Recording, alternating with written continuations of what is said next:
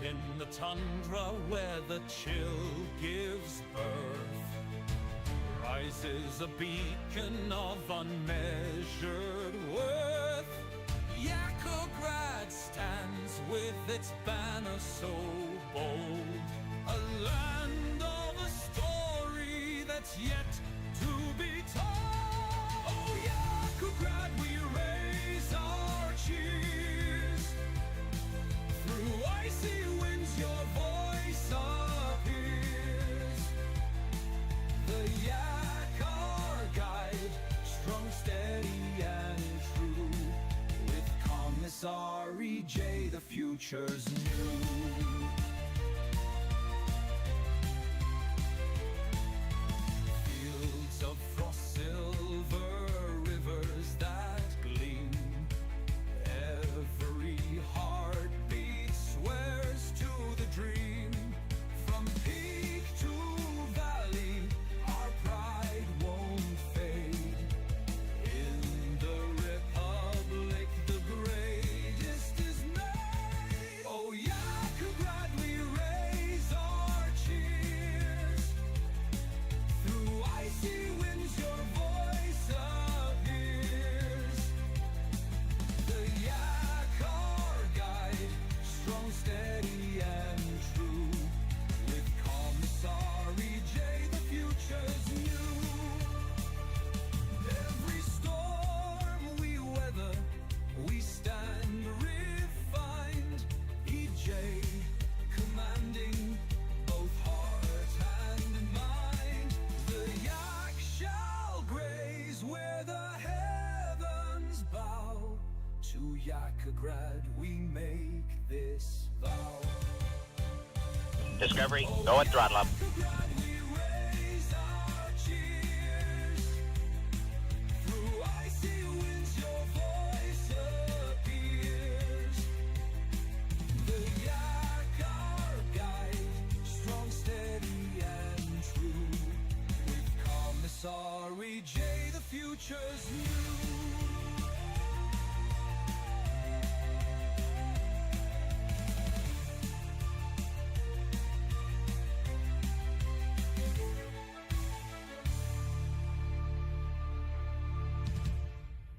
Yo, what's going on, everybody? 1940s EJ here. We're just, you know, all in black and white here today. No, the contrast isn't down. I just have a bunch of lights off.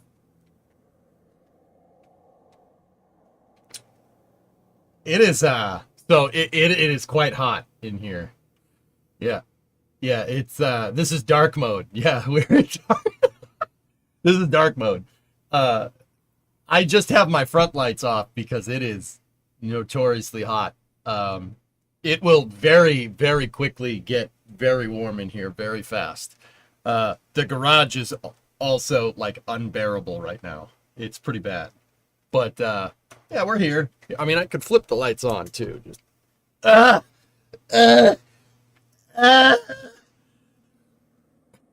all right. Leave the doors open, dude. I gotta get a heat pump out here. I know an HVAC guy. My brother-in-law's an HVAC guy, so we don't need. I just need to go and get one. Like it is a furnace in there. The wall AC's gone kaput. It can't keep up with the amount of heat being introduced into the building. I'm in a metal structure, an insulated metal structure. You know what an insulated metal structure is with no HVAC? That's called a furnace. It's called a furnace, dog. No, it is toasty in here. We need some mini split action. Like, I don't need it to be like ice cold in here. I just need it to not be sauna levels. Like, if we're in my summer car, dude, we're up here somewhere. No, it's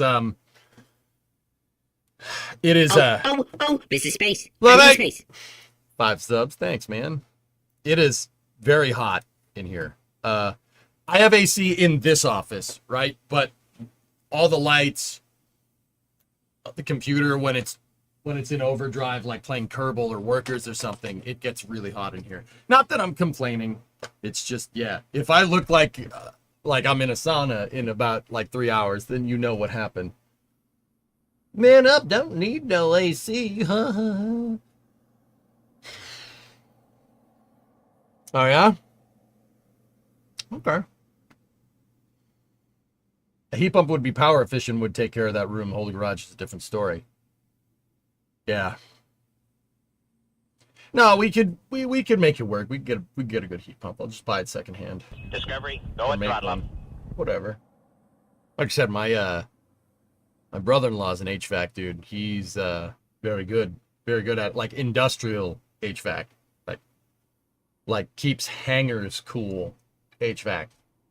Pretty cool, pretty good stuff. How hot is it getting around my neck of the woods? Let me check. It's warm. Not that I'm complaining. I like the summer. Give it a moment to load up. No, actually, it's only 85 today. That's not too bad. 85 is give me 1 sec. I can convert for everybody else. Like 28C. That's not bad. That's not bad. It's gonna get over 30. It's gonna get over 30C this week, like multiple times. So that's up into the 90s in Fahrenheit. What is this? The Eagle has landed. I feel the need to announce that I just lost the game. Also, keep cool.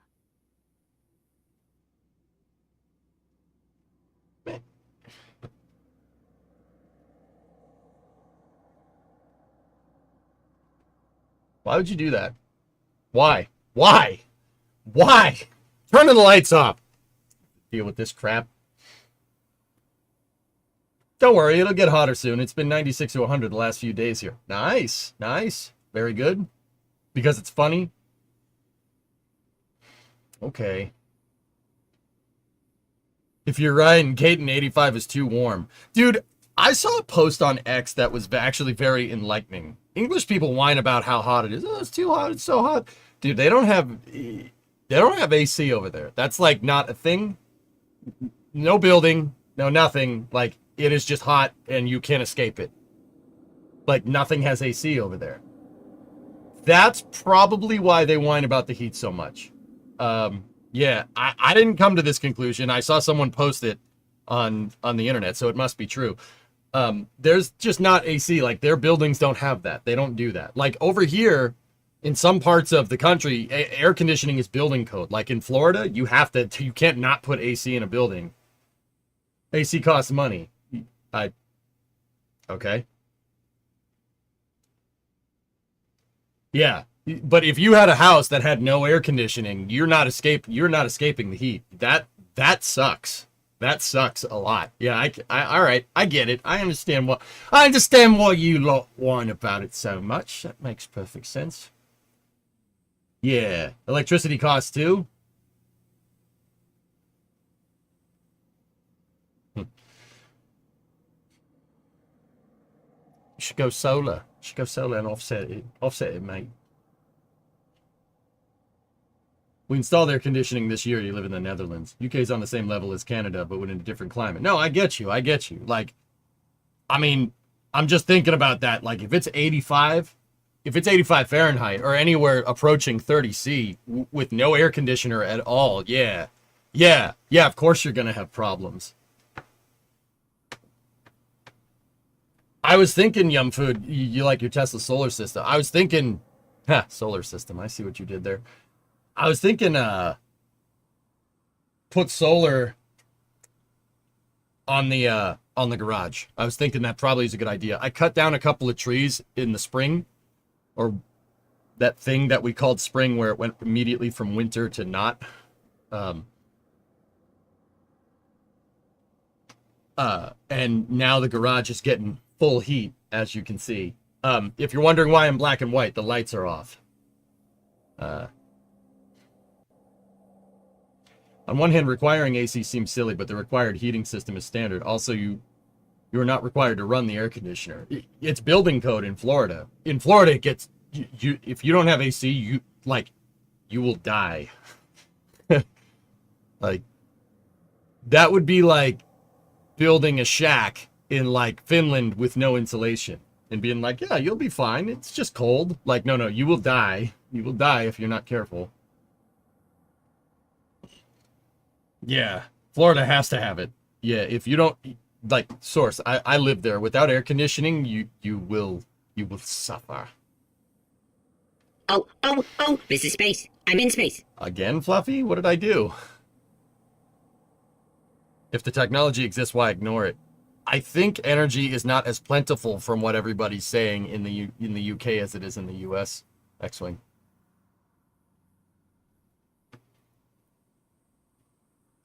Electricity is like 3 times the cost over here, and we don't get discounts for renewable energy in the area. Discounts for renewable energy? Just, I mean, I understand what you're saying, but if you buy solar panels, then you don't have to worry about someone saying you get a discount on it. You just get a discount on it, homie. NSF Hawaiian shirts for all Floridians. Go and throttle up. Yes. Mini split quarter panel fund. Oh, I can fund it, guys. Fluffy, like, dude, you guys, you guys have been very good to me over the past couple of months. Yeah, you've been very good to me. Let's leave it at that. Sidewinder, tier 1, 3 months in advance, 17-month resub. See what I mean? You're too good to me. Anyway. Workers, we're going back to Yakograd. Let's do it. We have some planning to do. We have to plan out new parts of the city. So let's jump in. Go and throttle up. Le Swamper, 10-month resub.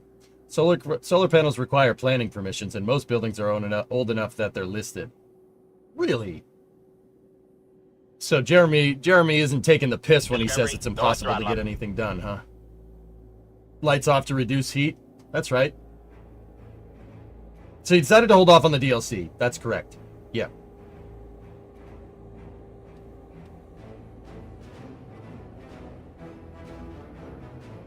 Will we see Yakograd in the 30s, 40s, 50s? Unlikely, dude. Unlikely. That's really loud. Should probably turn that down. Mini split install stream when? I don't know. Sometime. You Dutch made your homes to hold the heat, thinking that cold winters are a thing to worry about, but as of late, not so much. Now all our older, even monumental buildings would need to get retrofitted. That's how it basically is in the Northeast up here, Animal. Yeah. They made the 1930 start even more difficult. Instead of 1.4 mil, you start with 580K. All right.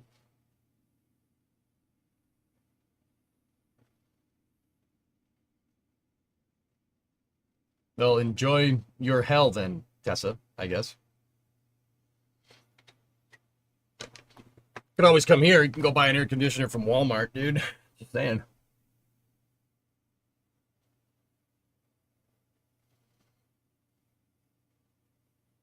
Oh, sneaky.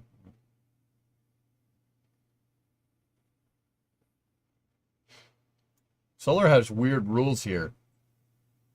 And more crooks than fitters. Yep, that sucks. Actually, speaking of power plants, we should probably get Yakograds going here. I already have the plan for it, but yeah. Does the UK get enough sun for solar? Clearly they got enough sun right now. Heck, man, you can go to like any hardware store and get a fold-out solar panel, dudes. And it doesn't generate much, but you go buy a bunch of those.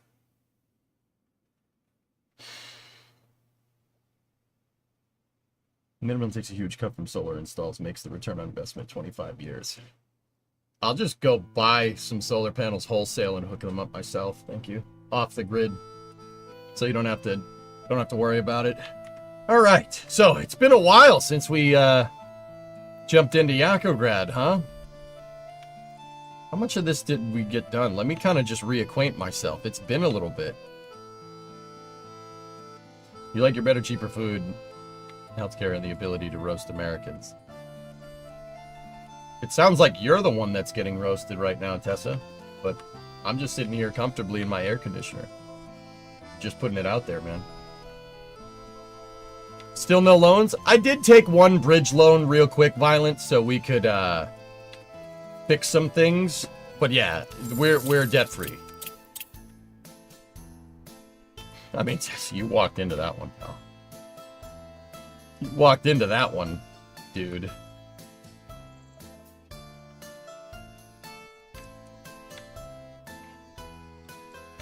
I think we took the loan out to get food processing up and running. So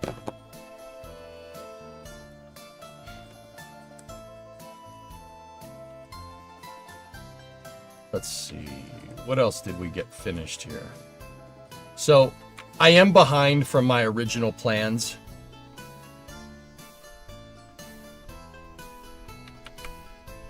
Yeah, Harbor Freight has solar panels. Yeah, exactly. I mean, I'm thinking maybe just buy a couple of those, lean them up against the side of the building, and call it a day.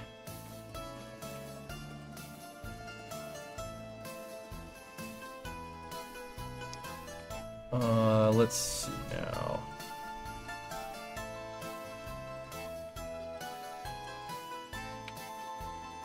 So, clothing is up and running.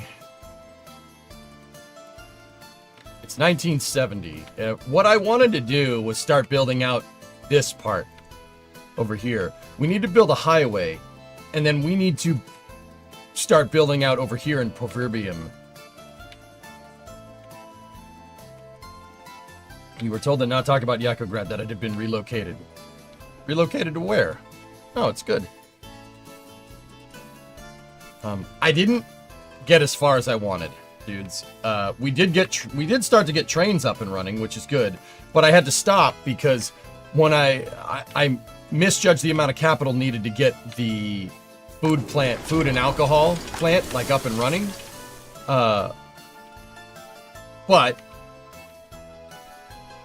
that's why I ended up having to take a bridge loan. But we made 167 G's in profit last month in March of 1970, which is great. Great. That's real good. We're not on our own electricity yet, but we're close.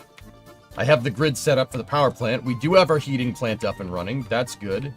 My main construction depot for heavy industrial construction is over here. That is way far behind. I wanted to get this done by like 1965. Hey, unknown unknowns happen.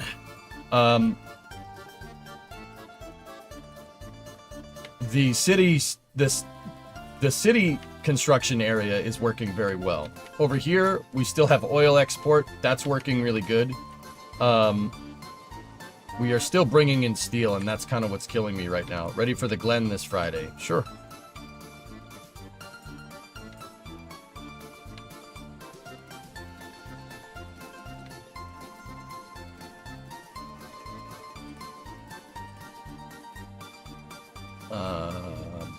I was building a fire station here. We got a secret police station next to the regular police station.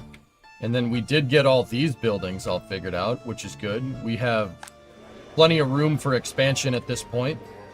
And it looks like, yeah, it looks like we're making pretty decent progress on that part of the city. That's really good.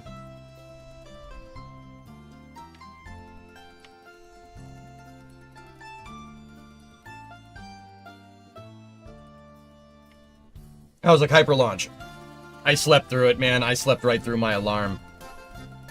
I kind of been in a little bit of a funk not waking up early because of my back all last week. But I'm good. Some of you guys actually asked me about that. No back pain. I hung upside down a lot last week. And dudes, I don't know if I realigned something or something. I've had zero. Not even like sore. Zero back pain throughout the entire weekend. I don't know what I did. I'm kind of worried that I may have broken something because I can move. I can move just fine. I'm not in any pain. No back pain, no nothing. Not even the dull thumping pain that's usually there. It's gone. Like completely gone. Did I grow taller? I don't know. Discovery, go at throttle up. Hey, Sufrin, 16-month resub. Yeah, dude, I don't know what I did. I just hung on the inversion table for a long time. I ended up getting seasick from doing it too much because I guess hanging upside down when you're old makes you sick. That never used to be a thing with me, but now it is, I guess. Then why do you complain? No pain is good, right? So, Violent, going from extreme pain, not being able to walk, to having full mobility that I did when I was like 22 in a weekend because you hung upside down means one of two things. It means you either broke something and you have severe nerve damage and your back still hurt, right? Your back still hurt, but you just don't feel it because you broke something. Or I hung upside down so much that I knocked everything into alignment and had enough, like hung upside down enough to, like, this really isn't how this works, but like build up the cartilage, I guess. I'm not a medical guy, dude. I don't know. It either means I fixed it or it's severely broken. It's one or the other. That's why I'm like,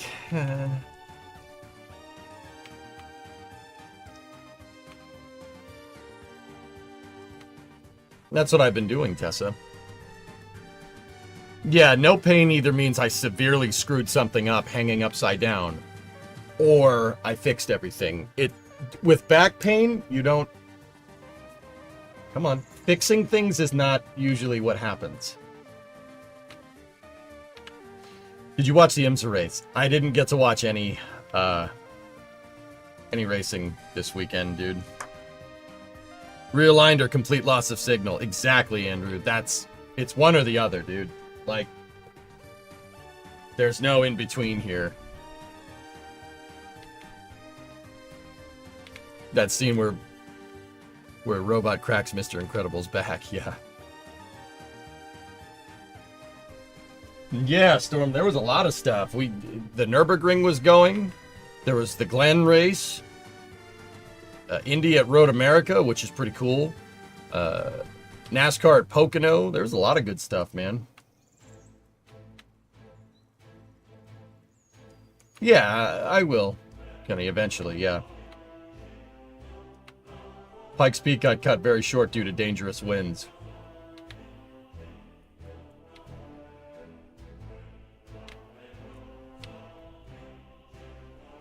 But yeah, everything seems okay back there. Like, I can move around just fine. I don't know. I either really broke something or I fixed it. I'm really coming down in favor that I really broke something, but whatever.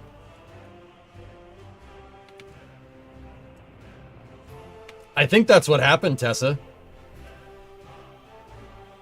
I think whatever, like the disc that was like out must have realigned and locked back into position, because I hung upside down for a good while. Oh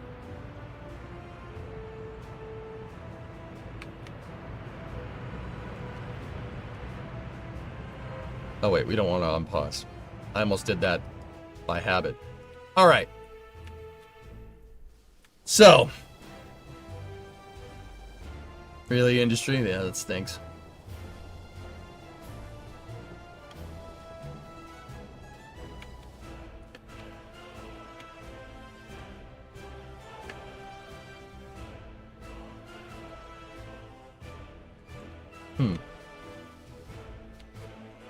What should we design today? I'm thinking.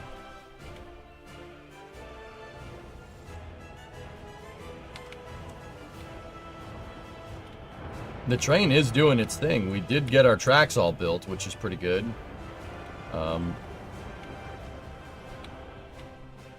I didn't have a chance to get the bus routes up for the food plant and everything, though. But once we grow into it, we will move the buses over there.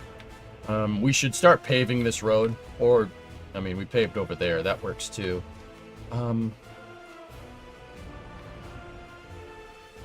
Another thing that we could do is design the expansion for the city. Glory to a strike. Wait, wrong Republic. Yeah, no, that's different. I'm trying to think. I'm trying to think back to what we were doing. Construction material. I wanted a big construction mats area over here, but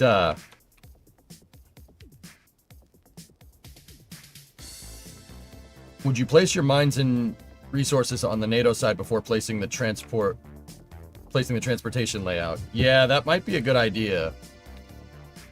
I think what I wanted to do is design over here.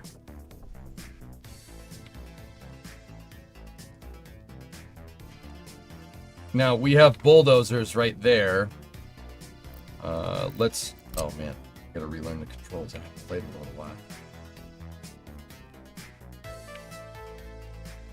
Alright, so we can basically terraform up to about a mile.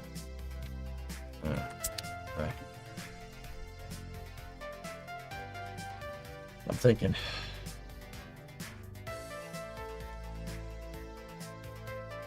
Instead of construction zone, maybe vehicle. You got Go at throttle up. train lines, so easy export. I'm not even at that point, dude. I wanted to make a gigantic aggregate area here for coal and gravel. I do have construction mats, a small construction materials area over here. We unpause for a second. We have gravel being made. I have asphalt being made. We have concrete being made. So we do got a pretty good little depot up and running there. Big things that we need is kind of steel. And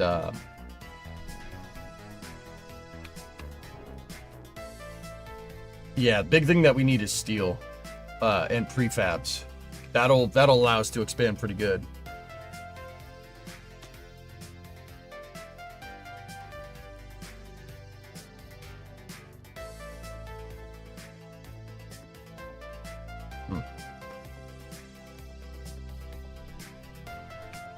Coal is over here. We have a huge coal deposit right there, and that's the coal aggregate area, the scalable coal aggregate area that we worked on. That's what I want this construction depot up and running to do. I want it to just build out the entire coal infrastructure here. That was the whole point. Hey, Bubba. Hey, Foss.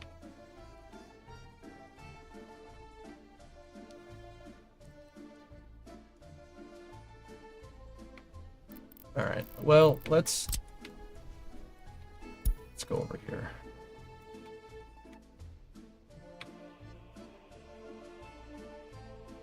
See how far we can build that highway. I purposely built the highway kind of over here because I know there's the iron deposit right there. So let's get in here, meet the bulldozers. And let's create a flat profile here.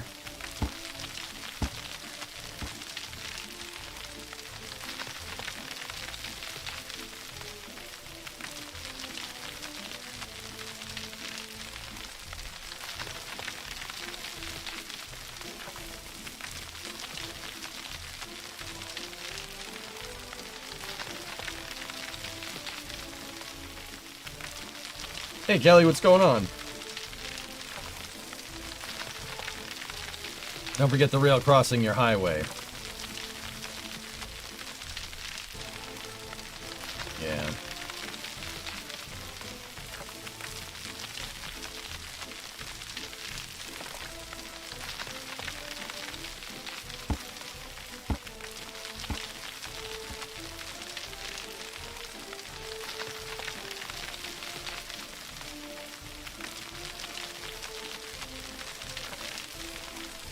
Well, that's not going to happen till up here somewhere.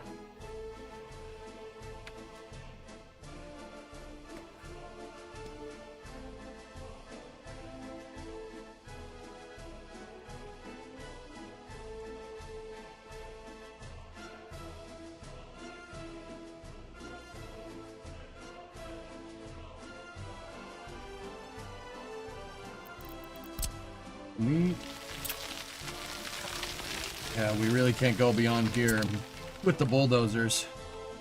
Because the bulldozers are back there at the border. Are you doing a space news later this afternoon? Oh yeah, we got plenty of stuff to chit chat about, like the Kuiper launch this morning that I slept through.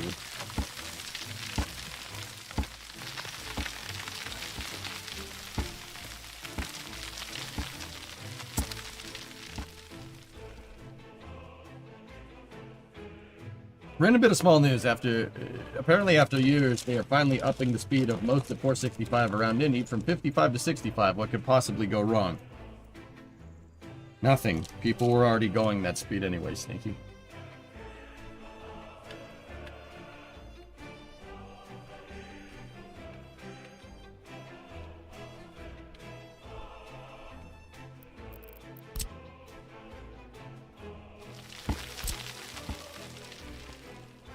Well, for this part of the road that we are working on, I don't think we need a crisscross or anything.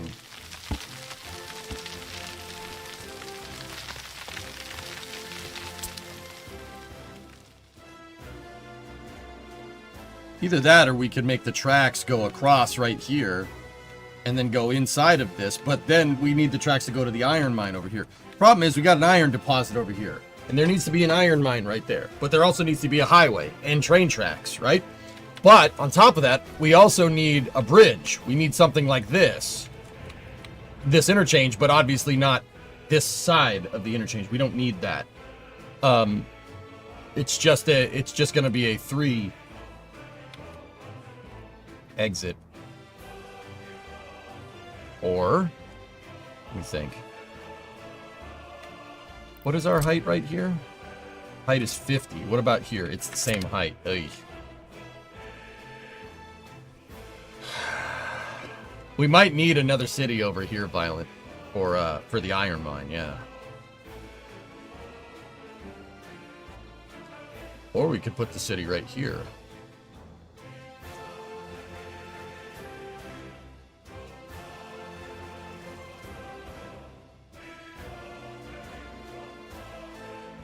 Might as well plan for steel. Yeah, the coal... There's a reason why I put the train tracks here, so we could have coal come down here. And then I'm thinking we'll build another city over here. We'll build one over here, and then the iron mine goes that way. What we could do is just have the tracks go this way and then build a turnaround down here to get over there, but... This road needs to connect to that road, but it can't be a level junction. It needs to be that. Now, also, the train tracks need to connect to those tracks, but we have the train tracks are, I think they're 10 feet lower. I think I graded all train tracks at 40 off the deck. Yeah, 3983. That's at 50. So the train tracks are either going to need to go down or the highway is going to need to go up. Problem is, if I just draw a Y, right? If we just did the train tracks right here and had a Y junction right here, and then we connected that road in there with an interchange, it might... We might have some grading problems here. Tunnel under the highway. Nah. Tunnels are expensive and a waste of time. I'm only going to use them unless I absolutely need them. It's easier to build a bridge, which is true in real life.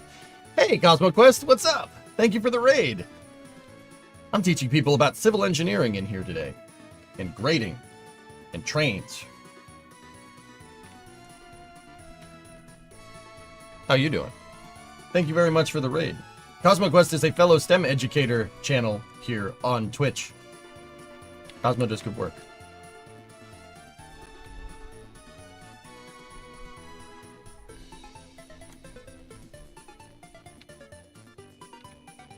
I want to get this on my Steam Deck, but it seems so much more in-depth than cities. It doesn't have to be more in-depth than cities. You can set the difficulty. I like playing on the highest difficulty, which makes it way more in-depth than cities, yes.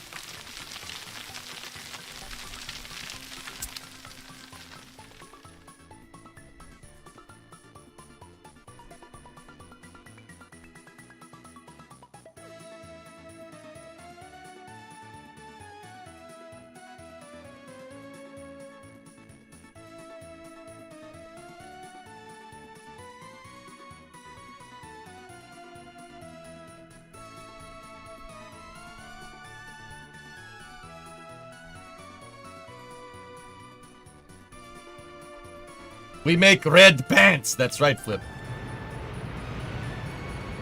We make red pants and we make red shirts. Shirt. You have to say shirt. We make red shirt and red pants and red coat. Wait, no. No, not that. So I'm just trying to design this out in my head right now. What we could do is we could do a trumpet interchange. Ah, my head! Head! Niet! We could do a trumpet right here and have the interchange take up space here and here. If we do a trumpet style interchange there, that should give us the room to do a Y for the trains over here, because the trumpet can go that way. Now, if you guys don't know what a trumpet interchange is, paint. All right, so say this is our main highway, right? Over here is the road that's coming this way, and over here is the train tracks, and here is the river. Right? What we can do is have this go like that go like that, and then have another lane split off and go like this, and then have another lane split off and go that way. That puts the majority of the interchange over here, right? So over here, nope, there we go, come on. So over here, when we get down to this point, we only really have to deal with one exit ramp right there. So the train tracks, which go out here like this, if we make the ramp join up right before the bridge that we put right here for the train tracks, we can have the tracks go like this. We can put in a Y, and then over here, we have the junction for the iron mine, which is right here. I like this plan. I'm happy to be a part of it. Let's do it. I think in order to do this, though, we're going to have a little bit of problems. We can't put exit ramps in the air. You can't have an elevated exit ramp in this game. I don't know why. They just don't want you to do that. So that means we have to make room for the ramps over here. So what I'm going to do is we're going to flatten this whole area first. Let's grade it out.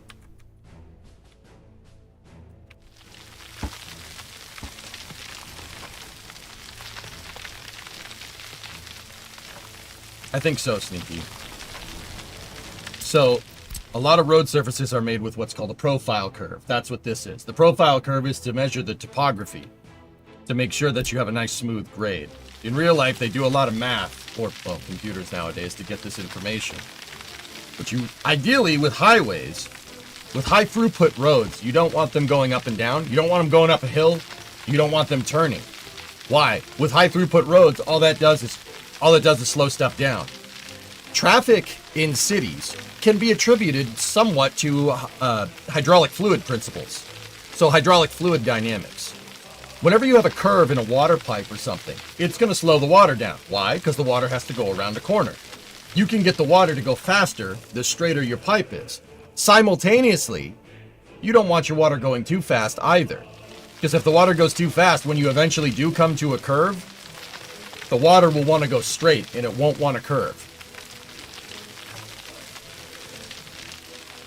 So you have to find the balance when you make highways. You don't want a tight corner. You don't want, in the case of, I mean, this isn't so much in the case of pipes because of Archimedes' principle, but you don't want to go up hills either. Grade does screw with vehicles in workers, i.e. if you have a truck that's carrying a full load of steel, right? And you have an empty truck right next to it, and you both send them up a hill, in workers, the truck with the full load is going to go slower.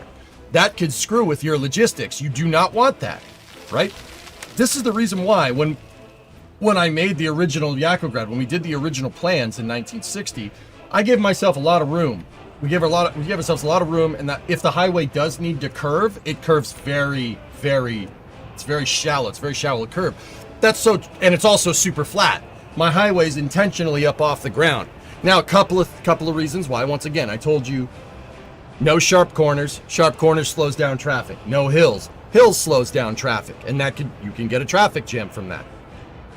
Now, the third one is in real life. This doesn't necessarily apply to workers, but in real life, raising your highway off of like ground soil actually helps reduce noise pollution.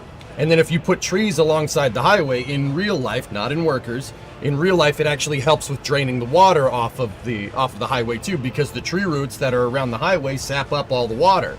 Now, that isn't to say you should just put trees all the way up next to your highway. Highways need a little bit of runoff, so in case somebody's going down the road and loses control, they don't park themselves up a tree. So you got to find, it's all about the balance in real life. Now, I tried to engineer this as realistic as possible.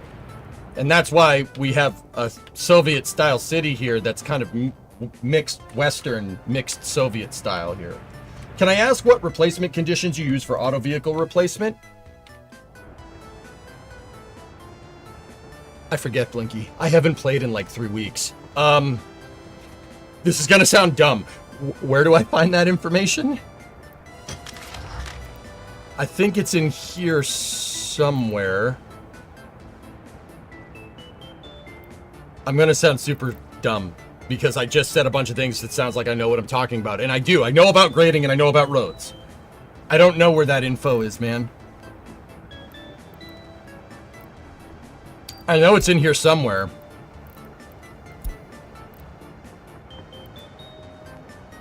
Fifth button on the bottom is what you're looking for.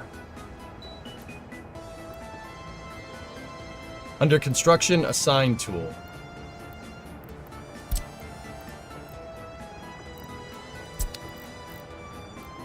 That's what I'm doing right there.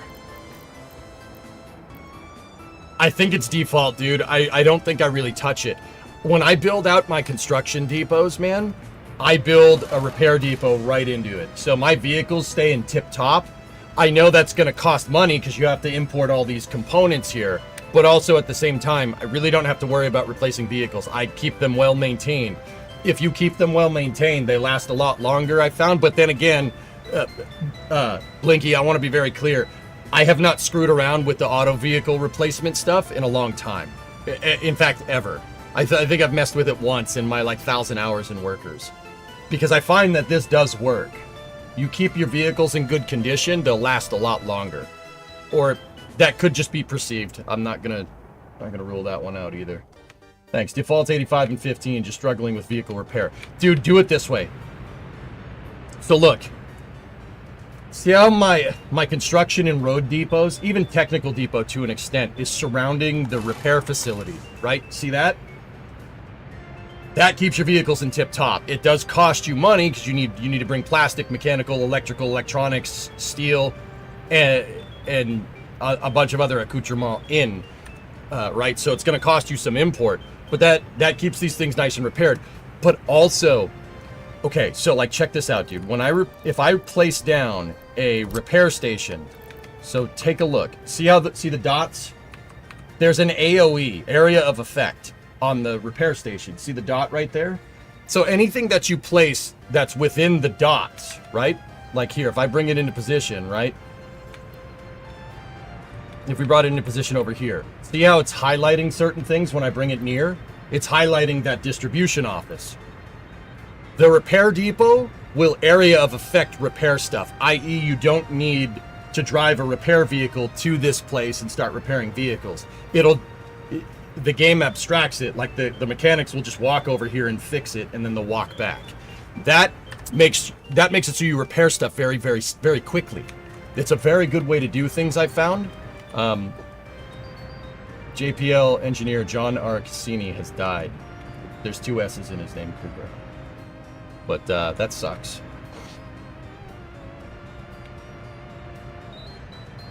So, if you keep your fleets in tip-top shape, they last a lot longer. And you wouldn't have to worry about replacement. That's the reason why I've never screwed with it. I've never bothered. I just keep my vehicles repaired. I'm kind of a truck nerd in real life. Like, I don't know what gave it away. I like automobiles, and I know preventative maintenance is the best way to make a vehicle last the longest. So that's where I came up with this idea. I think somebody in chat may have recommended it to me, though. Vehicle still has a service life to a point. Yeah, exactly. Eventually, the vehicle will just break all the time once it gets like 20, 30 years old. But yeah, I've never completed a Republic to that extent where I've had to start really replacing things. But anyway, let's get back over here. Let's get our profile curve back up. And once again, see my profile? I'm keeping this thing super flat. Super duper flat.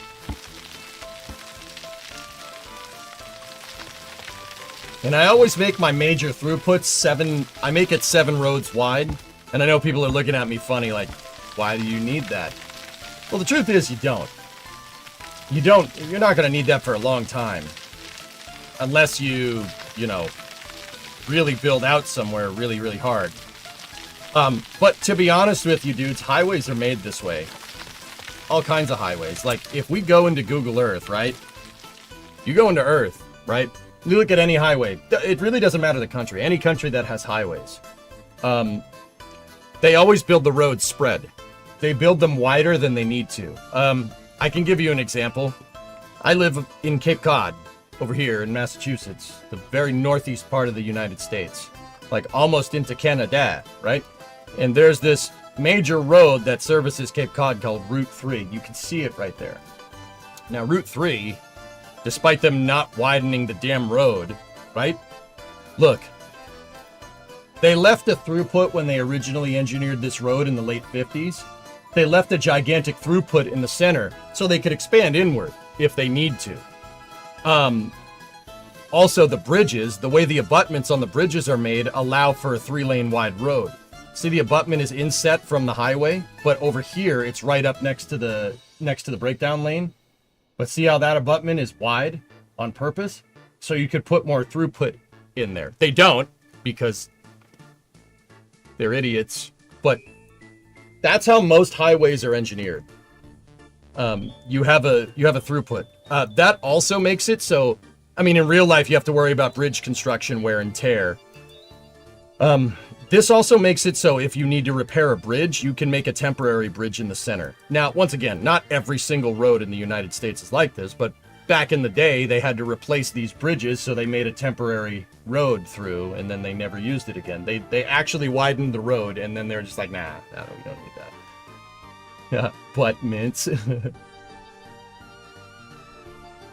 So, if you go, the funny thing is that if you go further up Route 3, you start going into the city, the road eventually does expand, right? It moves up, it's 3 lanes over there, and then it becomes 3 lanes right here at the on-ramp. See? And you could see that they expanded it around the abutments already. This was not always a 6-lane road. This was a 2-lane road, and they just expanded, and they put they put a divider right into the abutment. It happened. They did this 3 times. When this road was originally made, it wasn't 6 lanes. It was 2, like what you saw down the road. But they widened it, and they got rid of the center throughput. Most roads are engineered like that. Now, am I saying that that is something that you absolutely need to do in workers? No. But you got plenty of space. You got plenty of space. I don't know, man. I don't know what high throughput traffic looks like in this game, so I did the exact same thing. I just made the road wide. Now, I know what people are going to say. If you had a question, you're wondering, like, well, EJ, you said 7 wide. That's 5 wide. I make a shoulder. I put a flat shoulder on the side. The highway throughput is 7 wide, but the highway itself is 5. Once again, extra space in case you need to run a telephone line or a power line or something, or you need a bridge, an on-ramp or something made. Just leave that extra space. You have the space, use it. But that doesn't mean that over in the city that I didn't spread everything out. I mean, we're not car-centric here. This could be car-centric someday. I left lots of space for parking lots here in case I wanted to do that. I don't think we need to, but maybe. And I also built for high throughput through most of these interchanges on purpose. Because, once again, why wouldn't you? The expectation here is that your republic is going to expand. That's the whole point. Your republic is going to expand, and you're going to become self-sufficient, right? So, you're going to build the dang interchange, build it for high throughput. Why wouldn't you? You had a holding point with a lead sled? No, farm. With the coronet? No. I just decided to play games today. That's all. It is a little bit hot, but it's going to be hot every day this week, so screw it. I just didn't really get a lot of work done on it, man, because of my back. I broke my back. Spinal. But I'm going to probably go out and work on it probably tomorrow, and then we got to do the summer car special on Wednesday. How's your back? Did you see the chiropractor? No, I didn't, Dons. I hung upside down on my inversion table for a long time. Browsing your phone upside down is definitely a vibe. Definitely got motion sickness from that. I'm ashamed to admit that. Never used to get motion sickness from hanging upside down. But, yeah. Just as a trial, I tried it again a little bit later without being on my phone. Still got sick. Still got motion sickness. But, honestly, dude, I think I knocked something into alignment or something. My back pain is gone. Gone. Like, gone. It's gone. I think when I was moving around on the inversion table, I think I knocked something back into position. Either that or I pinched a nerve and killed it, and my back is destroyed and it just doesn't hurt anymore.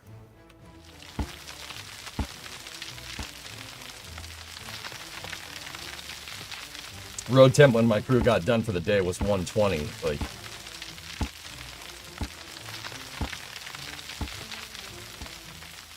it adds 10 years to your life. Some say this is why EJ cannot be killed by conventional weapons. No, I haven't unlocked the Batman armor yet.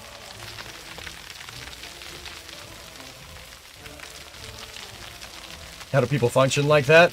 Just drink plenty of water. Mandatory hydration, Twisted, is how you beat the heat. You'll just sweat it all out. What you don't want to do is, if you're out working on a hot day, what you don't want to do is wait until you start feeling dehydrated, because that means you're already screwed. Stop working immediately or else you're going to get a heat stroke. Can confirm. When I went to Pima, when I did the Pima streams, guys, your boy kind of stayed outside for like 8 hours and had 1 bottle of water. I had the worst heat stroke that night I've ever had, ever. Period, full stop. But we got to see a lot of planes, which is pretty cool.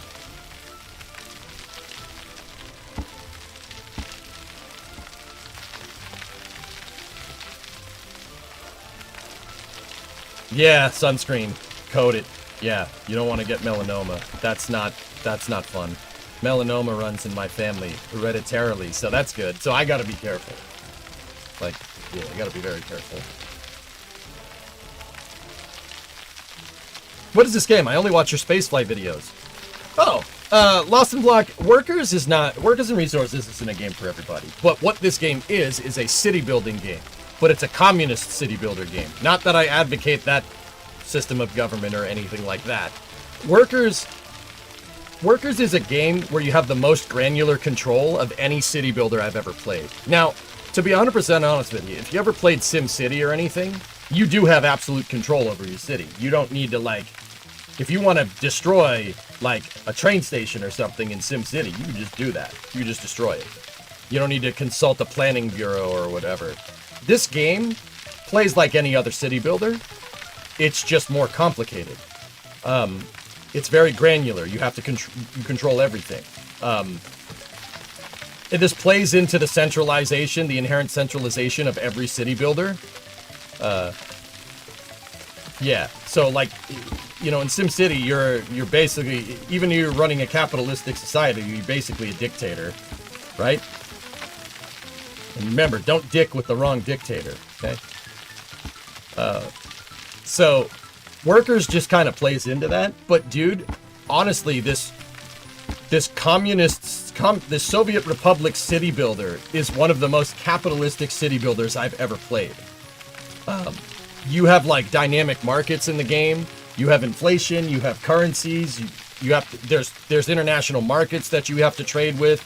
The international markets, you can flood them and you can deflate the unit cost of different resources and stuff.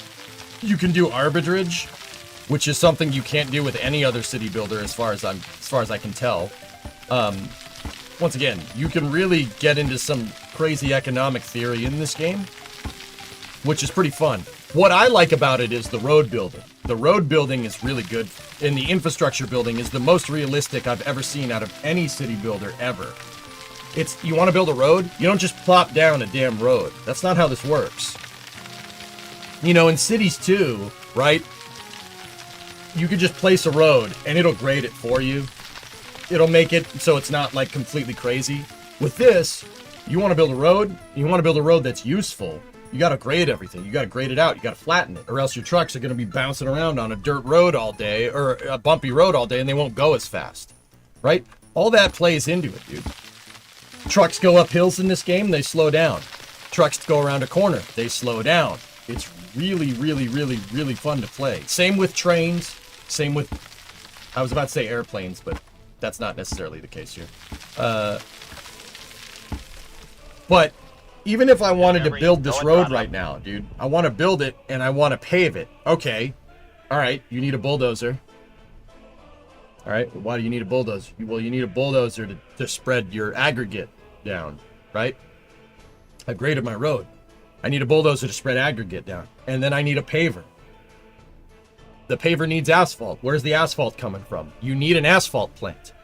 Or you need to bring it in from overseas, or from outside your borders, right? So once you get the asphalt, now you need a roller. Where are you getting that? You got to buy it. You got to buy everything. You want to build roads? You need all the things that you need to make roads. You need graders, you need pavers, you need rollers, you need dump trucks, you need people to work on the road. No other city builder does that. And that's why I really, really, really, really enjoy this game, because once again, no city builder does that. No city builder has a profile curve where you can see how flat the road is that you just made. See that dotted line? That dotted line is measuring topography. Check this out. If I pull it a little further, see, it's measuring the topography of the terrain. You try to make a road on this, you're gonna have a bad day. It's gonna be bumpy. It's gonna be a bumpy mess. The infrastructure building in this game is unmatched. It's the best best city builder I've ever played. So, despite the Sovietness of it, this is an insanely good city builder. If this was just, former Eastern Bloc, Republic builder game, it would be amazing. Like, this game's awesome. It's one of the best city builders I've ever played. And what I do is I use it to teach people about how highways are made, how train tracks are made, why you have an electrical substation near your house, for instance. How sewage works. You have to pitch drainage in this game. If you have a sewer, right, and it goes down underground and then it pops back up, the game won't let you, it won't work. Because all your sewage is just going to pool in the low point. You have to pitch drainage. You don't pitch drainage, your sewage doesn't work. You put water down, it's not just about getting water, right? It's not just about getting water and pumping it around. You have to engineer out all the piping systems for it. If you don't engineer out the piping systems correctly, you're not going to get the right throughputs. You have different pipe diameters to use. Simultaneously, pumping the water out of the ground isn't enough. You need a pumping station, and then you need a treatment plant to make sure that you're giving people clean water. And then you got to store it. You got to store it in a water tower as a fluid buffer, because demand for water in this game is dynamic. It goes up and down. Like water demands are going to be, your water demand's going to go up at night when everybody's home using the shower or, making dinner or whatever. So water demand goes up and down. So you need fluid buffers in line to take that into account. It's awesome, dude. This game's amazing. You need to build out substations and transformers. You have to deal with high voltage, medium voltage, and low voltage currents. And if you don't step the transformers right, it won't work. You'll get rolling blackouts.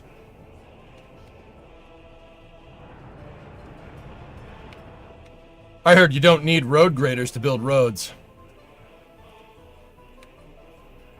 Don't do that, Luca. Don't start with me. I might get annoyed. Here's an evil one for you. 3 1993 cars are going into the crusher. An Alfa 155 V6, Delta Integrale, and a Maserati Biturbo 331. All excellent cars with racing pedigree. Which one do you save? Delta. Lancia.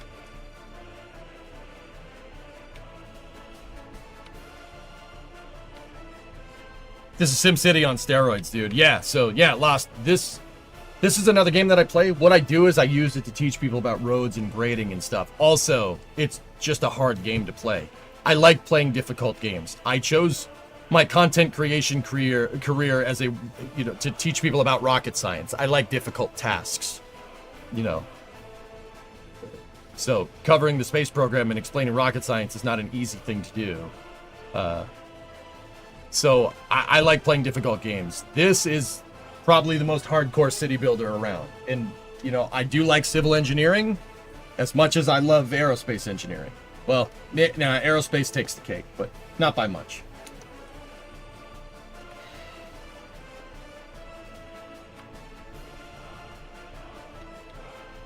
I like deltas, Tessa.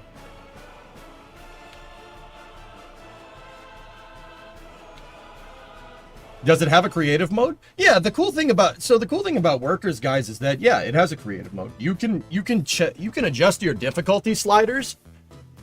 Whenever you start a game, you have your difficulty sliders. You can set them. You can either make it very realistic. That's the hardest difficulty. It's called realistic mode. Or you could play it like SimCity. You could make it easy, where you could just place down a road and it just gets made. You can play it either way if you really want to.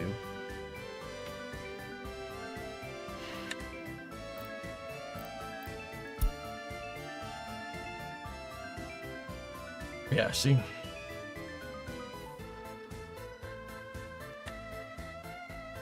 Yeah, there's tons of difficulty settings. I play on the highest difficulty, but you don't have to. This game can be played out like SimCity if you really want to. I don't like building it that way. Because one thing that I never really liked about SimCity at all, or City Skylines, even though I love cities, and I love City Skylines 1 and 2, I have probably 500 hours in Cities 2. I refuse to play that game because I don't really like it anymore. But I don't know, guys. What do you think? We got 4,000 or 5,000 hours in City Skylines 1. What I never really liked is that you could just place the road down and that's it. Place the road, you're good.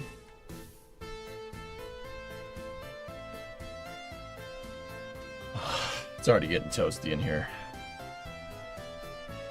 Workers ruin cities for you. I know what you mean.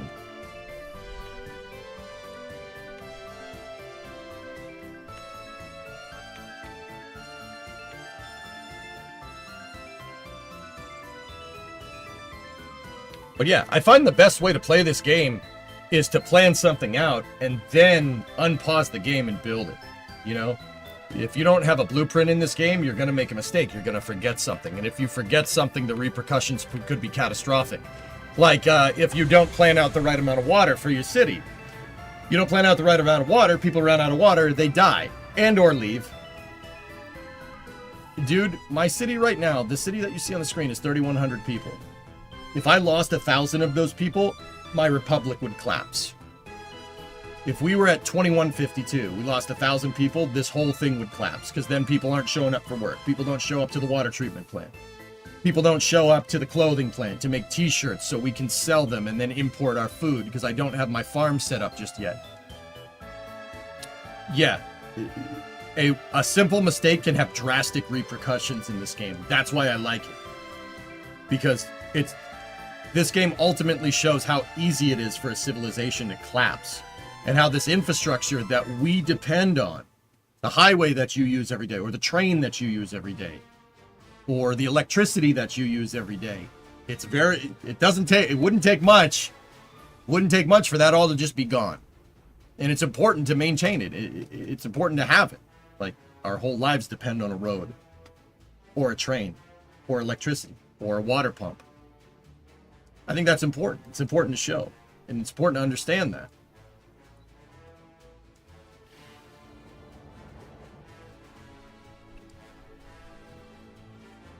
Your city ground to a halt because one dump truck broke down. There you go. Yeah, I'm in a temperate climate here. So in the wintertime, it gets cold and it snows. If you don't have snowplows to clean off your roads, well, hope everybody likes working from home, but it's 1970. You can't do that in this, right? That doesn't work that way. So you got to get snowplows out. You got to get snowplows to plow the roads. No, you have to buy them. You have to build the yard for them. Garbage trucks, same way. Where are you taking the trash? Where's the trash going? Where's the waste going? You have to think about all that when you play this on the highest difficulty. That's why I love it. It's really, really tough to play it right. I've been playing this game for about a year now. This is the first Republic that I've gotten anywhere near afloat by 1970. The last Republic that I did basically got positive by 80. 1980.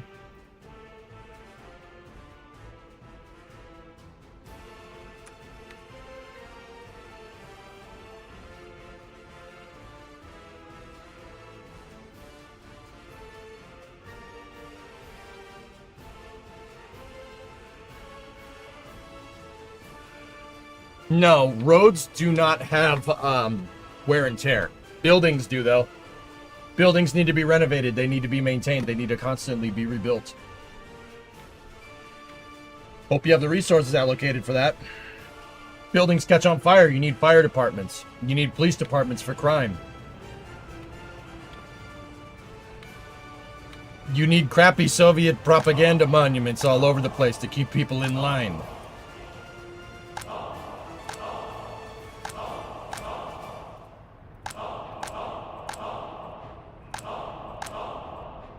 Ugh. Yeah, earthquakes happen. Yeah. All kinds of good stuff. Ugh. So what I'm doing over here is we're going to build out our new interchange.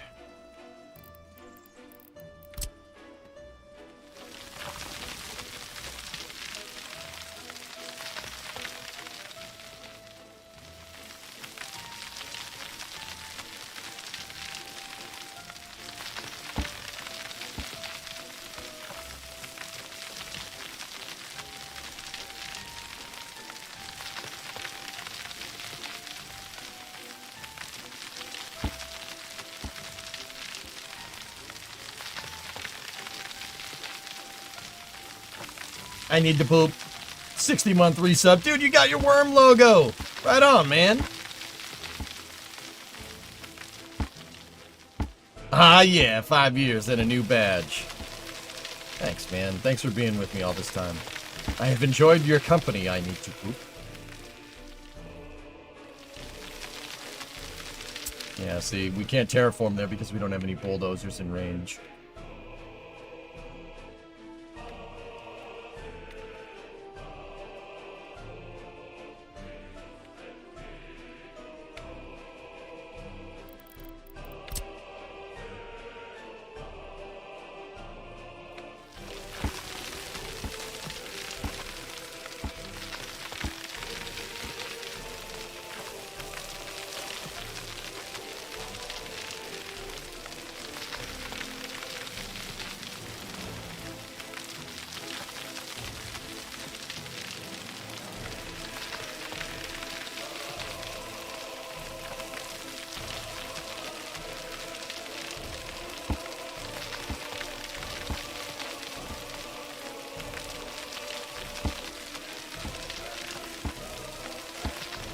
Gotta make this area nice and flat.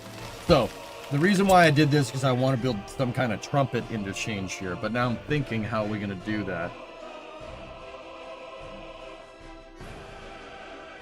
EJ question, is there a difference for you between a prime sub and a normal basic sub? Which do you prefer? Normal basic subs I get a bigger cut of, Martin. Yeah, I make more money if you subscribe to the channel without using Prime. With that being said, subs are earned, not expected.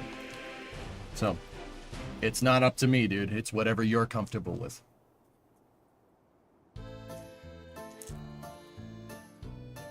I once spent 30 minutes figuring out why I couldn't terraform or flatten land. Found all my vehicles in use. Yep. That happens.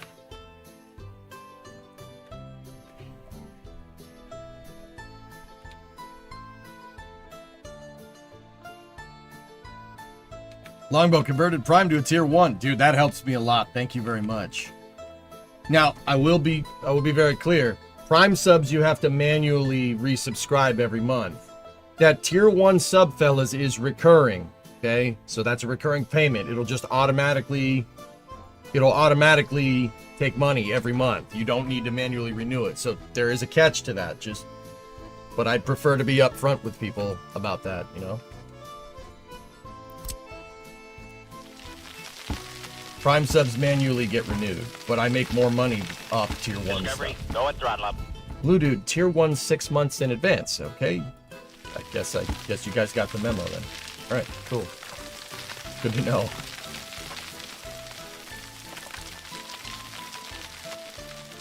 Alright, so how are we gonna do this?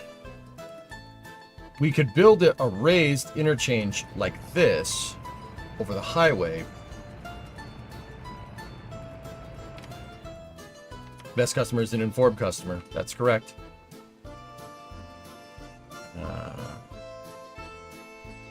Wouldn't the trumpet be on the other side, or do you want to go up and over?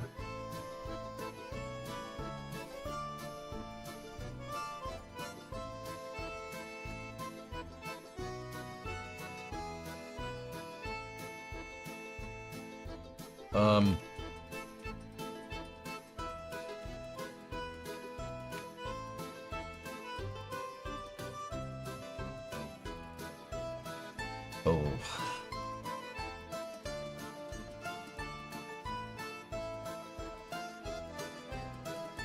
I gotta draw it. Give me 1 second. So we have a road coming in this way. That one goes this way, that one goes that way. We have our main highway right here. That one goes this way, this one goes that way. Alright, so now we need to connect them. How do we do that? So this one is very easy. There you go.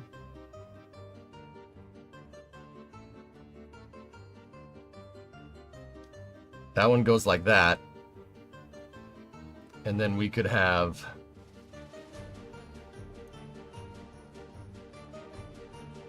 Where does this one need to go?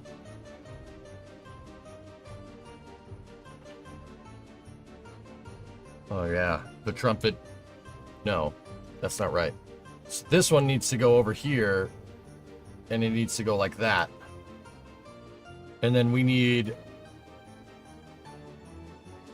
Yeah, we need another one that goes this way. Yeah, we can't... Could we trumpet in the other direction? I don't think so.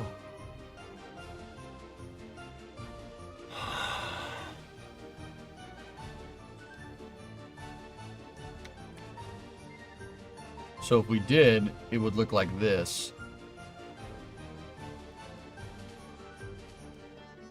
Yeah, that'd work. We can.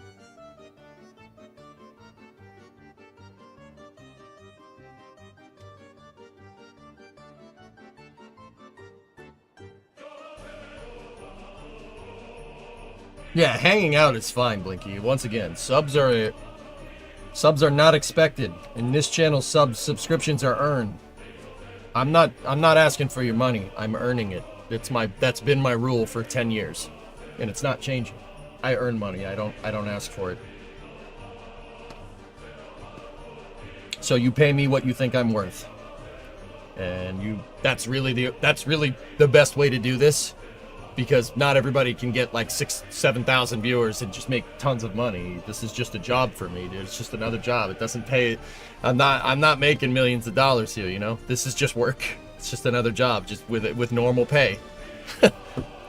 You know, I don't operate a 5-star restaurant. I operate the pizza store in your local town. You know, which is funny because I delivered pizzas before I streamed.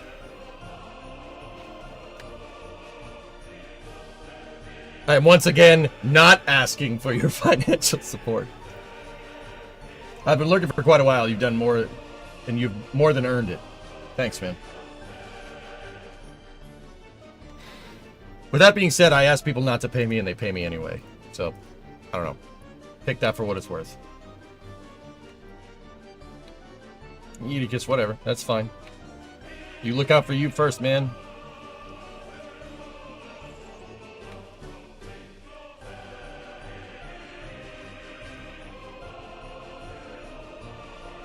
So, here's my thing. In order to do this, in order to make this trumpet work, we're gonna need... We're gonna need a road that goes like that, right? And then we need another road that comes in here like this and does something like that, right? And then we're gonna need another road that goes this way over here, does the loop around, and does that, and then we need... No, that's not lined up. This one would not be like that. That one would be different. Get rid of that. Discovery, go at throttle up. This one would be the inside road. And then you need another road over here. Like this. It goes around like that. Nope. Hey, get back here. It goes in like that. Now, here's the thing. We can't, hey Phil, 37-month resub. Thanks, buddy. Now here's the thing. We elevate, so the single lane exit ramps, which I don't know if that's an oversight of the game or the devs didn't think of it. The exit ramp roads, you can't elevate those. If you're gonna make a bridge, right, it's only a 2-lane bridge. I don't know why they did that. I'll bet you they just forgot. Just didn't think people would be building super highways in this game, perhaps. So, if we're gonna do this right, these have to be on ground level, which means the highway needs to go up. Now, that's not a bad thing, though, because you got to remember, the train track Y is going to be right here, the junction. So see the tracks right there? Anytime you see these men at work signs, that's uncompleted railroad. And see, I have railroad over here. We're going to need a junction right here because the iron mine is right here. So I'm going to need to have some type of railroad complex right here. And the junction needs to be right there. Martin converted a Prime to a Tier 1 sub. Thank you, man.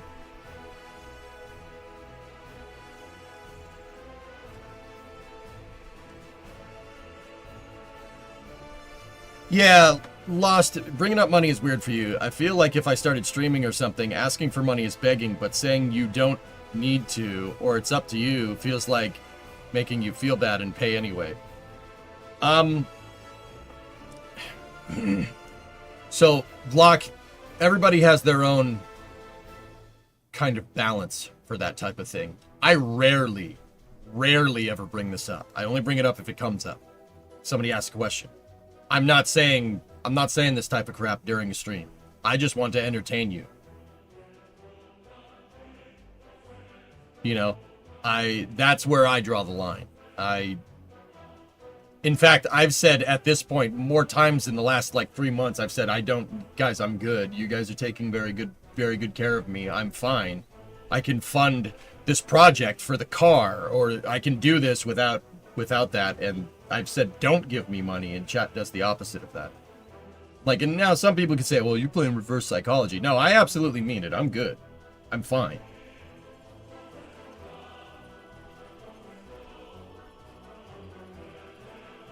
I don't bring it up unless it comes up. That's my rule.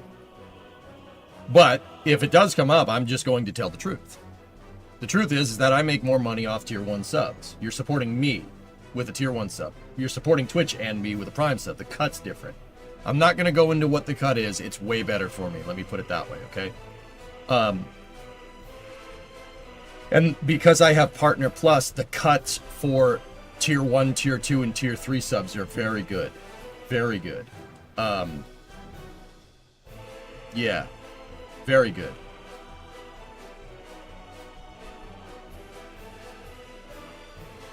But yeah, that's been my modus operandi for a decade, Block. I want to entertain you, and if you're like, oh man, this guy's pretty cool, sub. If not, don't. I will not take a sub out of pity. That's disgusting behavior, and I won't do it. You know what I mean? So i.e., I'm never going to ask. If I get to the point where I ask for stuff, unsubscribe from the stream. Unsubscribe, never come back here again. That's my rule. If I get to the point like, guys, I really need it, we got to put food on the table. No, that means I've done something catastrophically wrong and the stream is no longer entertaining. Okay?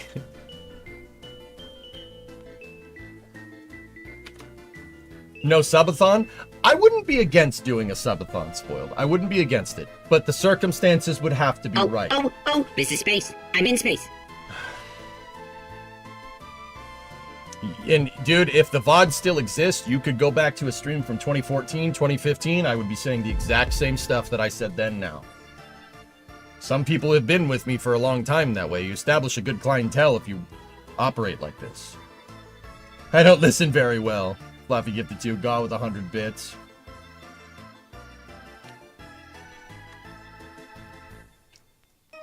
I don't know. Maybe we should do a subathon for September or something, because that's my 10-year anniversary of streaming. September 19th, 2025, I will be partnered on Twitch for a decade. Maybe we do one for September. I don't know. But what do we do? What do we do during that? Like,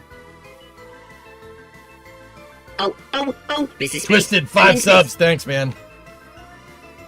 But I don't do subathons. I just give you guys long streams. Every stream is a damn subathon. I don't... Okay. Want me to be real for a second? Look, I understand full well that my job is playing video games. My job is playing video games and entertaining you with them. I understand that full well. I don't take that lightly. So if I'm going to play, if we're going to sit here and get paid to play video games, we're going to frigging play the snot out of these games. That's my rule.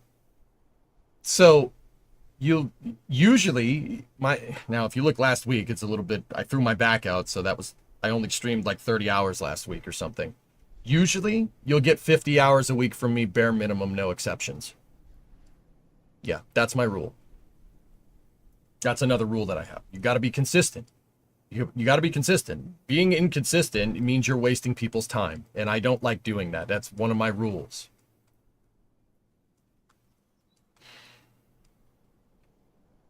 If you ever do a subathon, play KSP without time warp. That would suck. That would really suck. Are you running out of games? Great stuff will have to come out before September. Yeah.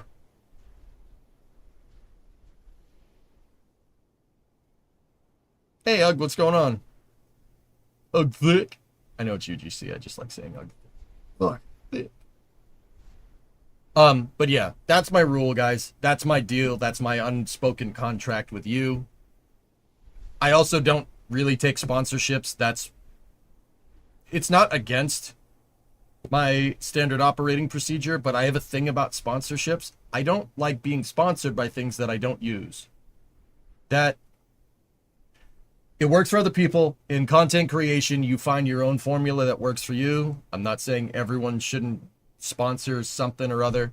Like, I only really want sponsorships from things that I use every day. Like, if I use Milwaukee tools in the shop, I have a Milwaukee impact wrench. If they wanted to sponsor the stream, I'd be cool with that, because that's something that I use. That's something I have hours in that I can recommend that's a good product, right?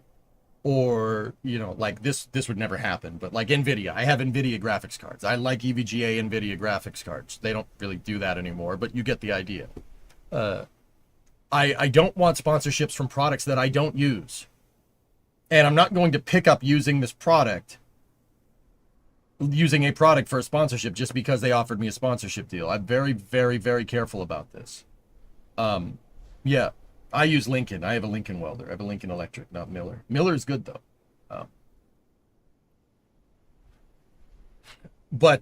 Yeah, that's how I roll. Like, if Dodge wanted to sponsor the stream because I'm working on a Dodge in the shop on stream, I wouldn't have a problem with that because that's a car that I've driven. I know the car and I know the brand, right?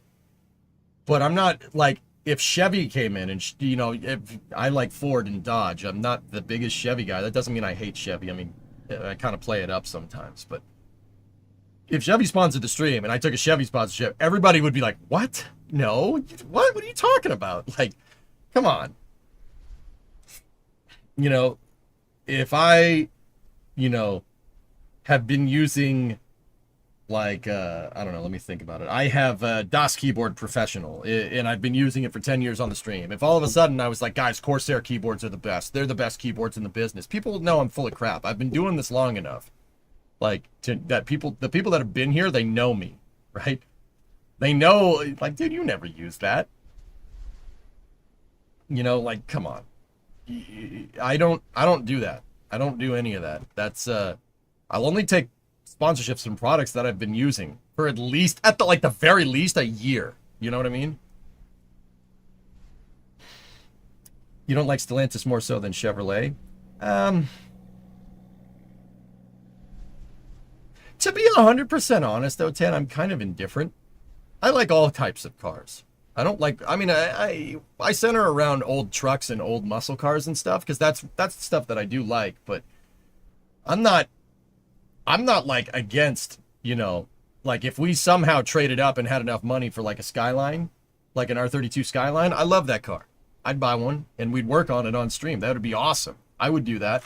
That's one of my all-time favorite cars, right? I'm not against doing that. But the thing is, Skylines are a lot of money. I want to work on an old muscle car and show people how cool they are. I'm not affording a 2-door Coronet, so we have 4 doors, you know? The barrier of entry with trucks in the United States is nothing. Anyone can get into buying a truck and having some fun with it. Because we make so damn many of them. There's parts everywhere. You're never gonna run out of things to do to it. I mean, sometimes that's because it breaks, but that's another story.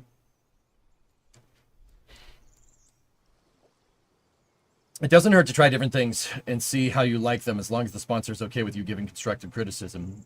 Yeah, that's a very specific use case circumstances, Geek, that I haven't really run into ever. Most sponsorship deals now aren't even really a sponsorship deal, and then they pay you based off of how many viewers watch the segment, which is,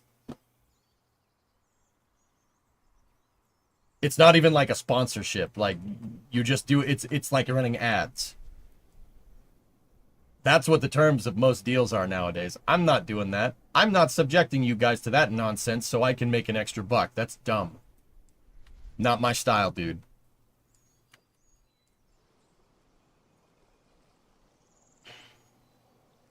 Say Husky sent you an impact driver for free. If something like that happened, level 1, I would be very, very careful to say exactly what happened. And if said sponsor has a problem with that, then we're not doing business. It's that simple.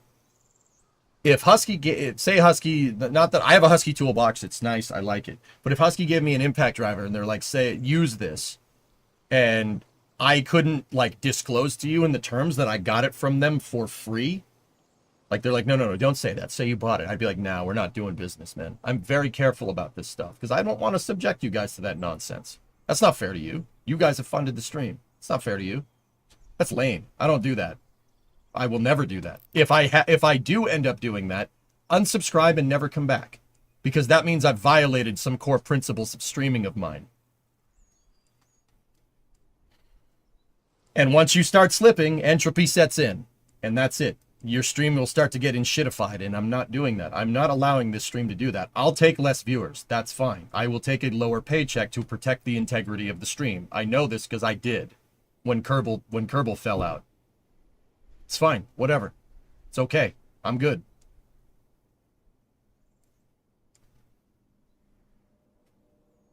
Would you accept a ULA sponsorship? Actually, probably not, Lost. 1, I don't use their rockets. 2, there's no way you're accepting a ULA, SpaceX, Boeing, Lockheed Martin, Northrop Grumman sponsorship and and from there, not being able to give people an unbiased opinion. There's no chance. Heck, dude, I don't even have stocks in any aerospace companies. And I understand the aerospace sector pretty damn well. I could probably make some good money off of it because I know what to look for and I know the trends and stuff. But I'm not going to do that because I think that would compromise my biases. It would compromise my integrity in disclosing news to you. I find that very unprincipled and frankly disgusting behavior. I'm not doing any of that.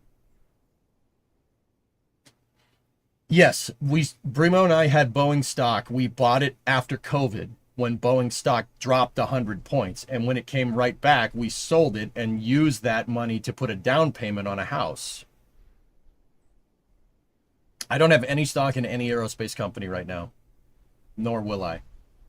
But even when we had that stock, I told you guys. We bought the dip during COVID because Boeing's stock price isn't going down. What are you talking? It's never going down. Guys, they have some problems with the 737 MAX, but you'd be out of your mind. You'd be out of your mind to think that company is not like going to rebound in some way. Boeing Defense is gigantic. So, current events, no, I don't want to talk about it. You know those bunker buster bombs that were dropped the other day? Yes, those. Those were made by Boeing. We're not running short of those anytime soon. Just putting it out there. that stock ain't going back down. No way. This is not financial advice. All right. Anyway, let's get back to the game. The MOP, the GBU 57, yeah, the ordnance penetrator. Yeah, that's made by Boeing. It's like, guys, you'd be stupid to think that that stock's not going to rebound. Boeing has their hands in the pie all over the place, dude. They do hit the ground good and hard, just saying that the ordnance does.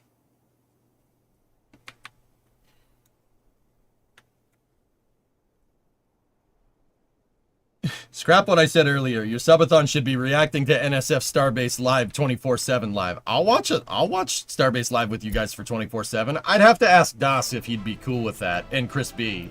Like, we'd have to be sure. But yeah, guys, I have those principles. I don't, like, just to reiterate, I will not ask for subscriptions. I will not ask for money. If I have, I've been compromised.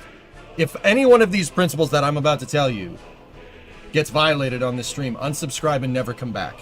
I'm serious. I'll never ask you for cash.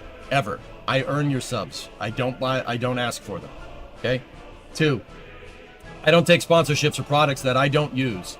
If I start getting product sponsorships and you've never seen me use something before, leave. Don't come back. Something has gone wrong. 3, I do report on aerospace news. I do not have stock in aerospace companies, because if I did and I didn't disclose to you as somebody that's reporting the news, I find that a big conflict of interest. I won't get in trouble for it. You're not going to get in trouble for it. But also at the same time, that's very that could potentially screw with people's perception of my judgment. If I all of a sudden start saying, "Oh, Boeing's amazing. This is great. SpaceX, no. Boeing's amazing," you'll know something is wrong. Right? You know I've been compromised. Those are my 3 rules. I don't break them for anything.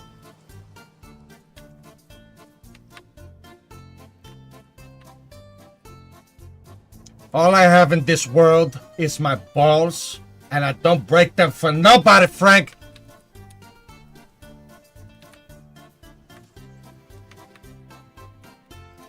And over that time, react to the entire thing. Don't question how that's possible. Yeah. Block, and because you asked, over time, you build up repertoire with your community. You build up trust with the people that watch this stream. And they'll support you if you're having problems. I'd rather do it that way. I'd rather do it honestly. Let's try to avoid any imperial entanglements. You know, that's the right way to do it. I want to do it on my terms. And I don't want to be a charity case. Because once again, I'm sitting here playing video games. If I'm going to sit here and get paid to play video games, we're gonna fucking do it. We're going to do it right. I don't give a frick what anybody says. We're going to play the snot out of these games. And hopefully you guys learn something from it.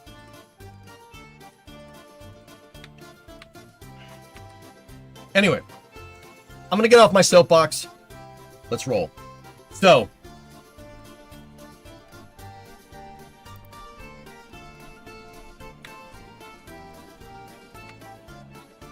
how are we gonna do this?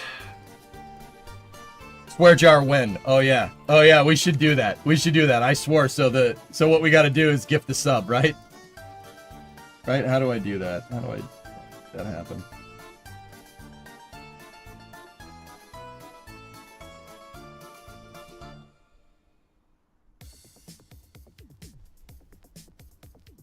There we go. Let me find somebody that doesn't have a sub. There you go. Swear jar.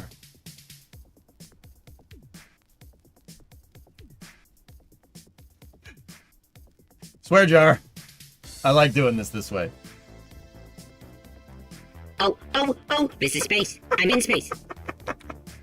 That's a good idea. We should do that way from now on. Cost me $5 for the swear jar.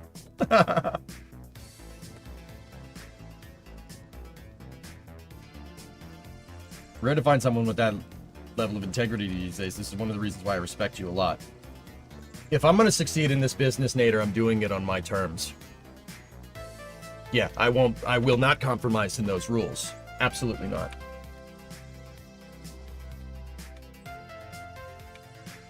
Vic, enjoy your sub, dude. Compliments of my cursing. My derogatory statement. But don't you get some of that money back? Not really. Whatever the cut is, right? Gets off soapbox. I stare in puzzlement, wondering who's going to help me pick up the soap you've dumped when you took it from you. I didn't take the soap. I took the box. This is space. I'm in space. Hey, Grim. Good morning. That's why you trust me. Thank you. Yeah. Dude, I was thinking about this, dude. I even get all wonked out when, like, I'm on NSF and they do a merch plug. Like, that's their channel. They can do as many as they want. But I'm just like, all right. You know? Like, I understand that's their channel. They run their channel the way they want. You know? That's totally cool. I don't have a problem with it. It's just like, I'm like, oh, yeah, I gotta do that. You know? I feel weird about doing that. You paid your boss to work. Odd. Oops, I had the game on pause there for a second. Hey man, been a while since I watched. What's up, Hedges? It's awkward when you plug merch. I don't know. I just, yeah. NSF, like, that's a totally different beast, dude. That's a big, gigantic channel. You know? Like, running those remote cameras is no joke. I've worked on the infrastructure setup at Starbase Live. It's not to be trifled with. That does, to be 100% real, that does take a lot of money to run those. But, I mean, guys, I'll be honest with you, the profit margins isn't as much as you might think. Like, we're all just regular dudes. Even Chris B and DOS, like the guys that own the company, we're all just regular guys. Like, DOS don't live in no mansion, you know what I'm saying? Like, it's not like we're all driving around Ferraris here, dude. Most of the NSF cruise cars get the trash beaten out of it, mine included, you know? Like,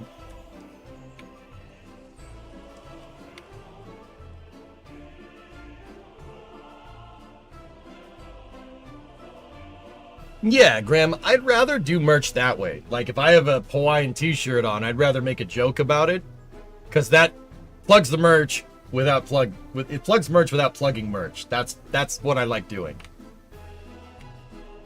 Danger van. Yeah, case in point. Exactly. That's a good point, W.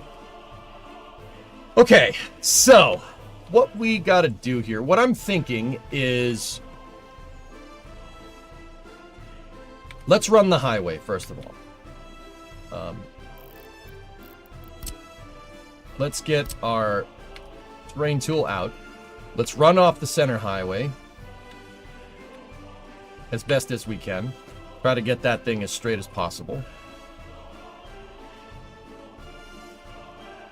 That gives us more or less the right of way. That's pretty dang straight.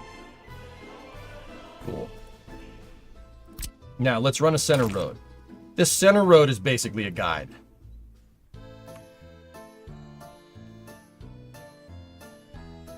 Let's see, distance to azimuth 1 on that side is that much. Distance to azimuth 1 on this side.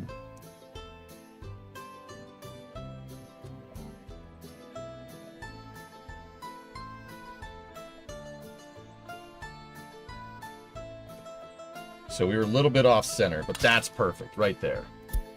Okay, now let's get my, we don't need the measuring tool anymore. So now I'm going to build the right of way for said road. Let's go up here. Now, this doesn't necessarily mean that this is the final position for the road. I'm just building the right of way for it. So we're building where the road is going to be. Remember to keep in mind that we also have the shoulder, right? So I build my highways right of way, not the actual road. The right of way gets built 7 wide. So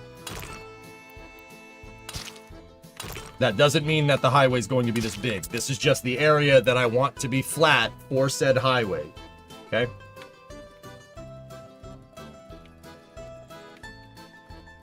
I don't know, LS, maybe. Guess where grooved runways came from. Racetracks?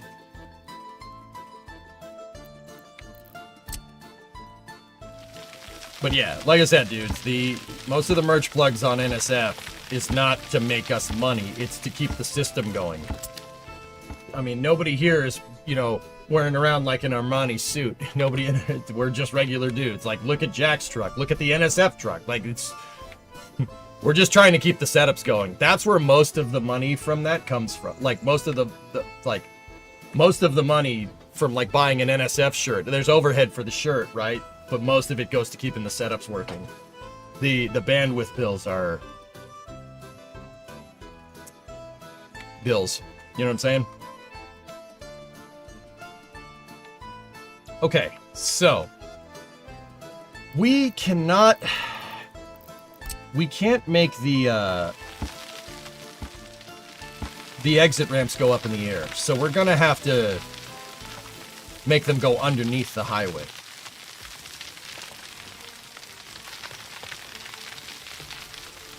Now, once again, when we go to make this, we got to make sure that we're not making the hill, the downhill, or the uphill on the other side. We don't want to make them too steep. So let's go and start measuring stuff. I have a graded piece for the bridge right here.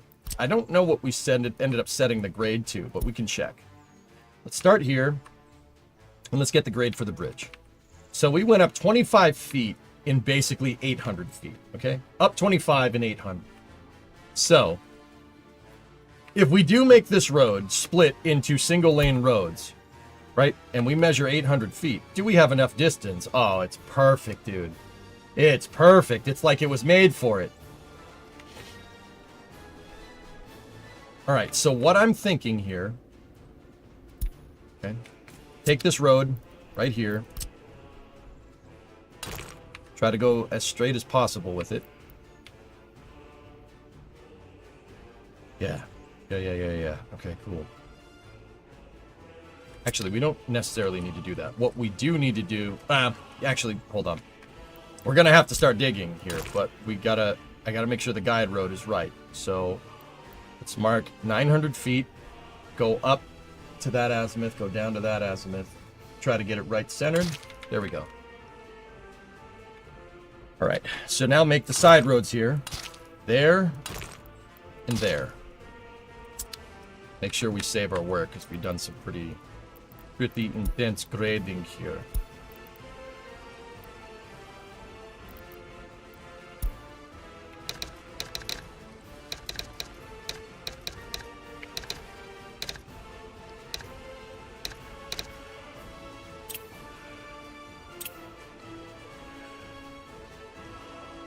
You can have the bridge over as a regular two-way and then split it up after a dirt ramp to a single lane.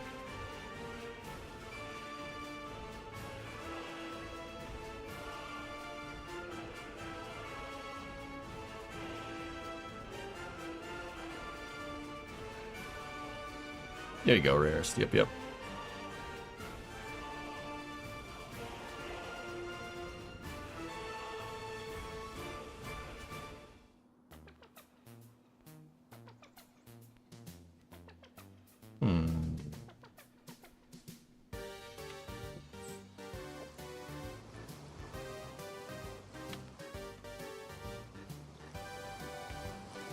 Well, I don't mind that. I don't mind doing that. You build a single lane bridge over, have the bridge go around down the slope right here, and then have it split right there. I'm thinking that probably would be the simplest way. That builds the least amount of bridges. Now, Noel, let's think about this for a second. Throughput. Is that enough? I don't see why it wouldn't be. Unless there's some weird, intersection read from combining two ramps into one like that, I think it should be fine.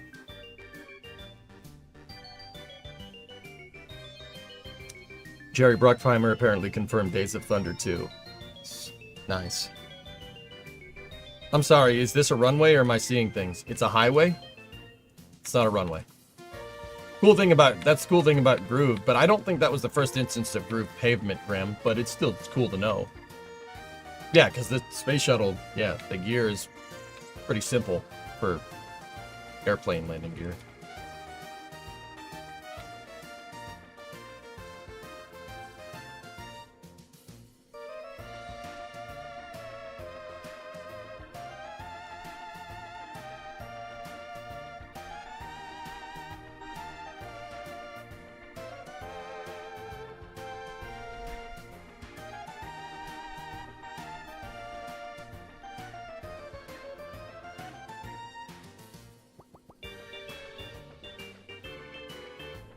I'm thinking that that's probably a good idea. Well, I don't hate it. That's...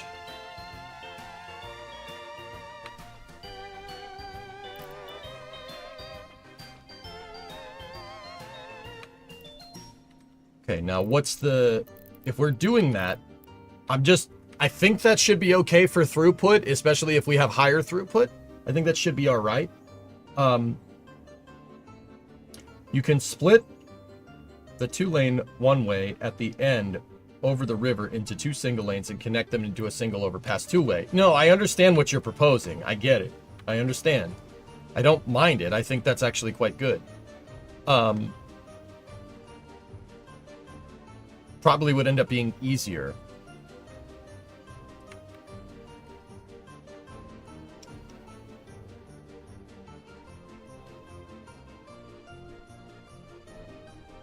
Yeah. Oh, yeah. Okay. What is the issue?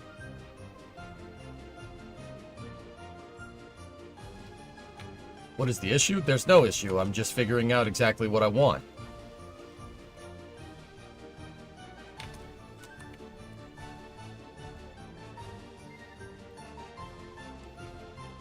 All right, let's build it. Let's see if I remember how to do this. So we're gonna have to cut here. And get rid of those.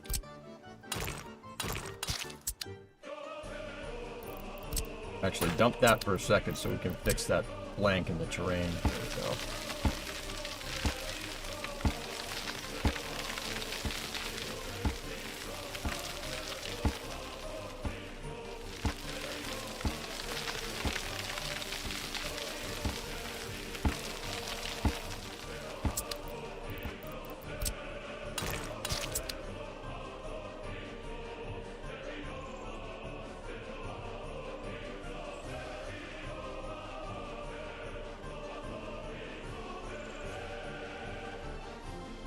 Okay, so if we're gonna do this, we're gonna have to raise the terrain. I gotta check the measurement. What's the height? What's the throughput? So that's at 7589 to 50. So we gotta go up 25 feet. 25 feet over 800. Yeah, that's what we discerned before. So we start right here. We go up 800, and then right here, we start adding terrain. Oh crap, we can't. Excavators are needed to raise. So let me go over here. We're gonna do some funkery here. So if you left click, you can get that terrain height and then move this back over here real fast. There we go. Might leave a little trail of destruction, but that's all right.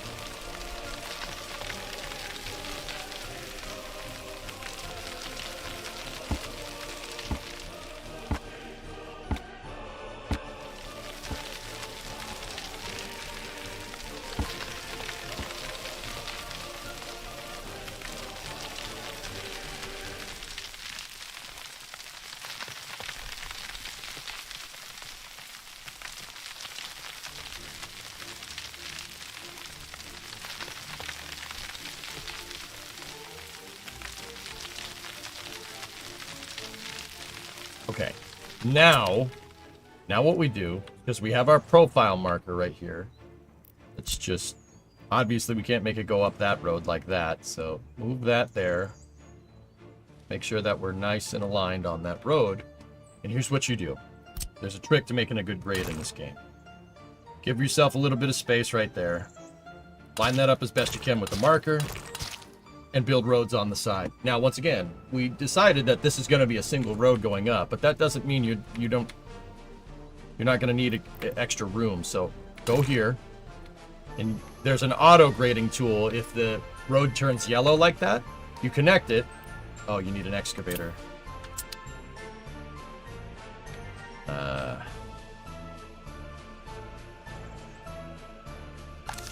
I buy an excavator? 10 G's. Yeah, we can do that.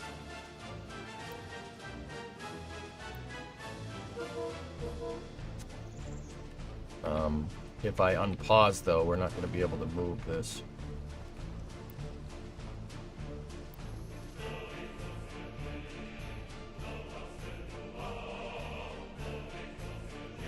Why would you even mention him in here, Block? Who cares? What sort of systems were used in early spaceflight to guide rockets under ignition to orbit? You ever used a remote control car? That.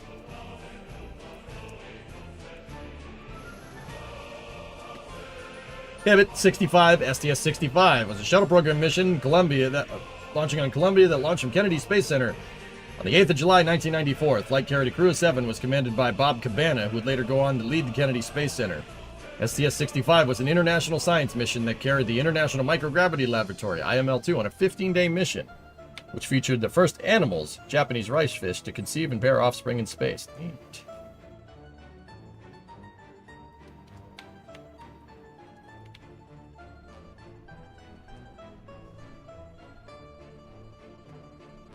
Wait, what? So they played KSP? No, a computer remote controlled it, but the computer was on the ground.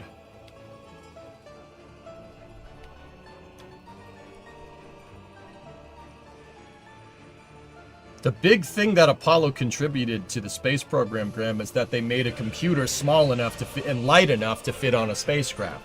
Because the idea of putting your avionics on the vehicle before didn't make any sense.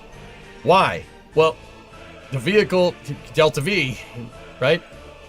The biggest contribution of Apollo was miniaturizing the electronics and making them light enough to a point where you could put them on a spaceship. That's a big deal. That's still a big deal to this day, because last time I checked, most things that fly nowadays have a flight computer on them. Most, you know what I mean. Not everything does, but you get what I'm trying to say. Last. No,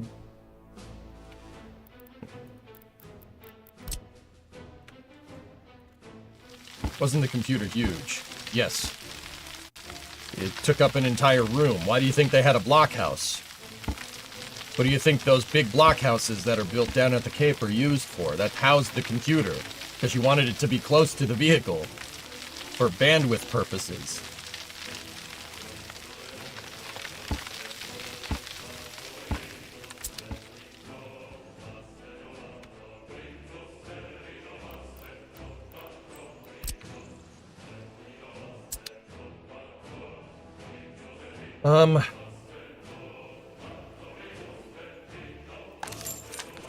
I'll have to unpause for a second, and...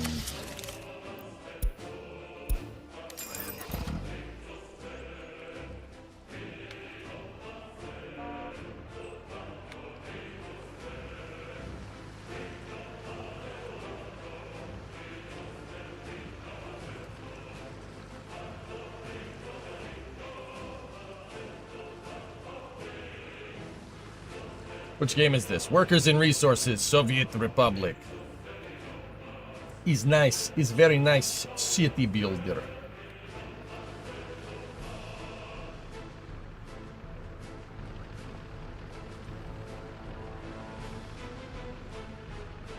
Custom house work different.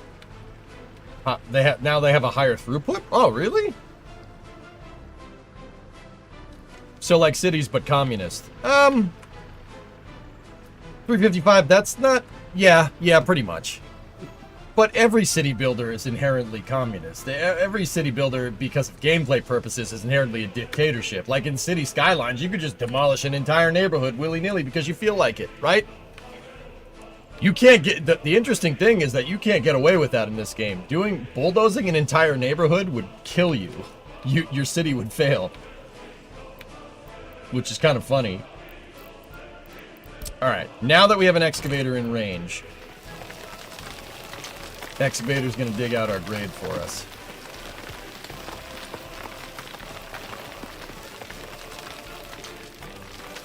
Note that I'm not making the road, I'm just using it to grade.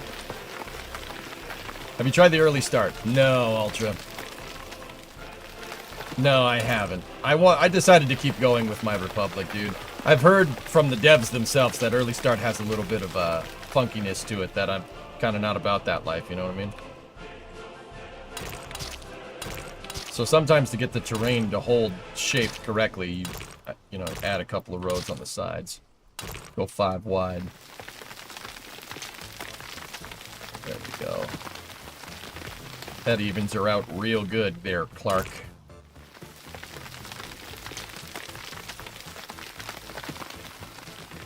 Do we know how big the N1's computer was? Or Starship's computer? No.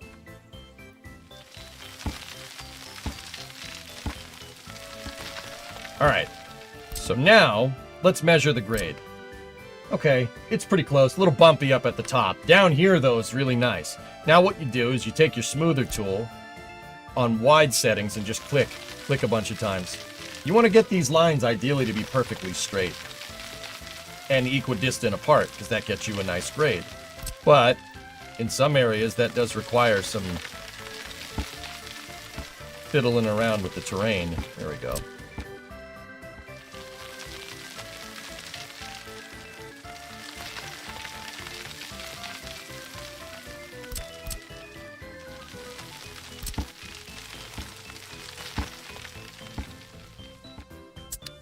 Okay, so let's check the grade again. Ah, yeah. Nice and smooth. We could go over it, do one more pass with the smoother tool on big settings. Get it nice and smooth. There, now we got a nice approach. So what we do now, make the center road. Okay, we're not gonna need the side roads. We don't need that. I just did that to get the thing nice and straight.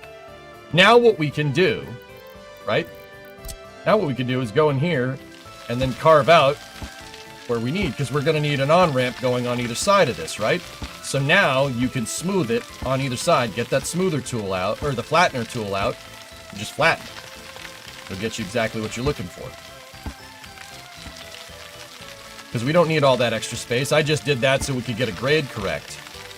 Now, normally I don't really get rid of that much. We don't really need that much. We don't need to get rid of it that much on either side, so I'll go back and give ourselves a little bit of smoothing here.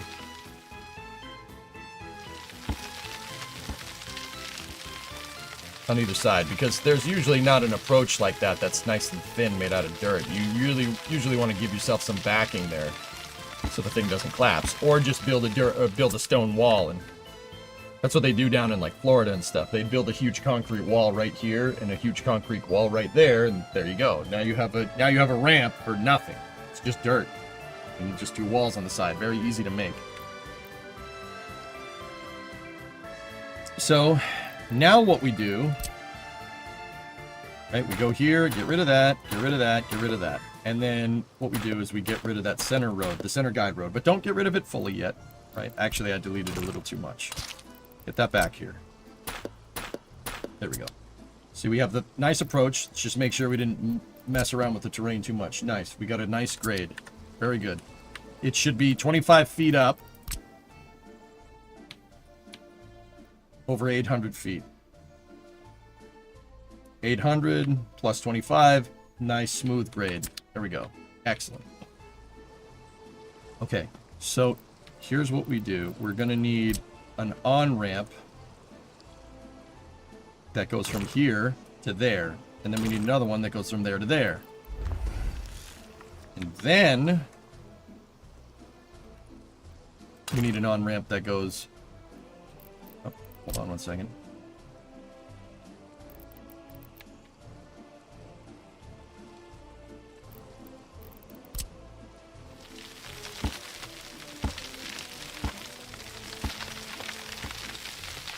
I changed my mind. I want this nice and straight.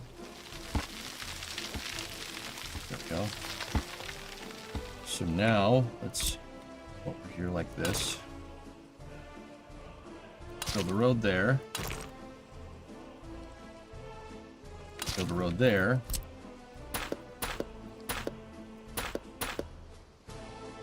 And now what we do is we build a ramp that goes from there. Nope, that's the wrong way.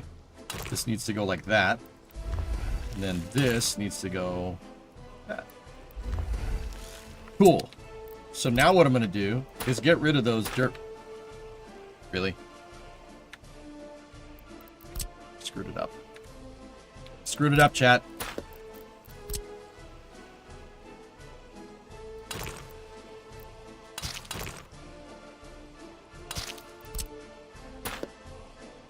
make sure that's at the right distance next time, moron.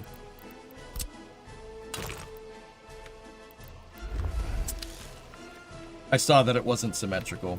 Now we get rid of those.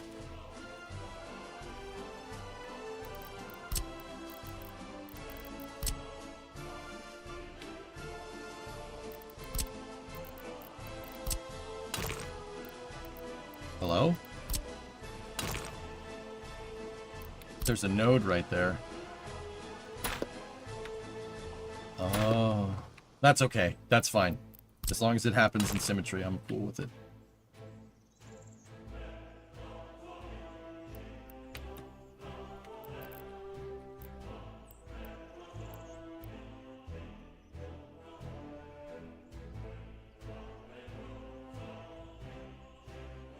I don't mind giving myself a wider berth here for these, but these can only be so big.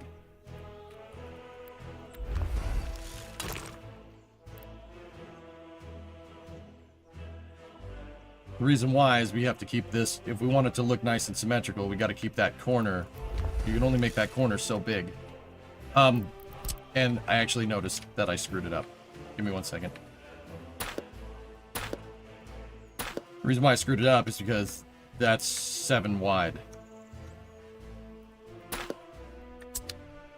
That's not the highway. We need to...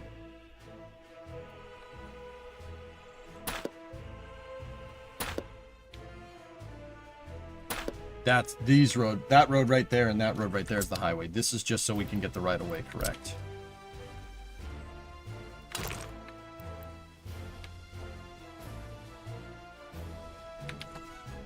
We'll do it this way.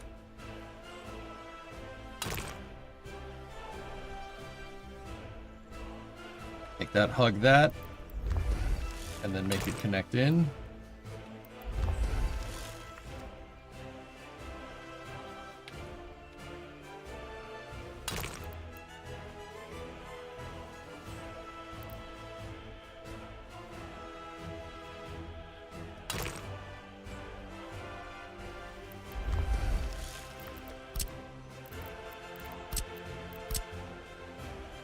Alright, I won't make that on right there, because we still need the road, the guide roads over here for extending the right-of-way for the highway when we get to that point. So we won't make that just yet.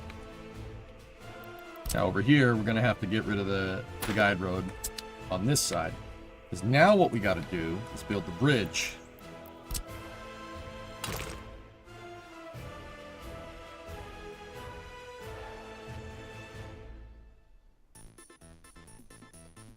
There.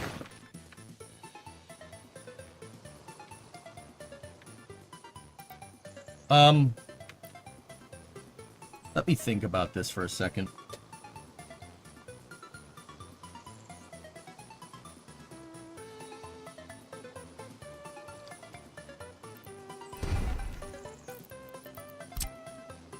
The center road, I want an abutment there, so the bridge looks right. It'll automatically place it. What I don't want is an abutment over here. So, always build the roads underneath a bridge first in this game, because then when you go to make it, it'll automatically put the abutments in spots where the roads aren't.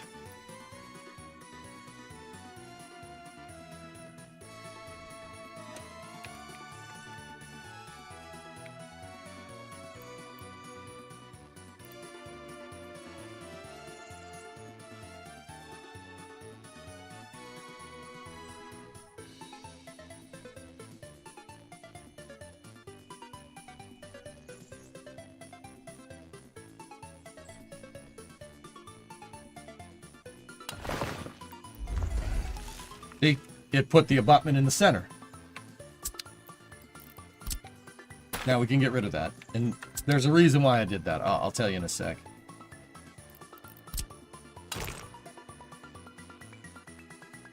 So now we build, once again, we build our guide roads for grading here.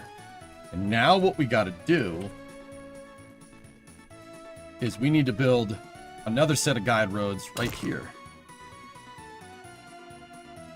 And once again, I'm going to leave the terrain mound a little bit high on purpose to watch. We do this, right?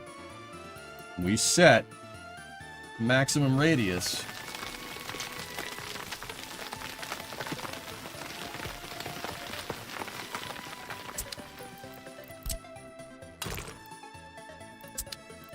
You don't want to use a bridge. Bridges are costly and they take time to make.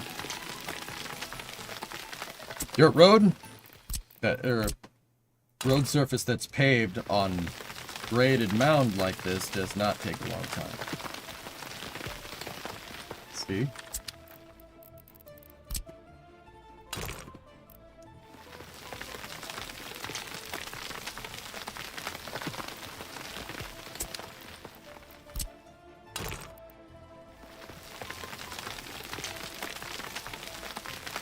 Look at that. It's pretty good, right? Now, whenever we do this, it always screws up the very top. It's just because I don't really leave a lot of room there. So you just do some little bit of custom work with the flattening tool there.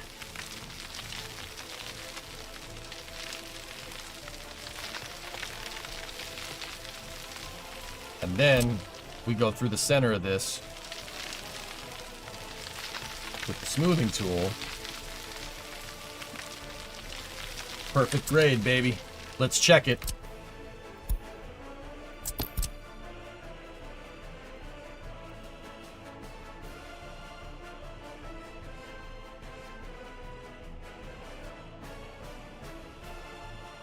It's pretty good.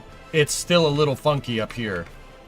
We can fix that again once in here with the flattening tool a little bit, and then go back in with the smoother. See? Nice even slope. And if we did this right, we should go down 20 feet. This is a little bit steeper on this side than it is on that side. This is 750 for 25. That's 800 for 25. That's okay. We have to do it that way. I probably should have measured 800 around to get this exactly right, but this will work.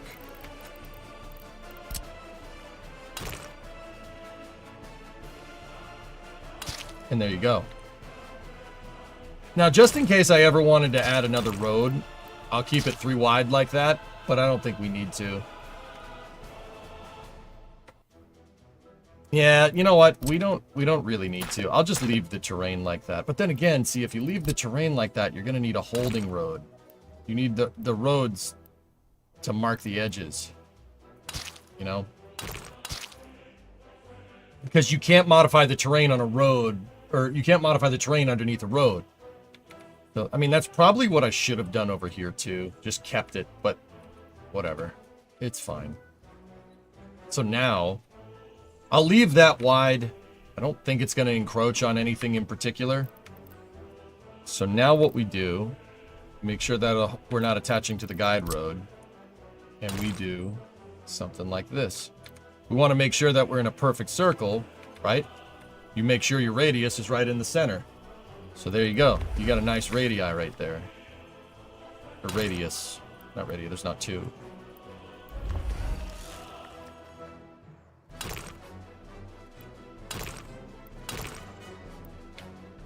I know some of these roads are placed backwards. You can flip the direction after they're made. And there you go. There's your trumpet interchange.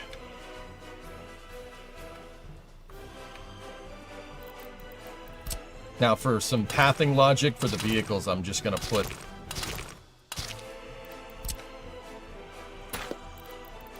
split turnaround in here.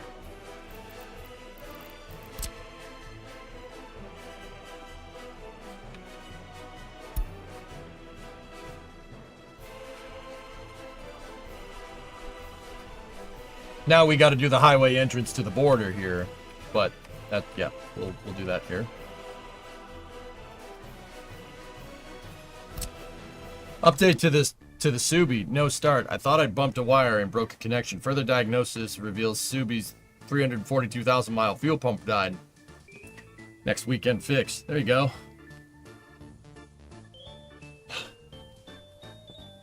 Cool.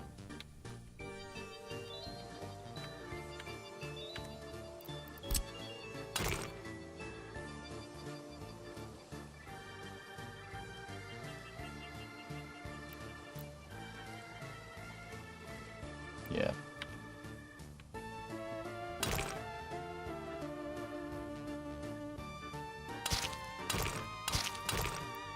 extend the highway right away here. Once again, we go full 7 wide here, just so we have space in case we need to put something on the side of the highway. Give yourself an extra wide berth. So now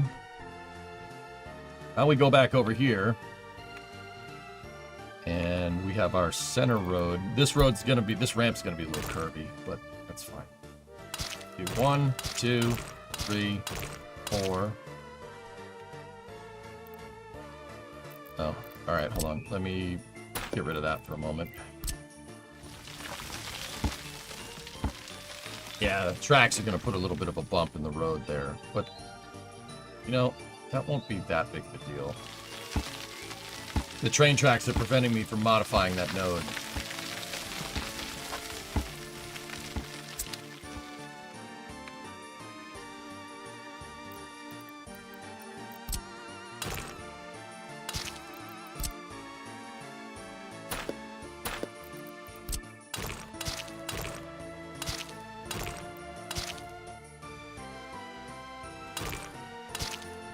Yeah, it's gonna make a little...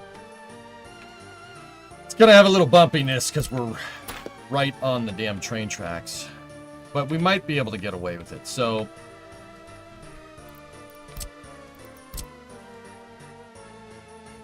First thing that we do is go over here, connect that road, and start making the grade.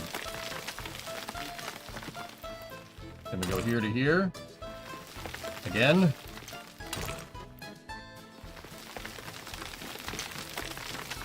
There we go. And just connect everyone to everyone.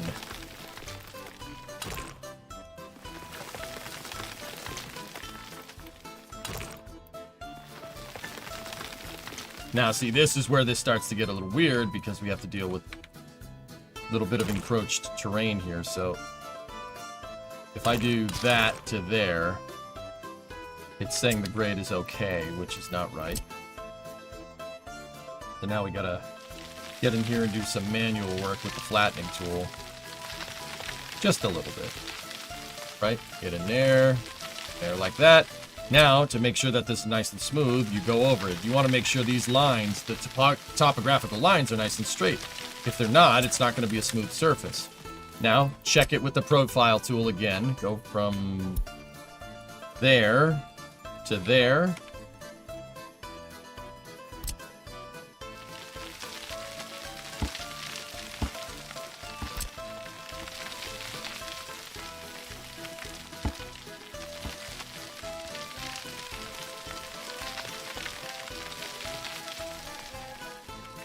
Pretty good.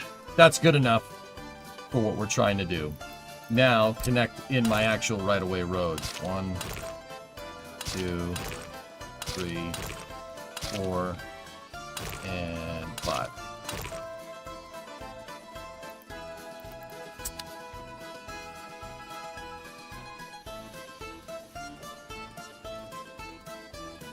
Yeah, it's a little jank right there because of the train tracks, but that's all right. Get rid of that, get rid of that. Now, the 2 junction roads here. There.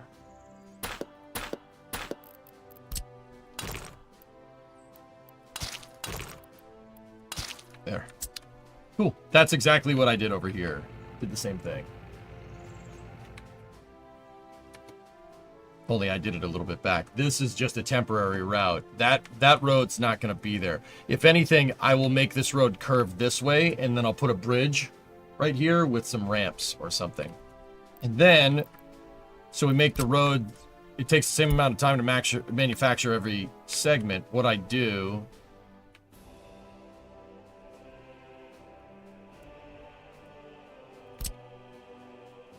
is right where the road starts to get flat, I put one of these in. Put a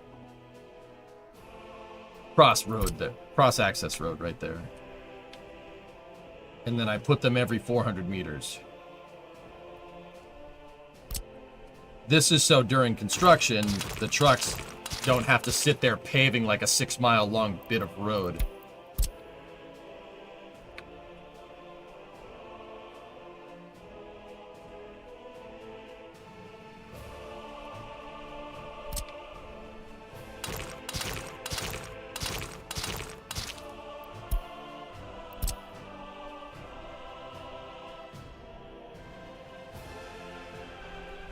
Now, I put that one there because that's better access for all the dang ramps.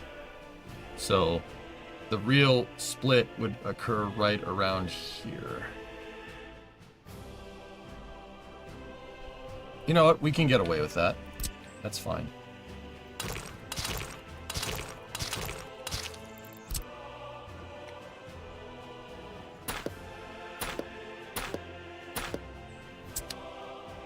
There we go. Are all your highways the same height? More or less, yes.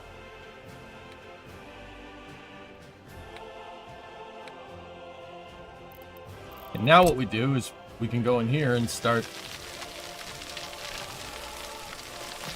back grading the rest of this.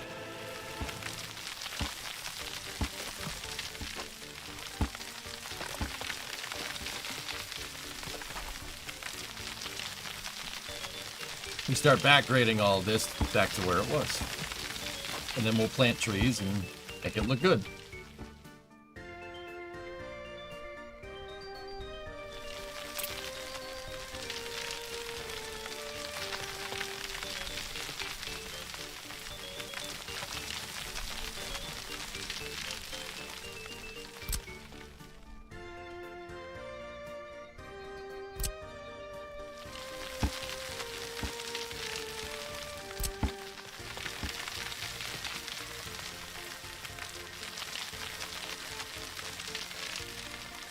Do the nice pass with the smoother tool, and there you go. There's an interchange. Planned out and ready to go.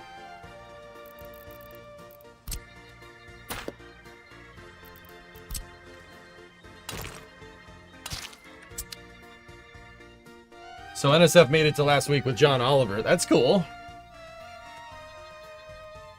You're retiring, Nez? Oh no. How are you gonna wear your shirt?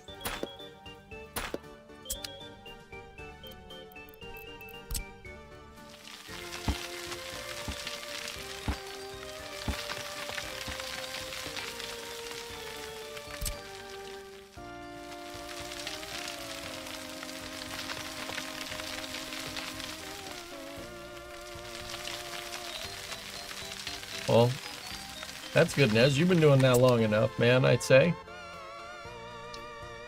Just saw the AX4 as the launch date of Wednesday the 25th at 2:30 a.m. I'll be here. They got retiree shirts? Oh, that's awesome, man.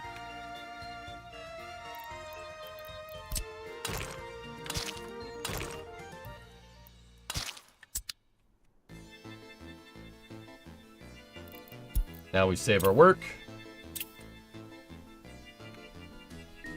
All right. Nice. Nice. Nice. So this is like the most realistic city builder. You have to think even about construction vehicle access. That's right, Kai. You want to pave a road and the dump truck can't get there to lay down gravel and asphalt. Yeah, you ain't making a road. Oh yeah. Vehicle access has to be thought of, dude. This is space. Sneaky gift to the something as a dam. Thank you very much.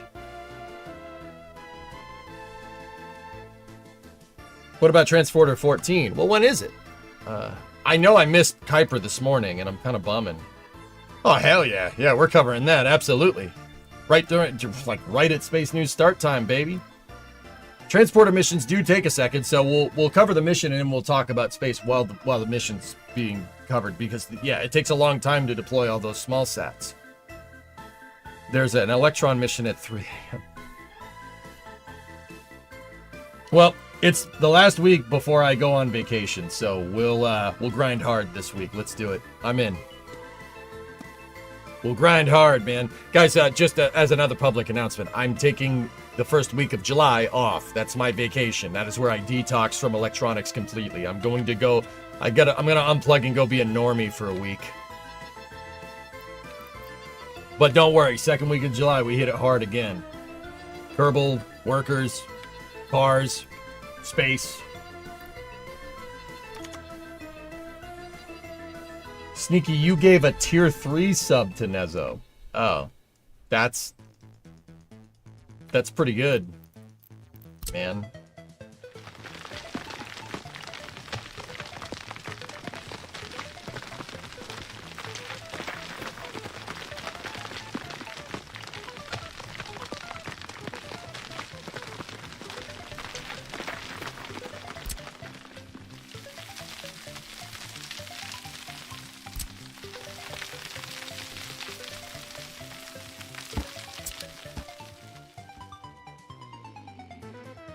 Thank you, Sneaky. In the case of the Mondays, you're going to have that first day back is going to be something. It will be a thing, for sure. Let's go.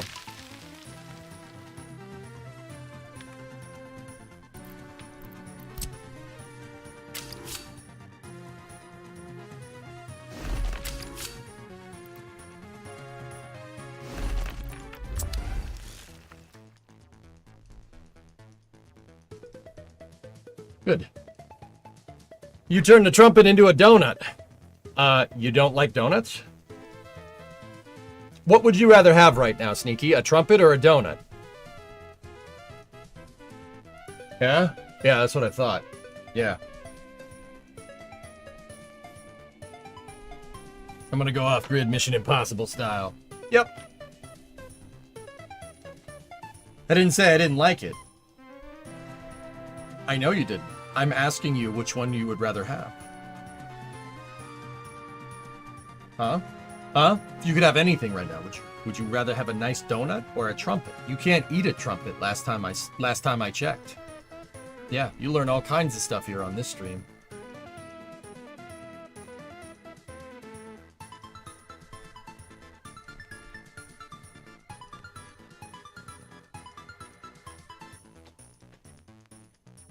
Any idea when you think you'll be testing the post-Saturn vehicle? It'll happen sometime this week if I can get that far. It's going to take a second to build a vehicle that big, Gunny.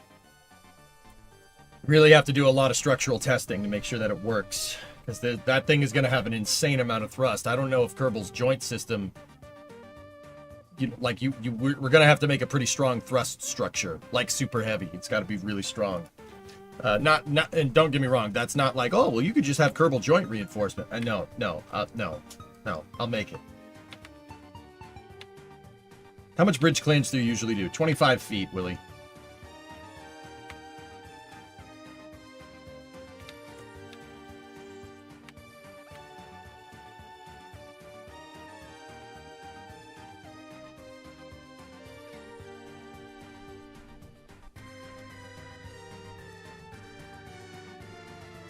You know what? We don't need the outer holding roads. That's fine. Get rid of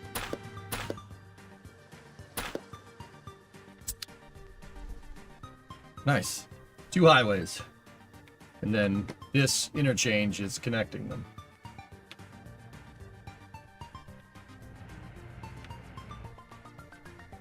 Magic trumpet that makes a donut each time it's played, but since I can't play the trumpet, I'll starve. Yeah. Donut. Sneaky, you want a donut as a trumpet ruined your 5th grade experience. Waking up super early just to fail, and swap to percussion halfway through the school year. Thanks for bringing up that long ago memory. You're welcome.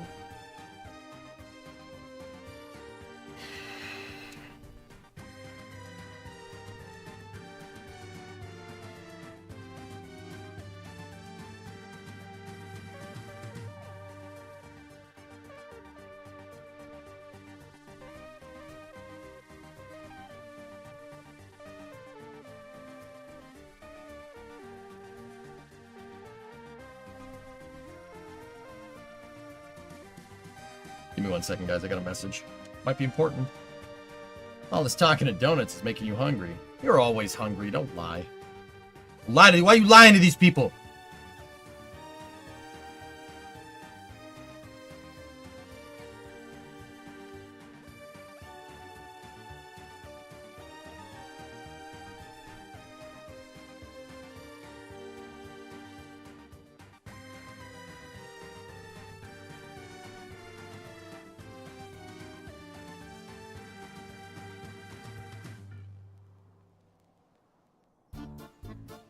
Kind of surprised you aren't playing Captain of Industry. Launch a rocket, crash an asteroid into the map. Oh, this is space. I'm in space. We'll open up that can of worms when we're done with the current rotation of games. Hibbit, gifted a sub to Ultrasaurus. Thank you. Alright. Got a nice interchange. So what we're going to need to do is, in order to build the rest of this out with the train lines and everything, we're going to need another small depot.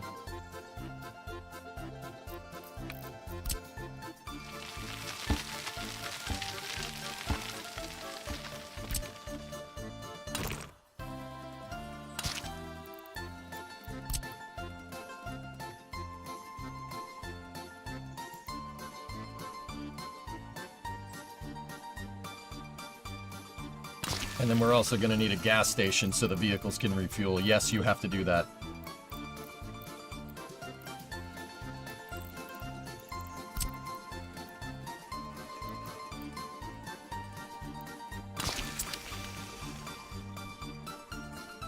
I'm going to have to assign distro to that, though.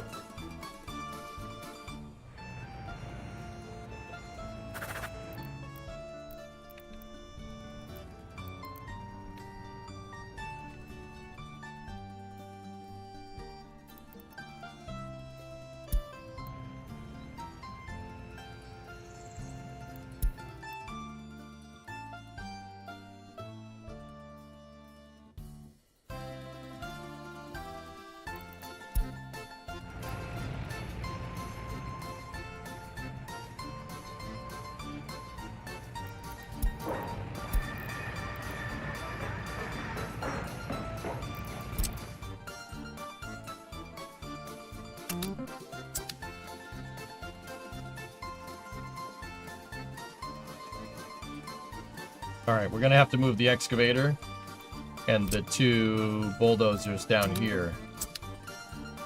But I'm gonna need that area refueled, or else they're gonna go looking for fuel. I think that this area is okay. But yeah, moving down there, I'll still be able to edit. But the range on these things is about 1,600 meters, or about 1 mile. You can only work so... Like, you need to have bulldozers within a mile of what you're trying to move around. If you don't have bulldozers over there, yeah, you're gonna have a hell of a time.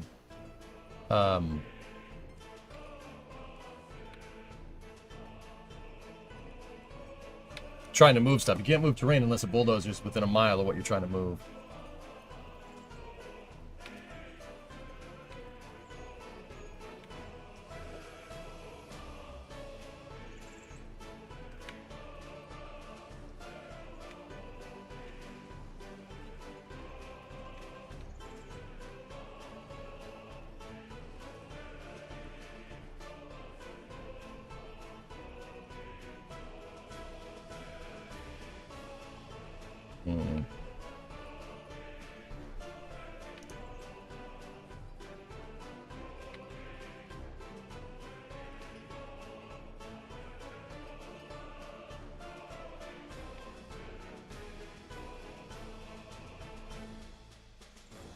I'm thinking. Yeah, no, I got it or not. Yeah, I got you.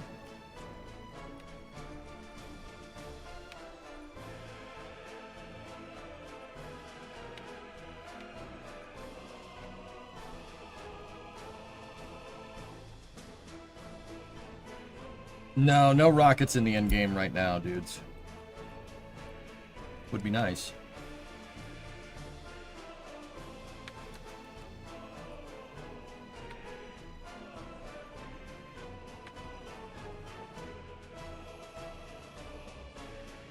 Yeah.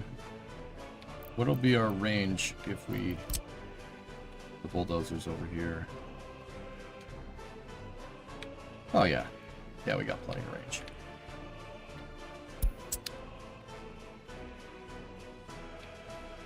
I'm gonna have to unpause for a second to get the bulldozers and the excavator up here.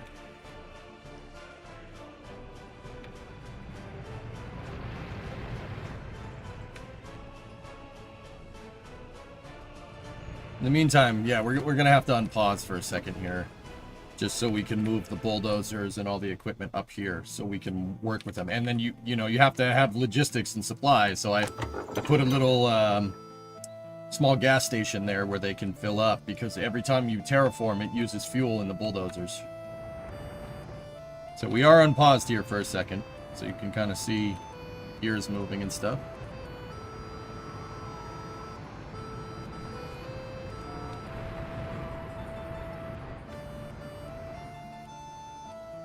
Donuts, trumpets. Man, I played a trombone. Give you a cruller. Fair. What are we researching? Firefighting helicopters. Technical University is researching geo facility. Okay.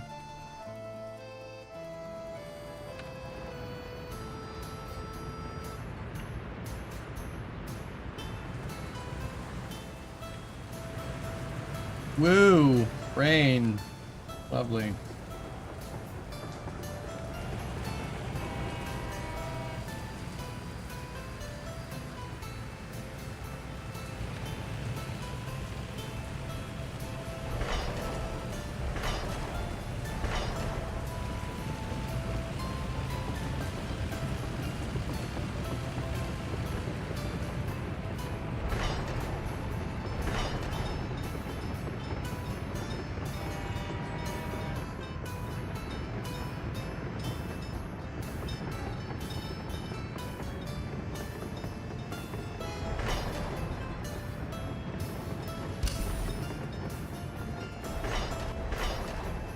This is a depot, train depot. My train construction depot is here, and my regular train depot for storing consist is here as well.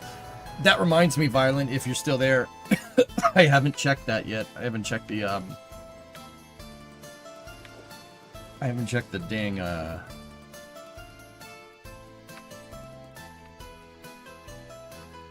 when to hit play. We're gonna be planning for a little while. Can't see me. Yeah.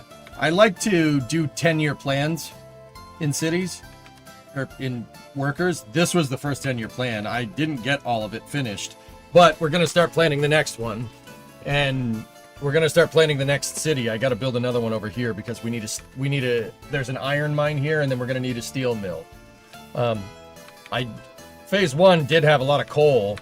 There's a gigantic coal mine over here. That's what this is. It's hard to tell, but yeah, the coal mine is there, and I'm telling you, man, we might need another city for that, but that's another story. So I'm building out the phase 2. Game started in 1960. Yeah, but we have to unpause so I can move my vehicles up. That's the only time we'll be unpausing for a little bit.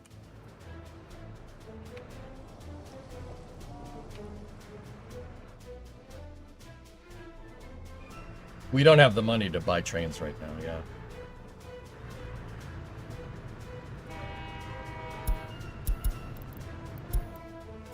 What track is this bozo trying to work on? That one? Oh, yeah, okay.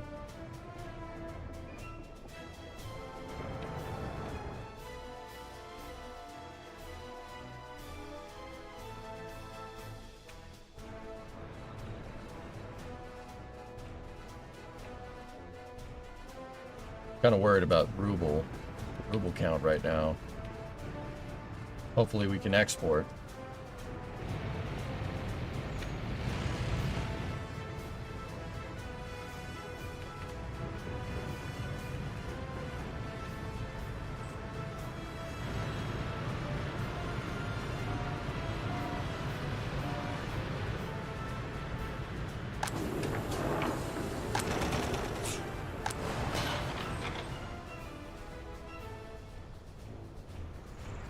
Oh yeah, I sent you a birthday present. Hopefully you saw the notes on the side. I have not opened those yet.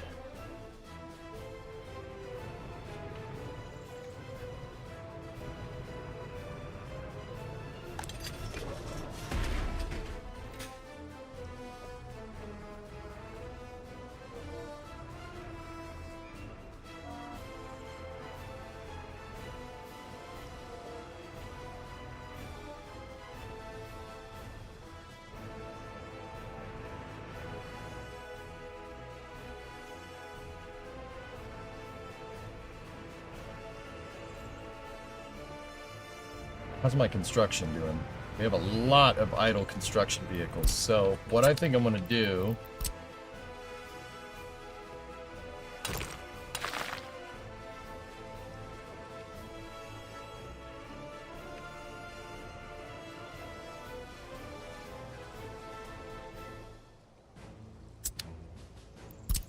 like that.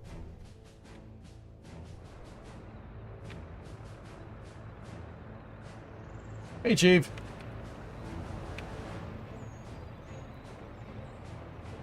Anything special planned for vacation? I have a destination wedding to go to. I'm not saying where. But yeah. And then I do believe Brimo and I are coming immediately back from that wedding and then hosting the 4th of July party because I live near the ocean. So don't think that this vacation for me, guys, is gonna be some cakewalk. Comrade, you need tourism. Maybe. We could probably get away with tourism here, but there's not much really to see.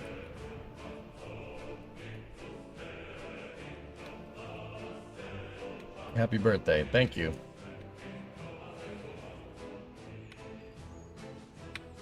Alright, well, let's see. Can we modify the terrain, or is it going to say we're out of fuel? Oh, no, we can do it. Excellent. April 12th. Good day to pause.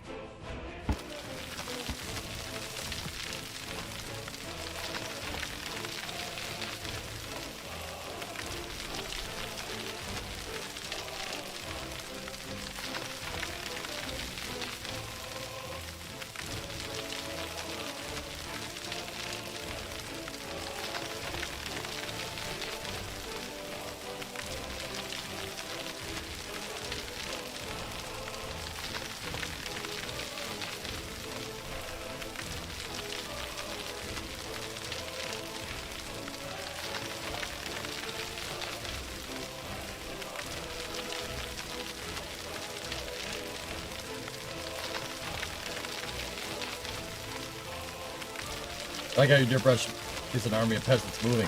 The crazy thing is, Jockey, is that that brush works that way with the depending on the amount of bulldozers you have in range.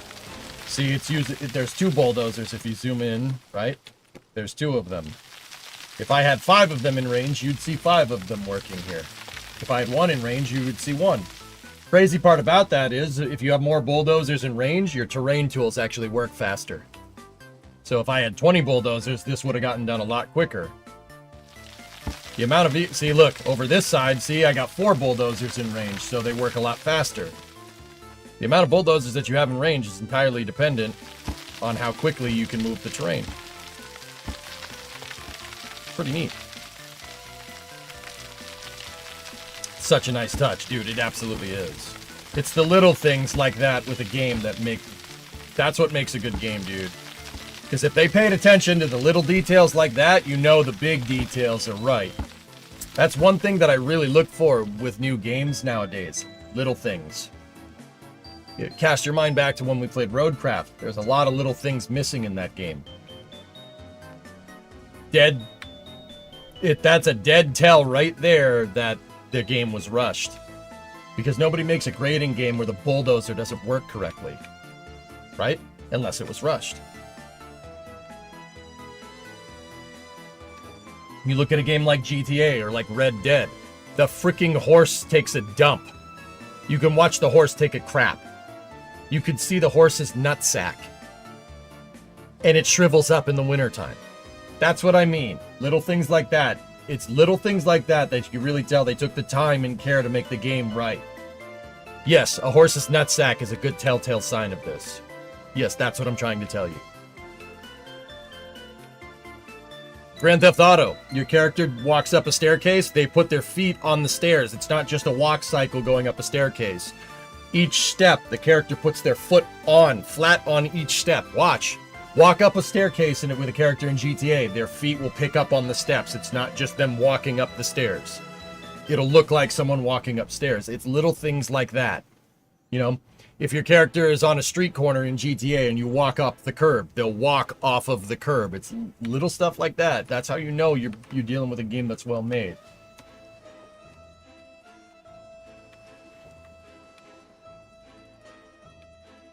I'm serious.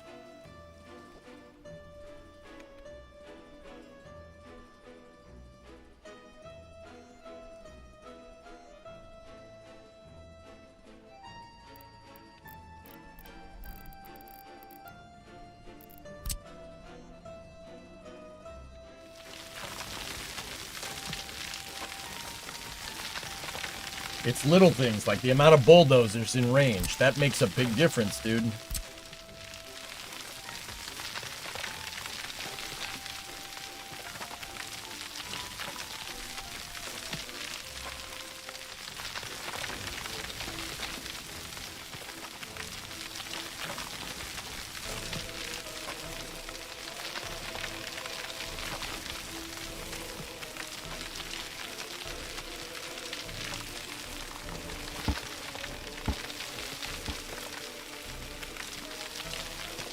Little bits.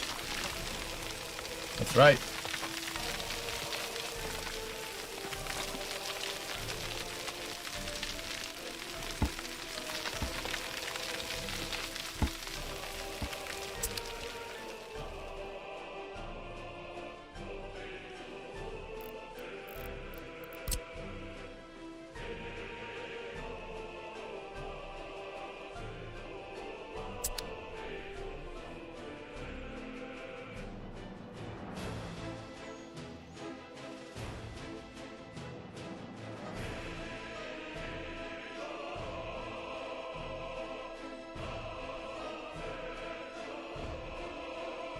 Yeah, I got a lot of gravel.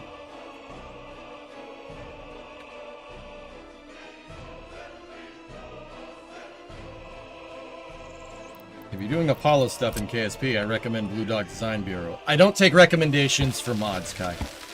Yeah, I don't do that. If there's a use case where I need a mod, I'll go and find it. But yeah, I don't do recommendations. I like playing the game the way it is. It makes for a more fun challenge. But with that being said, Blue Dog is awesome. Yeah. Blue Dog Design Bureau is great. Hey, Demon, 14-month resub.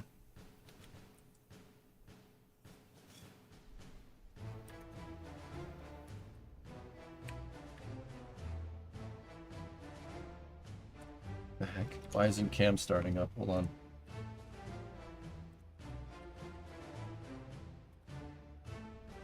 Why? Where is Cam? Hold on. Oh, crap.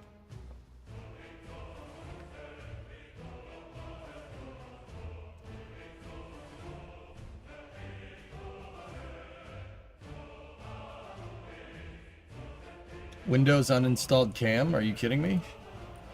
I didn't do it. NZXT. Damn. It's hardware monitoring software. I had it installed. It was working. The only reason... Sorry, guys. The only reason why I had a little bit of an interruption is because that's how hot it is in the office right now. I'm worried about the computers at this point. It's above 90 in here. That's what it is in C. Inside. That's a problem. That is a big problem.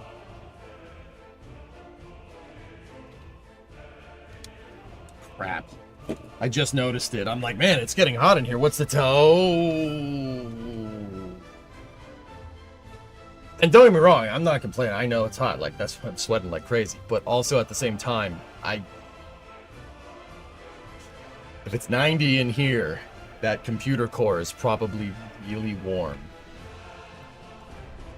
You've been playing for this game for some time now. Is it worth spending the money? Clayton, I'm not sure this is your type of game, dude.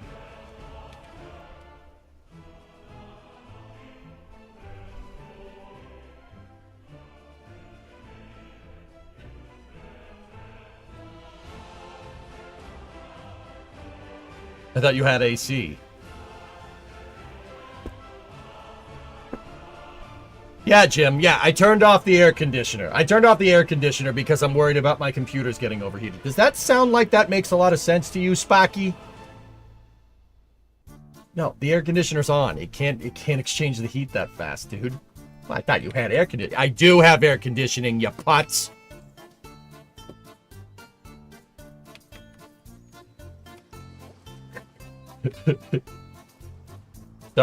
Sorry. Jim and I speak New Englander to each other sometimes. Get a bigger one. Oh, jeez. Yeah, you're so smart. You should work for NASA or something.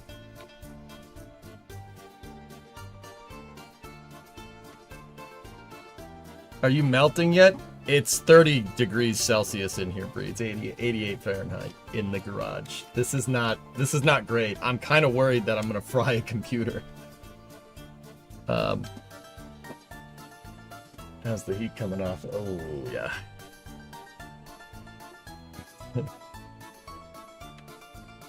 Is the AC on? Discovery, go at throttle up. Yes. Yes, it is.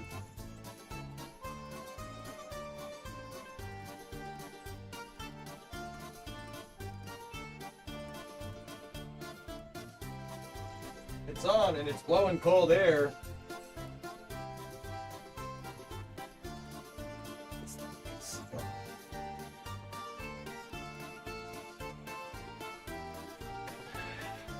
Get a bigger air conditioner. Man, you guys just have all the solutions, don't you? Sounds like you need more insulation.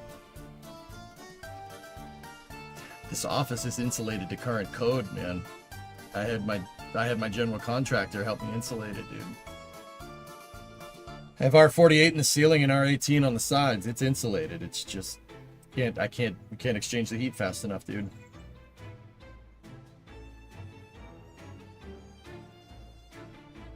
Well, insulate it better.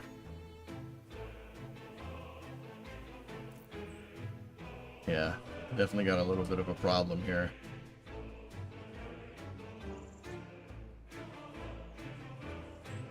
It's a wet heat down here. 92 feels like 102. I don't know how that makes this cooler up here, but, you know. Thanks for letting me know, dude.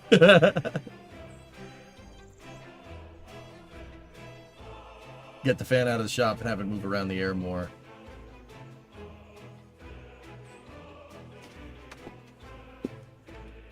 I'd be able to move the screen about a little bit so we could get...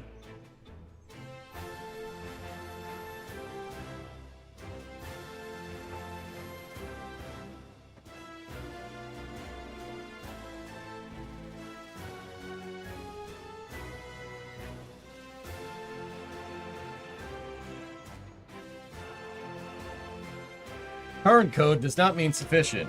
Code is min spec allowable by law.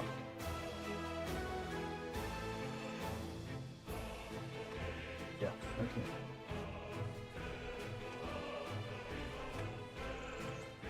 Yep, yep, okay. You're not, okay, let me explain this better, because clearly you missed that one. It's good enough. It's good enough. It's good enough to keep this place 70 Fahrenheit in the dead of winter. Okay? It's got good insulation. That's what I'm trying to tell you.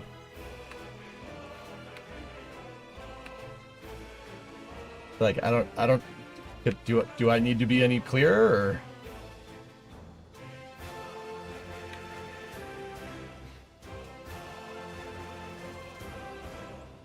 Tell your neighbor to toss his lawn clippings onto your roof.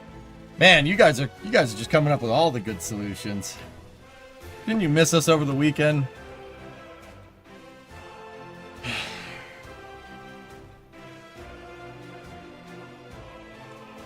Whatever. Computer doesn't seem to be doing anything bad, and we're not dropping frames, so we'll just keep an eye on it.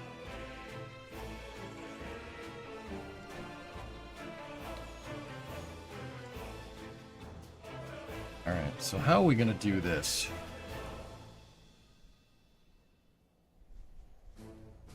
I'm not sure I like going right across there. I don't think we have enough. I don't think we have enough here to make the train tracks go down under. Down under. Want a nice grade, mate? I don't think we have enough of that. And nor do we have enough here to grade the highway up because of the ramp right there. Have a small desk fan blow on it. That should help the PC. What, like this one right here?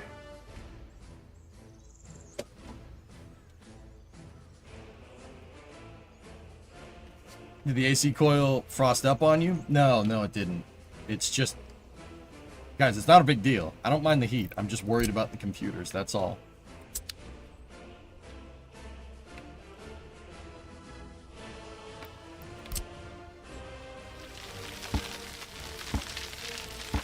Because if I fry a component, then we're basically screwed. Sounds like a good way to dump the PC heat outside.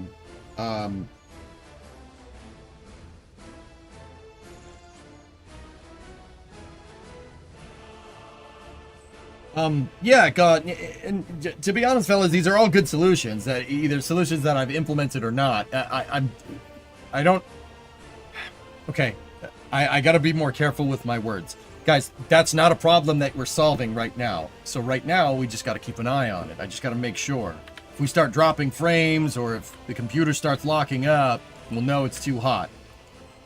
The solution to monitoring the PC to make sure that it doesn't get too hot isn't ripping out all the insulation and making sure that its thermal coefficient is good enough for the room. That is not the solution here. That's not going to solve any problem today. And we got a stream today. Do you understand? Does that make more sense? You know, like, I gotta be careful, that's all.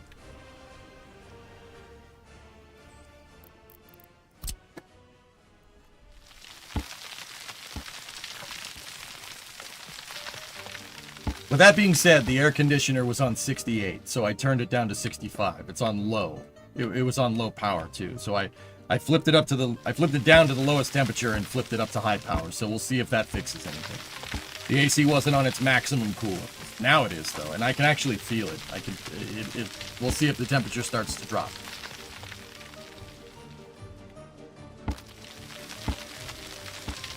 But now what we got to do is, now we got to do is think about how we're going to get the train tracks to go here. Now we're going to have an iron mine here, right?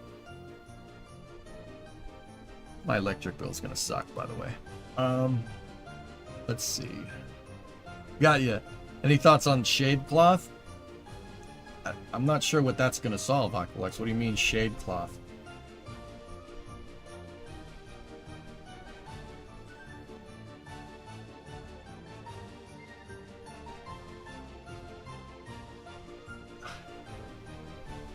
Duncan run for an iced coffee. Yeah. Just curious. There's no windows in here, dude. There's no light that gets in here. This is just straight heat because of the metal. Actually, what's most likely going on is the door that I have to the office is not, it's not an outdoor door. It's an indoor door, so it doesn't have good insulation. Because I got that door for cheap. So probably most of the heat is seeping in from the garage itself, if I had to guess. And it's extremely hot in there.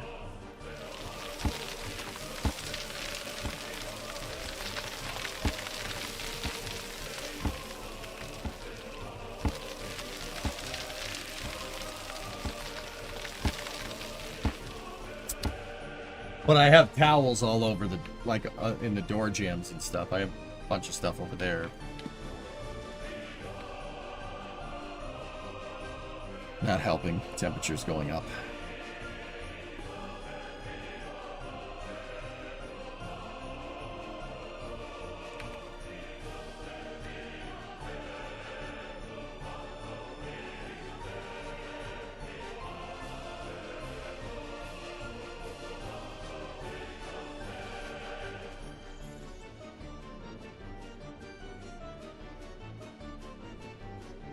But yeah, I just, for right now, like, I'm not replacing the door, right? So you just got to be a little bit careful with it. I'm trying to think about how we're going to do these tracks.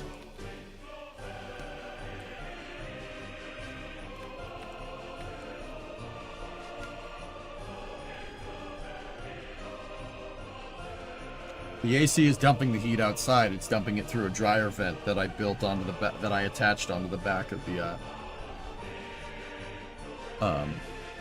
office.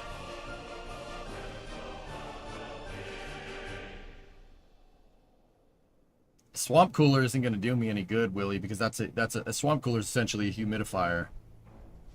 Swamp coolers are great if you live in a dry climate. It is 60% humidity right now. It's not really going to help me. Just an idea, don't get mad. Okay.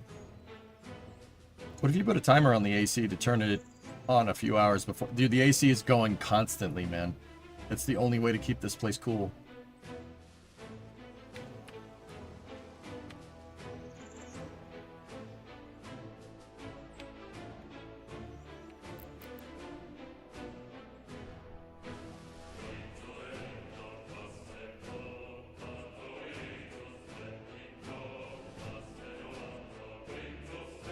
I'm thinking.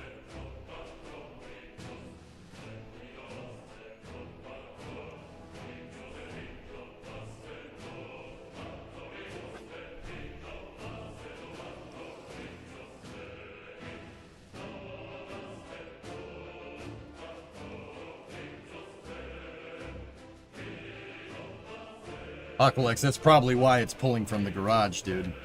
Because it's blowing the hot air out. It's blowing the hot air out and sucking the cold, sucking air in through the door.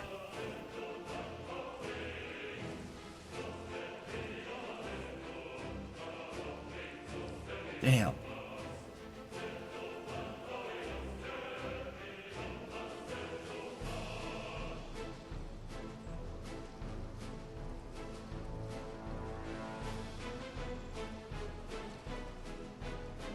Twin pipe would make a difference, yeah.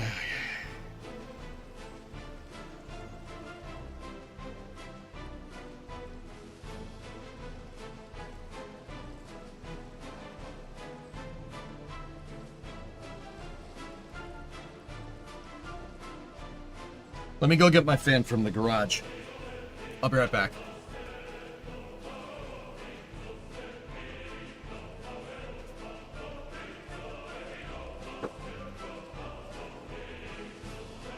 Holy crap, it is hot in there.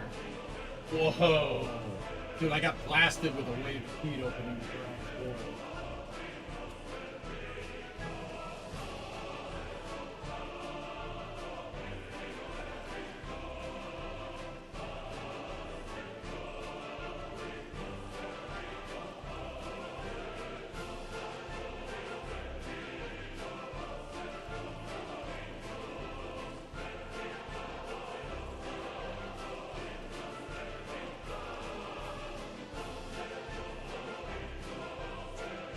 It's gotta be like 35°C in there. Easily 95 degrees. Like, easily. That's ridiculous, man. Can't believe that. So, here's what we did last year, I remember now. I put the fan on top of the air conditioner and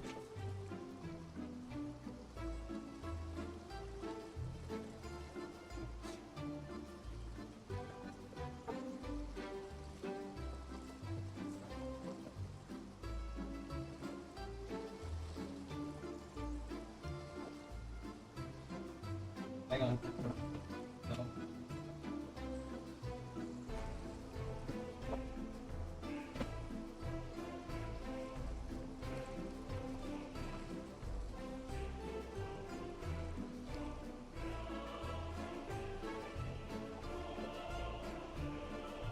There is now a fan, a giant floor fan, sitting on top of the air conditioner, blowing cold air this way.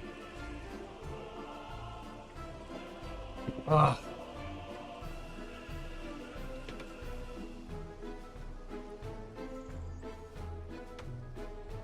Get in the air? No, not really.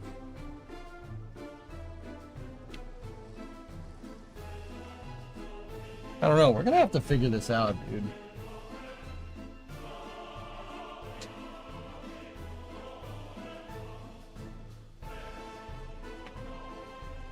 I really never got around to cleaning out the entire office. Maybe I'll do that vacation or something. I don't know.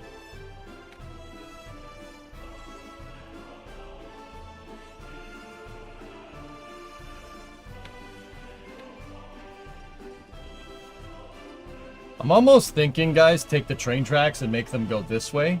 Because if I make them get a run this way, right, that'll give me more space for them to go down and underneath the highway.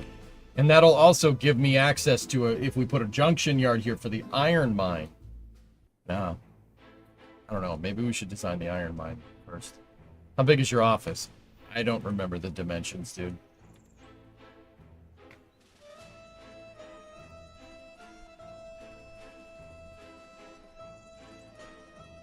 That doesn't work for me, Newell. Sorry. I can't click on that because I have a Discord standalone client. I don't have it on the web.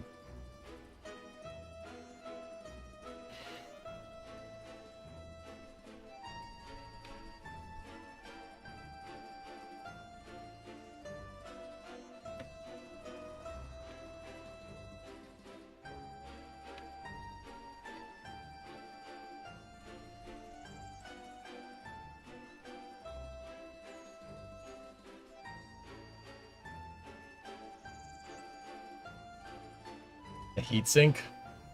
Yeah.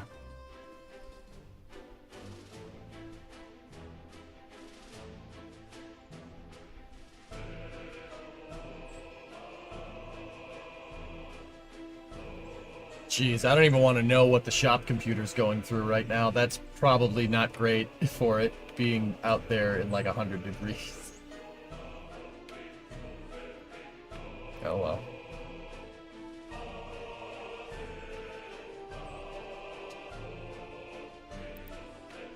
Go shut that bad boy down.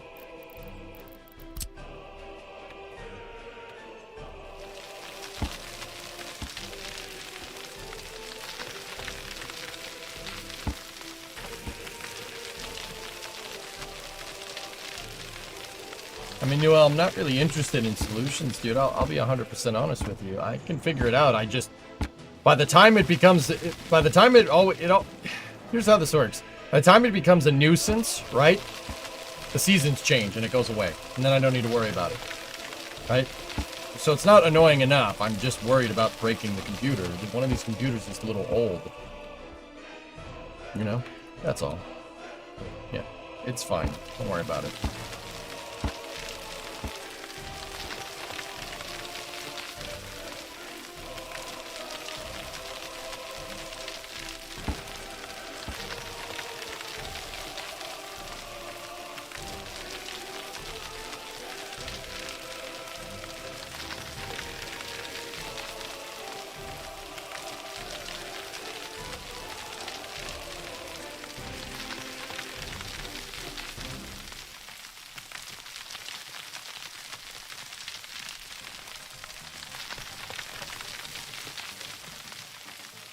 F2, Eutychus. F2 pulls up the terrain. F1 pulls up the grid. F3 is underground view.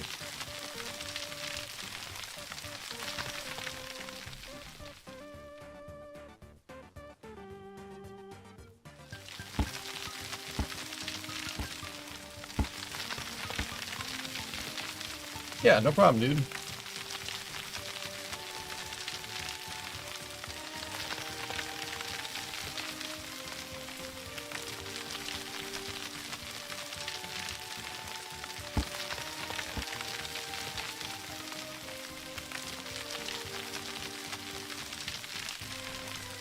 The nuclear option is just getting a heat pump for the whole damn shop.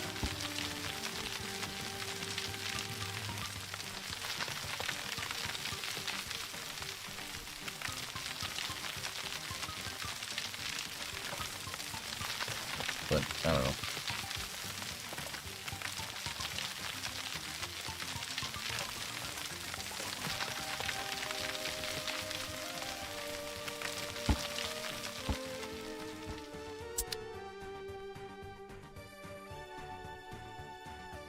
More or less, Kuro, yeah. Dude, this trumpet came out really nice. It's a nice interchange. Pretty happy with that.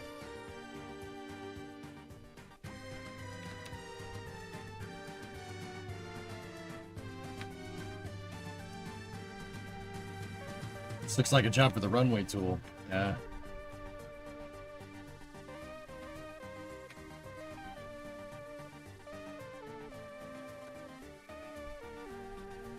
Now, we got iron here, but does that mean we're going to, what are we going to do with the iron ore? Let's check the market here. Iron ore doesn't go for anything. Steel goes for something. So, I don't know. Should we do iron ore and then build a steel mill over here? Probably a good idea. Yeah, Aqualix, my brother-in-law's an HVAC dude. Don't worry about it. I got the HVAC stuff under control. Yeah, thanks, man. I'm sure he could get me one secondhand for even cheaper. That's why. Don't worry about it.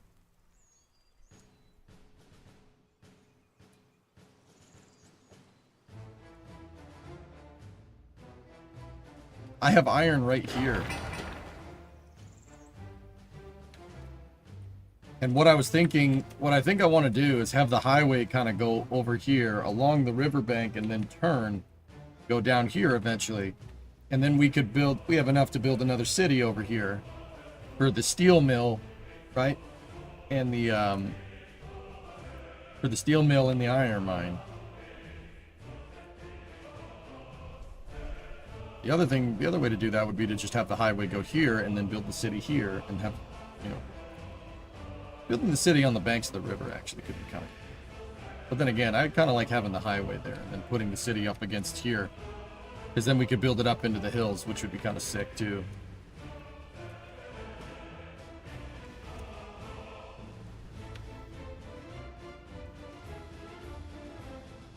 We have options.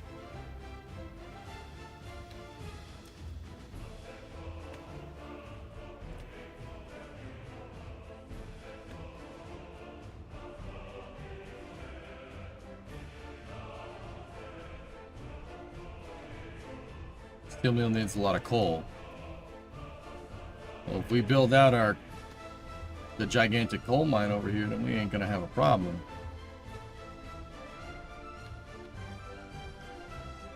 Temperature's going down in here.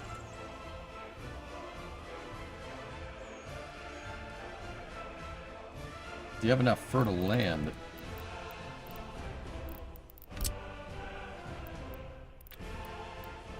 Yeah. The whole map is fertile land for the most part, dude.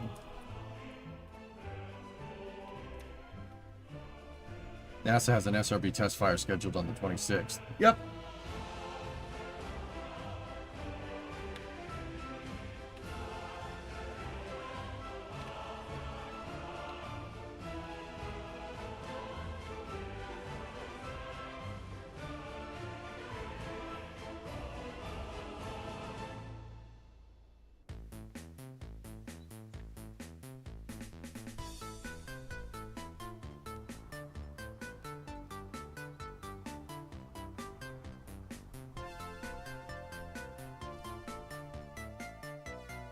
Need water. Let me grab something to drink.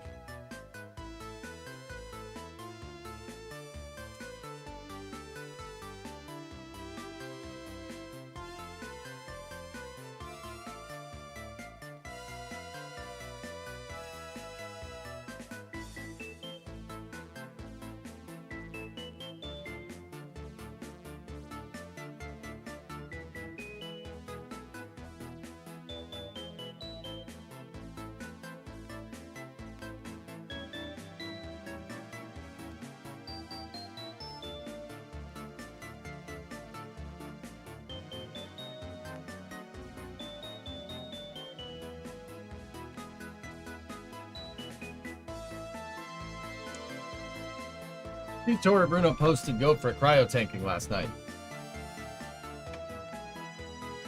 That was for Project Kuiper. That launched this morning.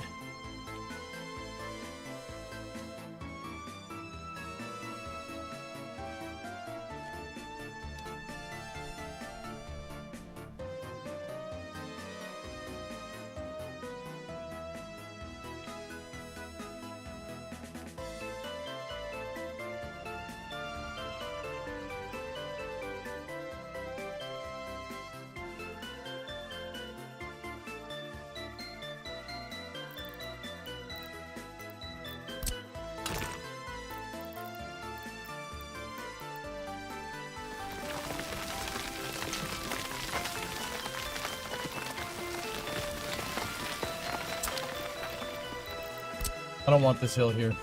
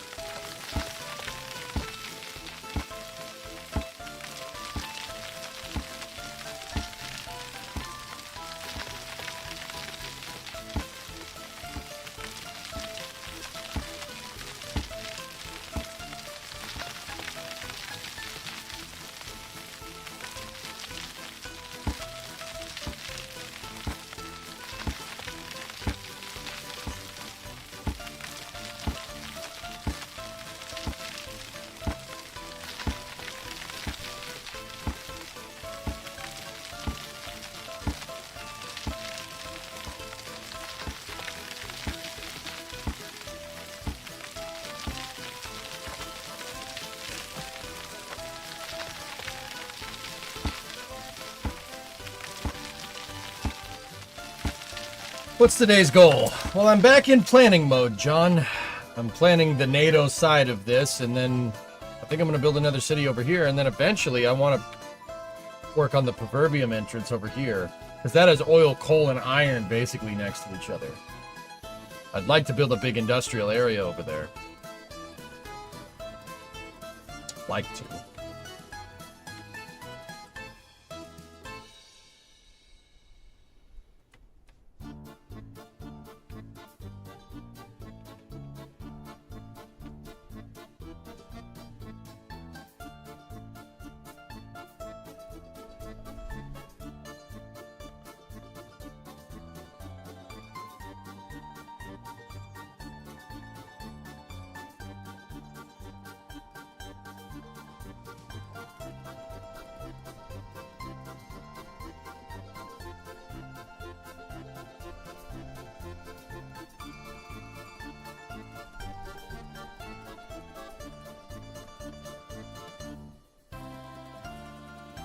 EJ and Flattening, name a more iconic duo.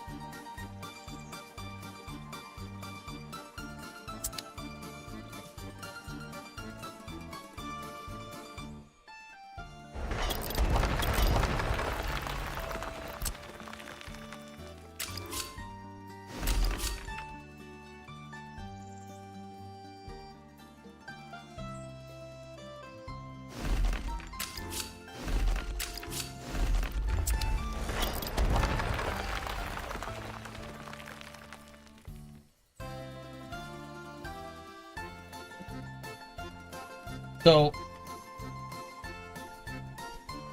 yeah, the highway has to go up. It has to go up by about, let's see, what is the train track at? Train track height is at 40. Highway height is at 50. So we got to go up 15 feet. Oh, that's not bad. Okay. All right. Let's make that happen.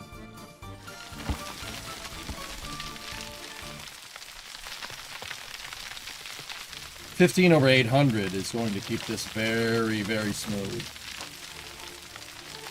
Gonna make it really easy to make this.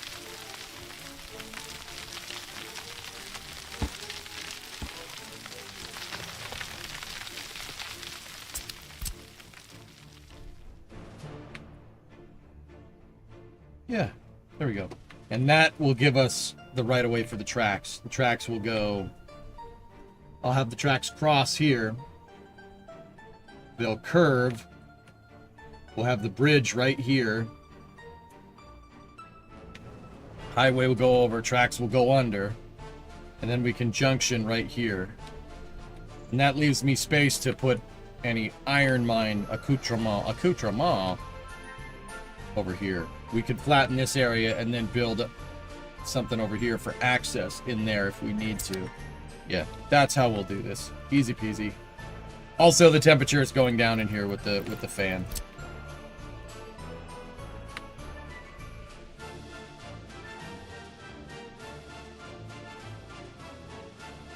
Is air quality a factor in this game? Yes. See the pollution up there, up there? Yep.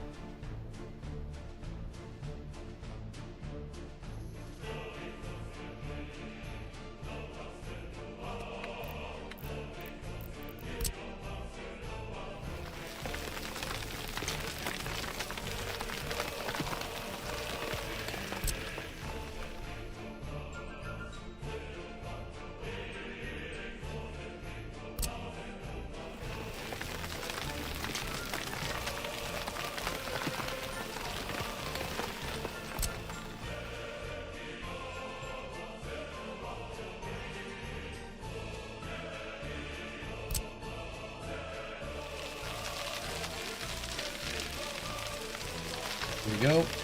And make sure this is right at 65. 65.86. Perfect. That's good enough.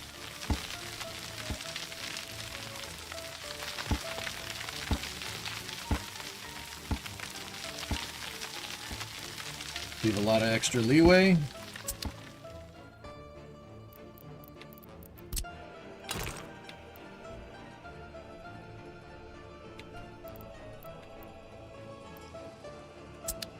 Now we just got to make sure the measuring tool is nice and lined. Okay. Cool. Now what we do is go right here.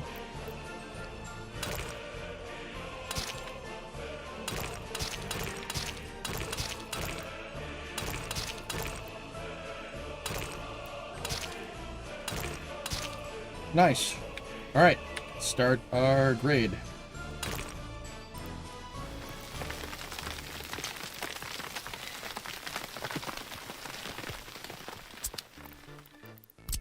Once again, you don't need to build the roads, just use them to grade.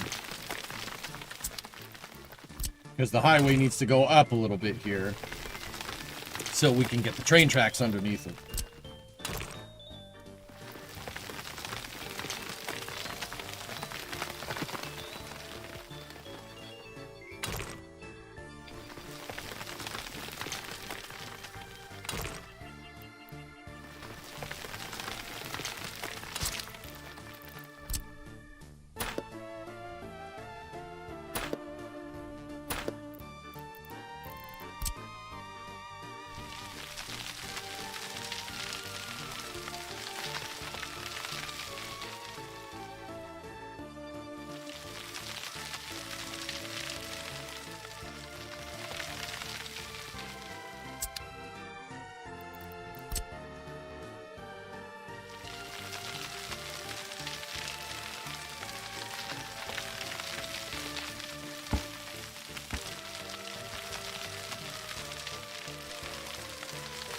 Gotta do some custom work in here from time to time.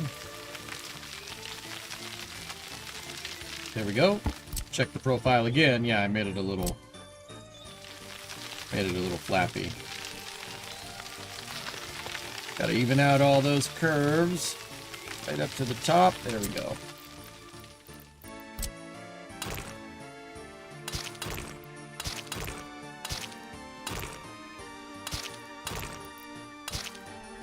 Go.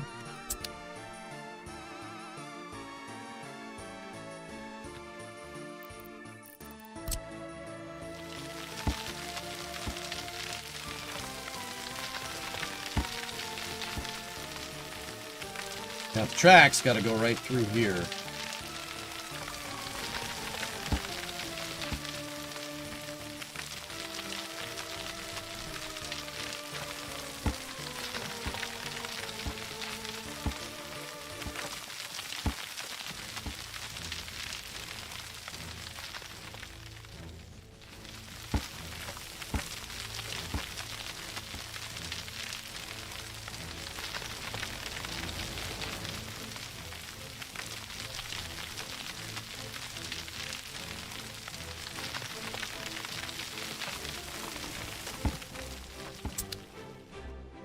All right.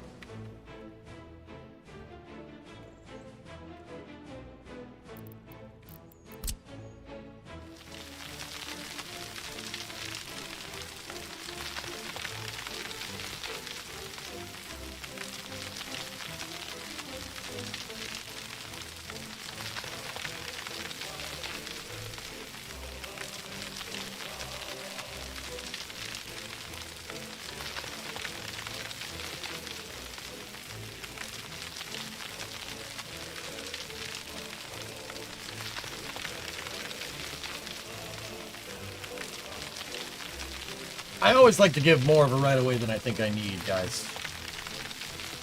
Just, you know, maybe the tracks, maybe we want to make the tracks bigger in the future.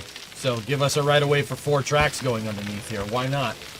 What's it gonna hurt? We have the space, right? Like,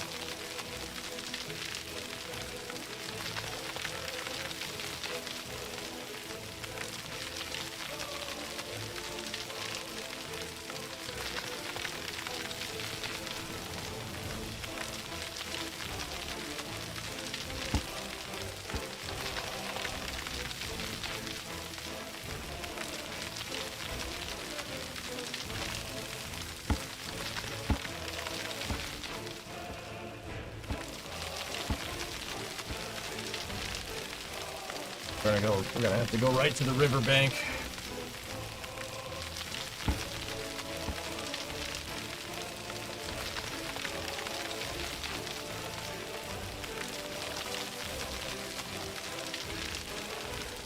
Dang, that sound is annoying after a while.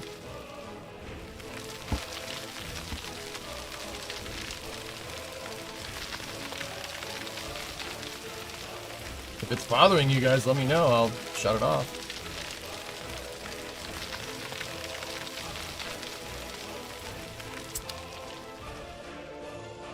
Alright, so now let's get a train bridge.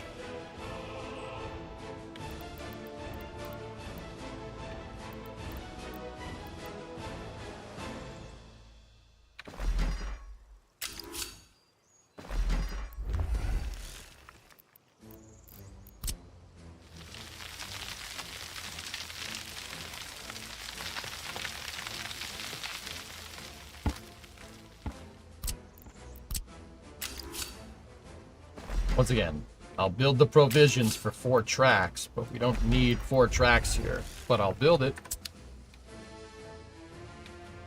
I left the provisions for 4 just in case, but I don't think we need it.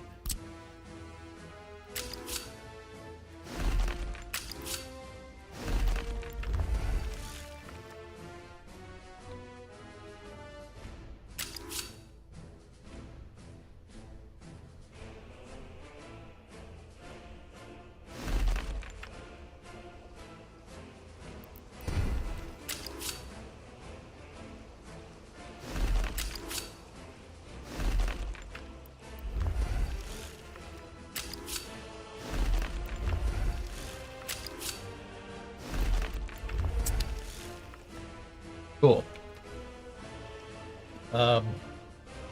I'm just gonna lay in 4 tracks wide here so we can get the right of way. So when I go to make this look better, because I flattened a lot of terrain. I flattened way more terrain than I really intended to.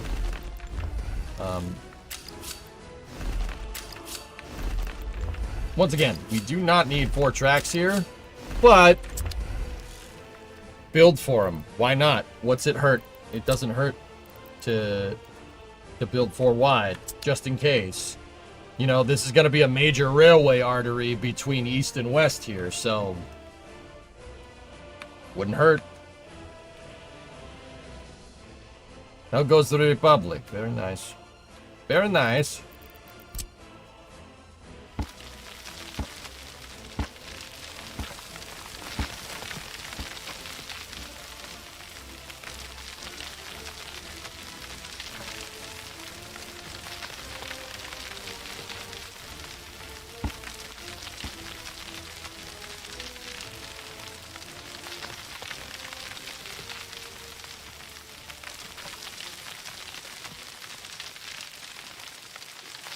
Grain's good.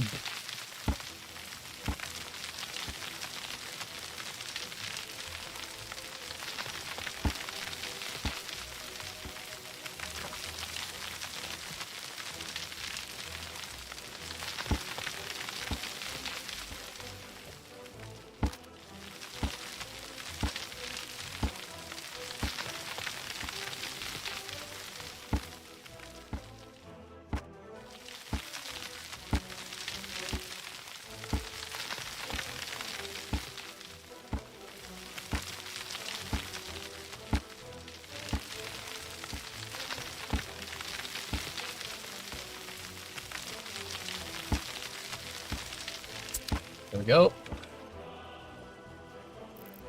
Are we good enough for our 7 wide thoroughfare? Nope. Okay. Gonna send it a bit more over here.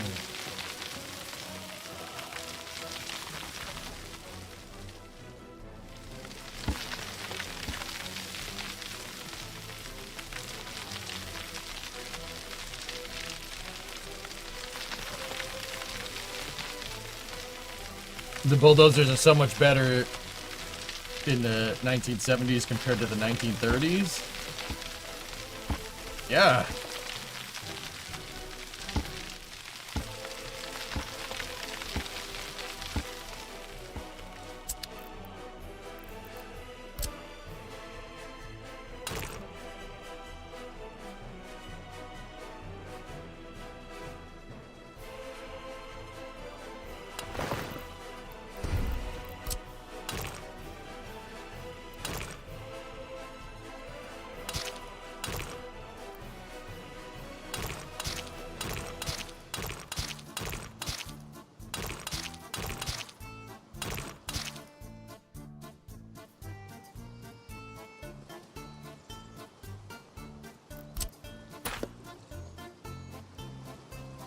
That's not exactly aligned.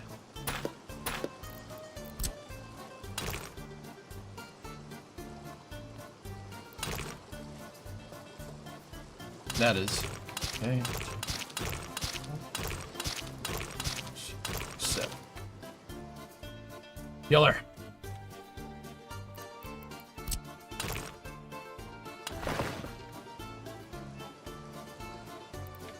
Now for the highway, we'll just do the outside roads initially.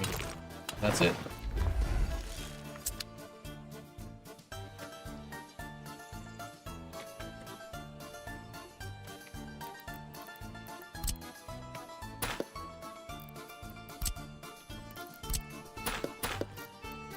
In case we need to do any additional modification, I'll just leave the extra tracks in there. In case we need to change something. I don't think we need to, but in case we do.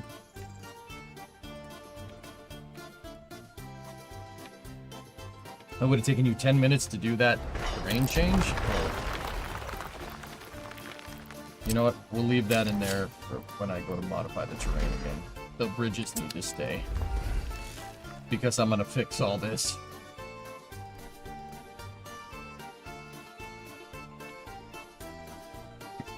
Cool. Oh, yeah?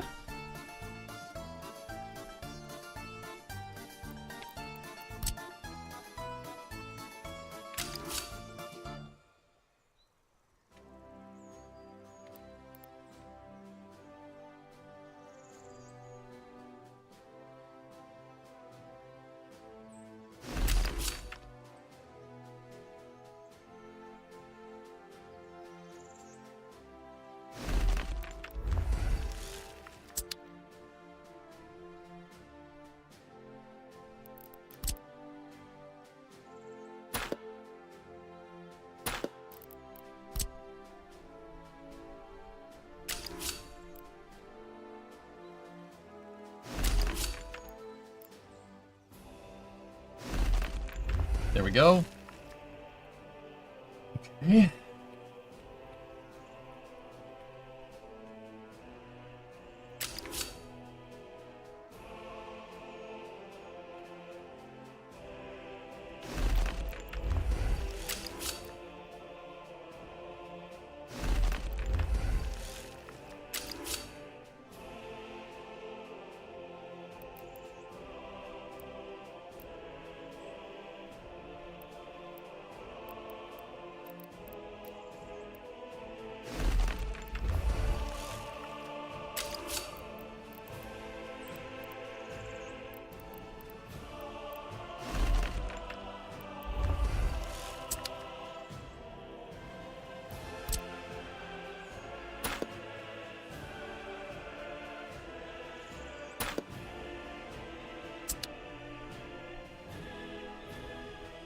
All right.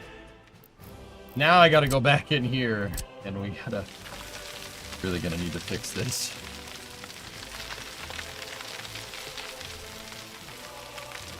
because I flattened way more terrain than I really needed to here.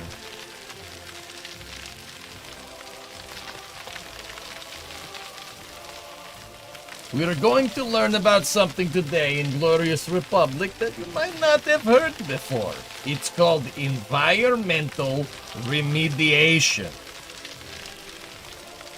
Okay, now I know this might be a new term to some of you, but we have to make sure environment is not... Yeah, I'm just kidding. I'm just making this look nice. It's a bunch of hippies.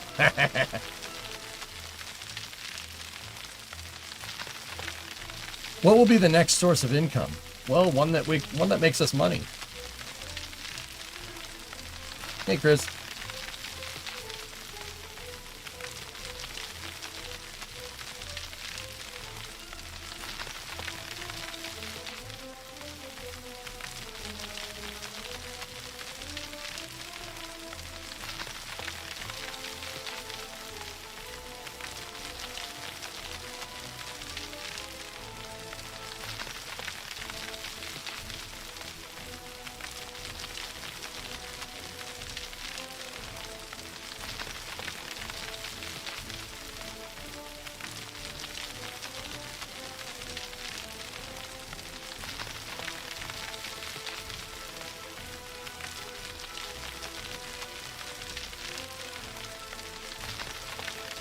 Chris, everything's going well, man. How are you?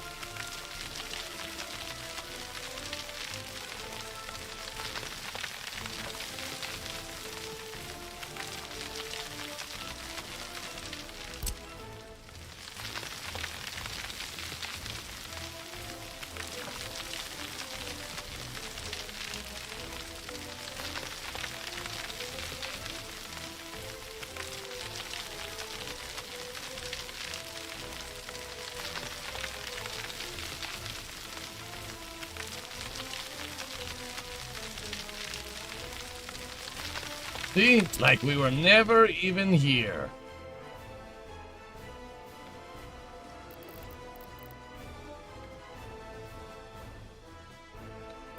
Actually, that doesn't really look right. There we go.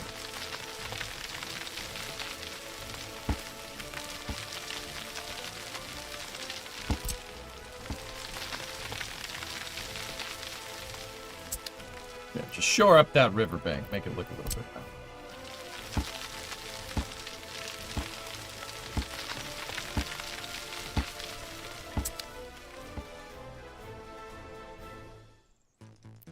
That flow does not look right at all.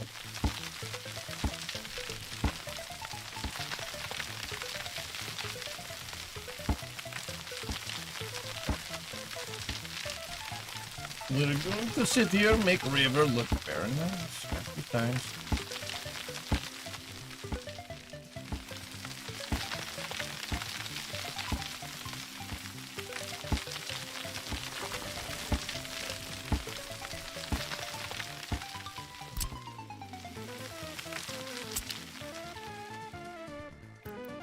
So if I go over here, bring the tracks back in like that,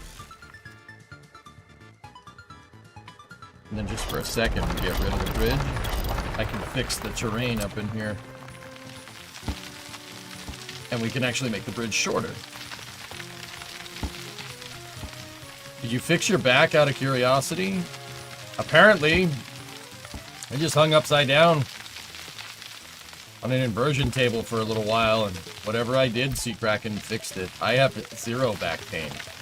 Not even a sore back. 0.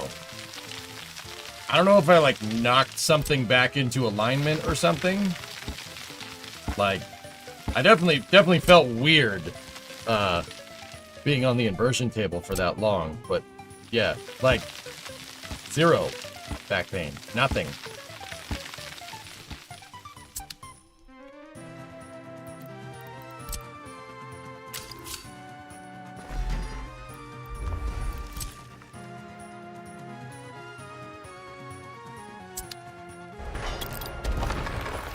Don't jinx yourself. Been like this for a couple of days, man.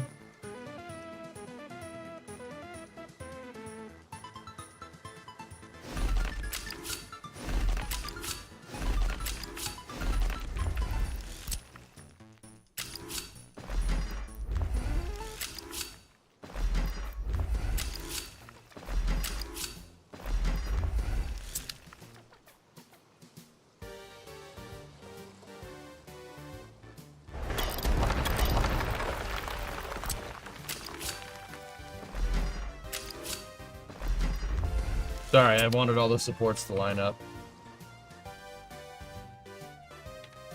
Cool.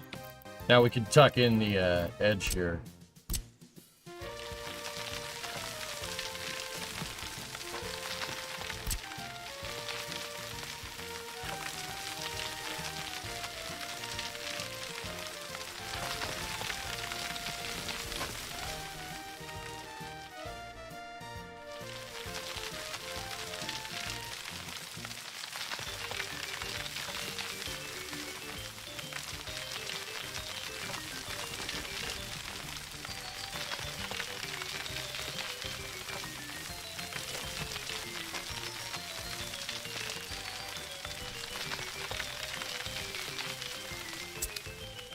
No more bench pressing axles. Brett, please. Fine. There we go. Doesn't that look nice? We'll plant a bunch of trees in there to appease the hippies.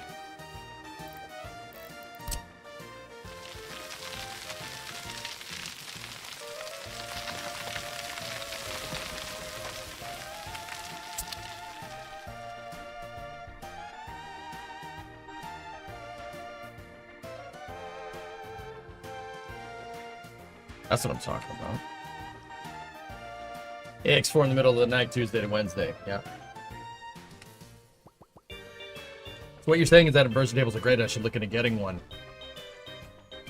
Were you live for the Kuiper launch? I slept through it, man.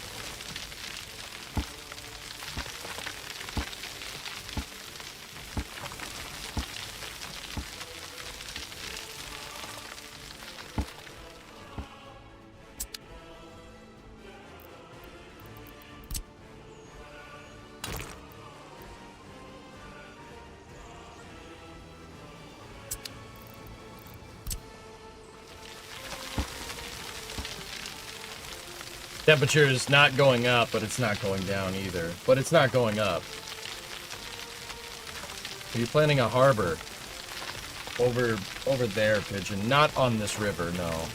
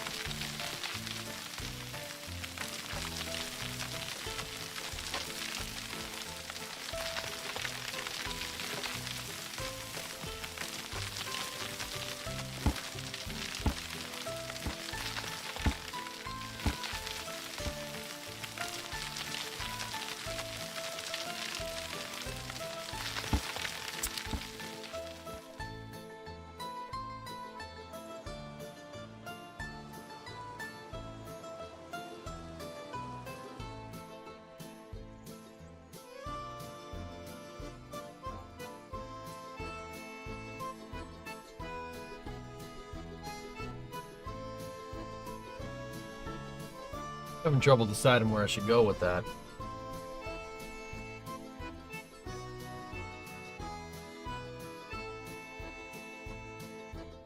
I'll figure it out.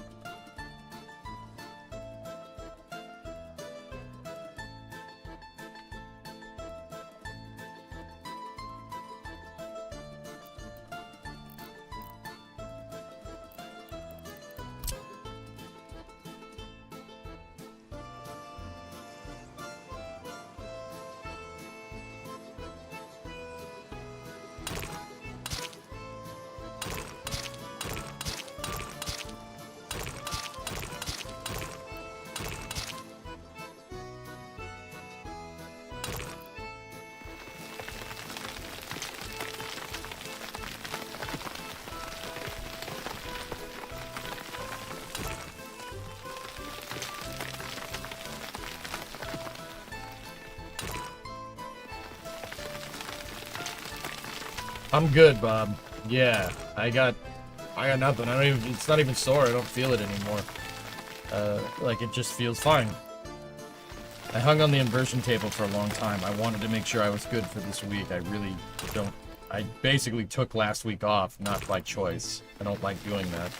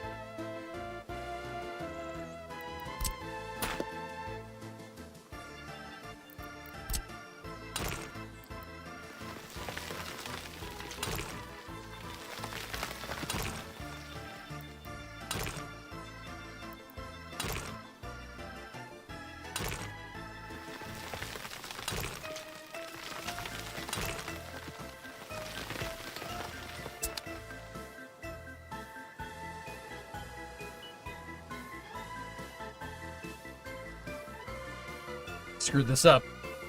Crap! I screwed it up. I moved over one grid spot. This whole thing needs to be redone.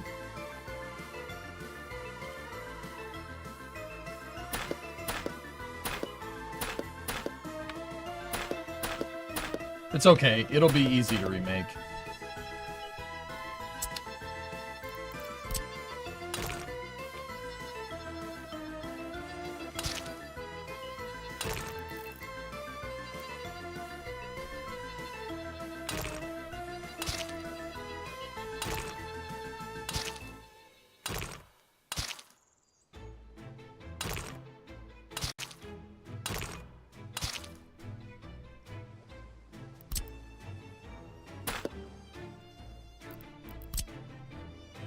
I forgot I lined the highway up on the grid.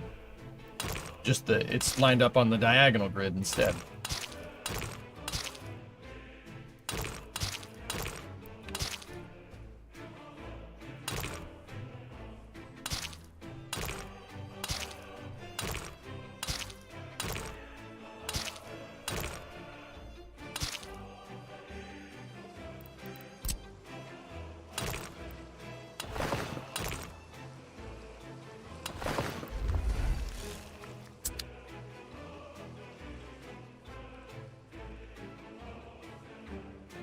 Five lanes? What is this, filthy capitalist?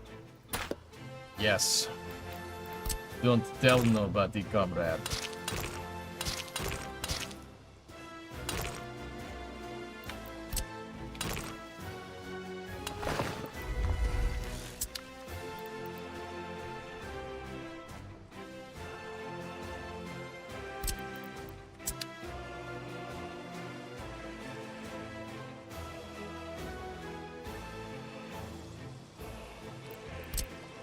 Are you serious? Equip those two.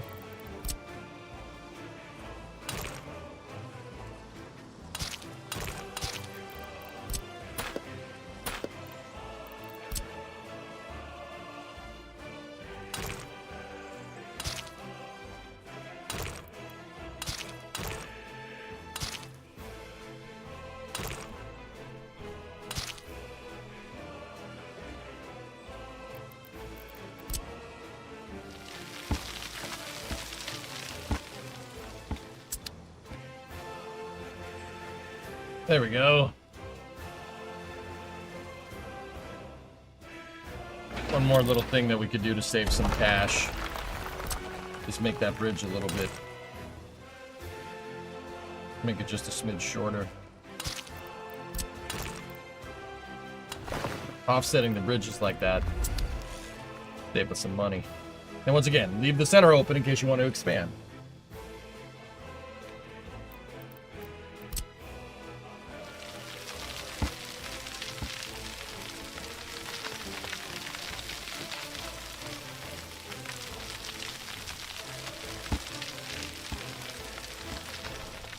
Now that our tracks are in position, the road is in position, tighten it down.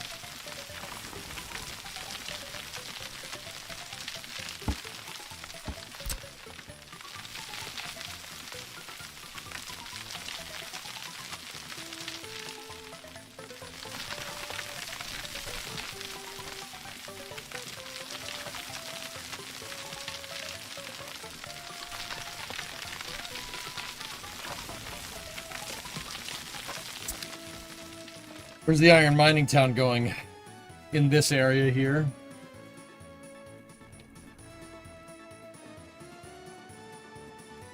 Now I gotta figure out where I want the highway to go, dude. What height do you leave above tracks for clearance? 25 feet is what I found that the game likes.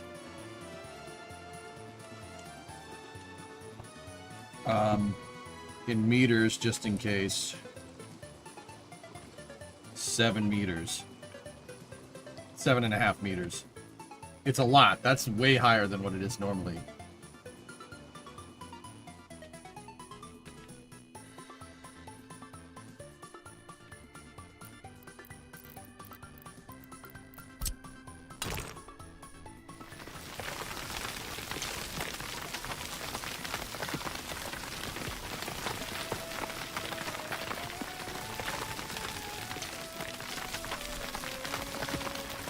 I don't want that hill there.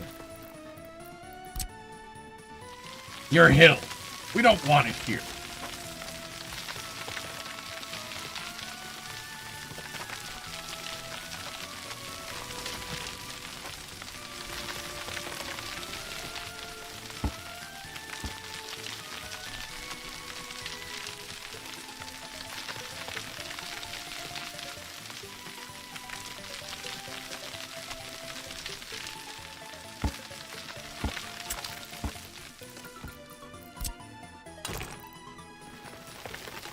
Use the runway tool.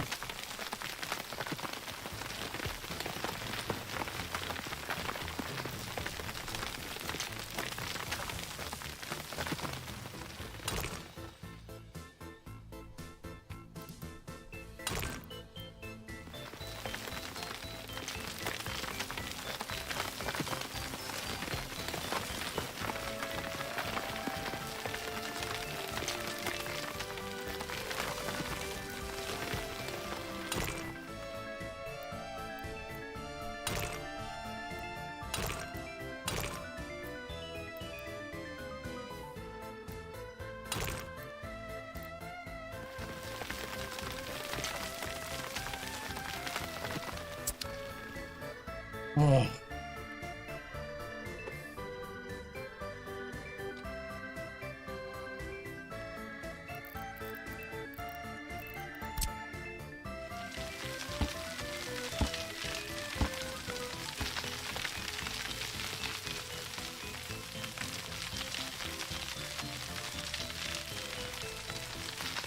I know that the mine building's still right. Good. That should give me enough for a rail junction for the iron mine and whatnot. We're gonna need to build a small offshoot from the highway right here. Small bridge that goes down there. We'll build it right here.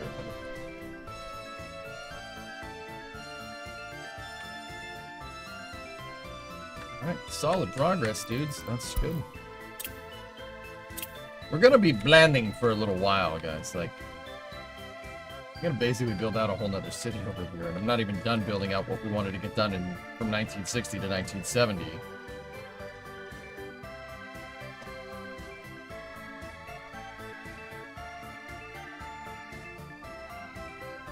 But, whatever.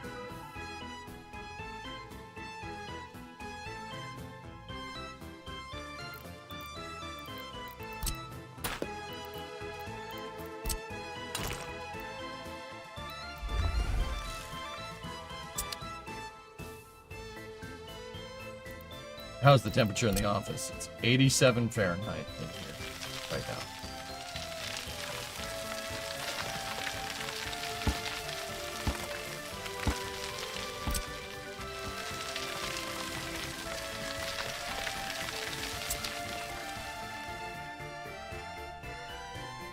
Why are our citizens so unhappy? I don't know, Vince.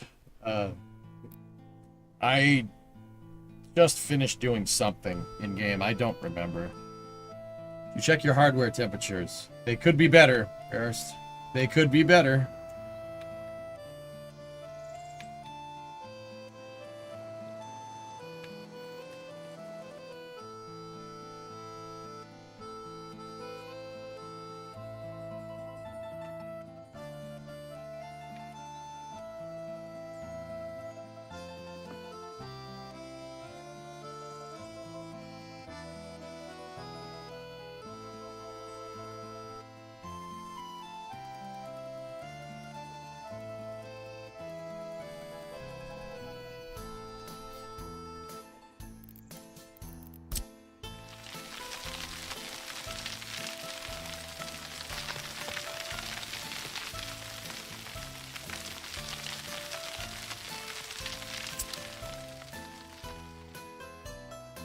Red Platoon, 47 monthly Discovery, sub. go and throttle up. Enjoy heat or face wall.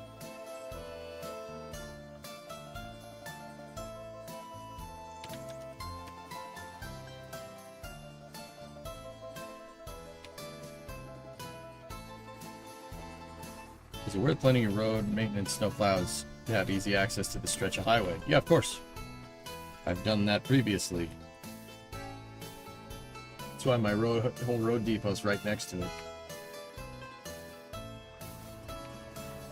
I might end up putting one of the snowplow depots in here. In this area.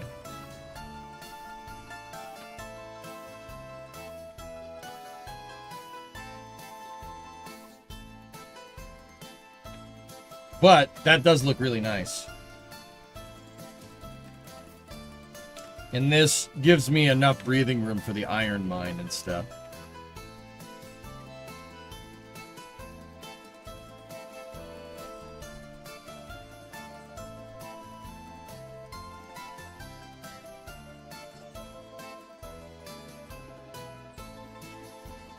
If not, I can also redirect some of the tracks too. It's not an issue. Cool.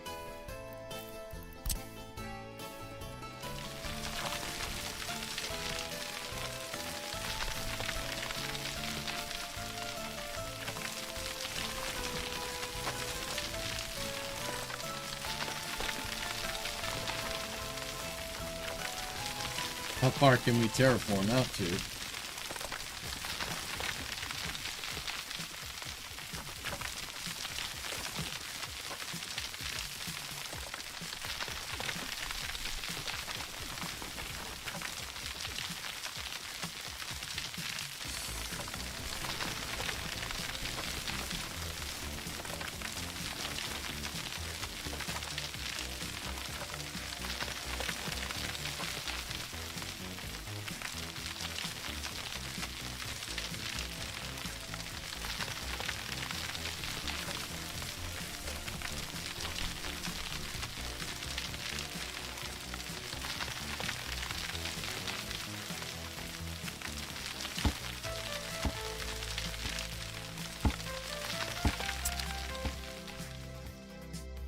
Nice.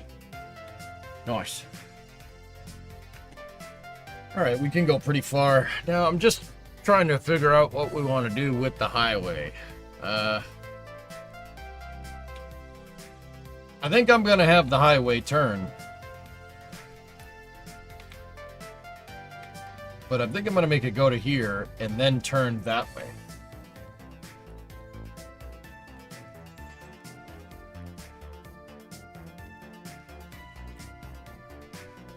But if we did that, I mean, we want the highway to ideally snake through right here. If we were going to do that,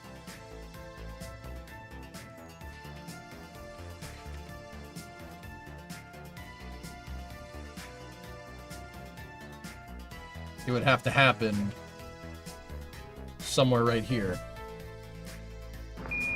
Listen, Tranquility Base here. The Eagle has landed.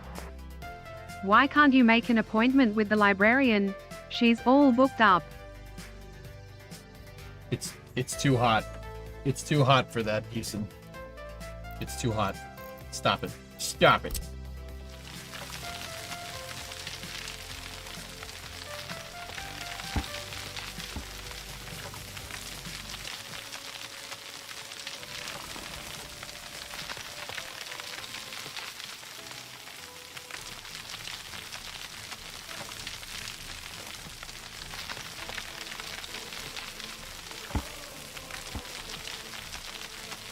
Hi, Vigan.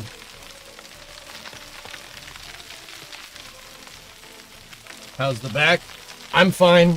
I rested a lot over the weekend, dude. I'm good. I can do this. If I tried to do this last week at this time, I would have fallen over.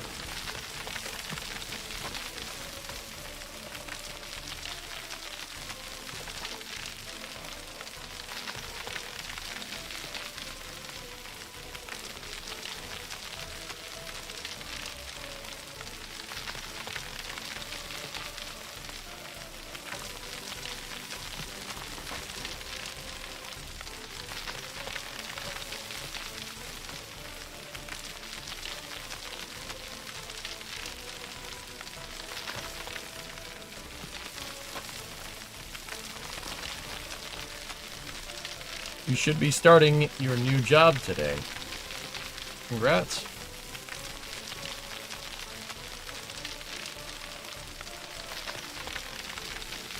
Well, get air conditioning then. Yeah, no, that's a good idea.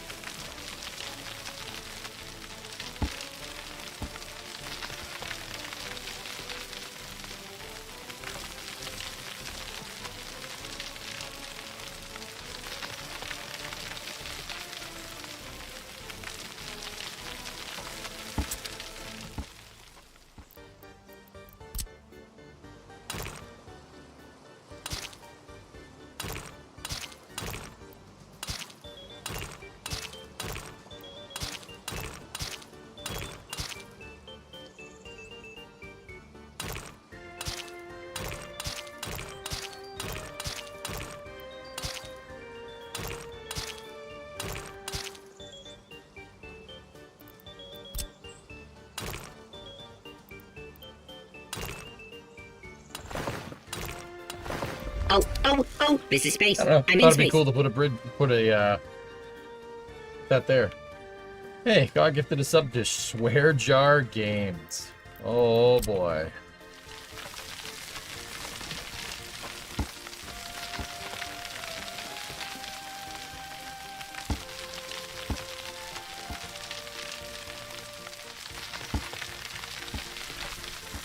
There's a little bit of a, like an inlet right there, so, yeah.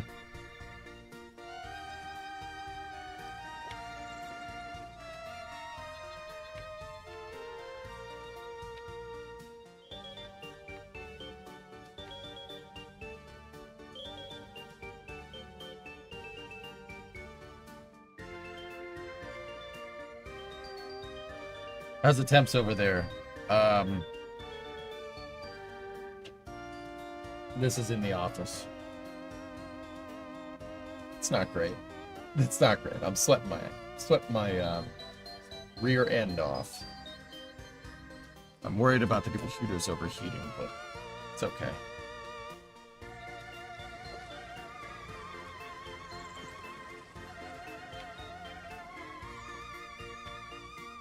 That's broken. It's in the wrong units. Oh, and for the people that can't do simple calculations, there you go. You know, I know math is hard with you lot. It's fine. It's fine, Sam. 31 in the office. Thanks, pal. I got you, man.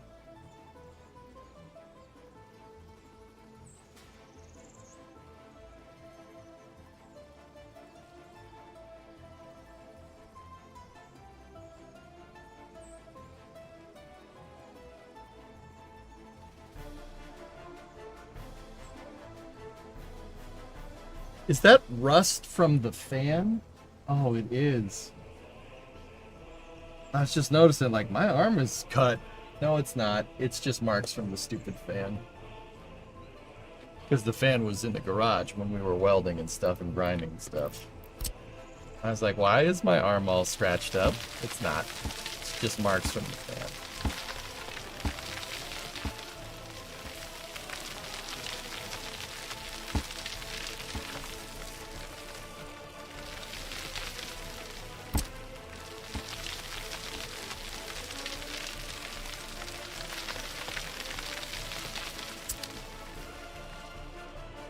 Why is it so hot with my air conditioner? It's not sealed up to the shop. Can't see me. It's just too much for this. It's a 10,000 BTU air conditioner. It's too much heat. The metal building just makes too much heat. Heats up the air. Air conditioner can't keep up. I have other solutions, but honestly, it's not too bad. I'm just, like I said, I'm worried about the equipment more than anything.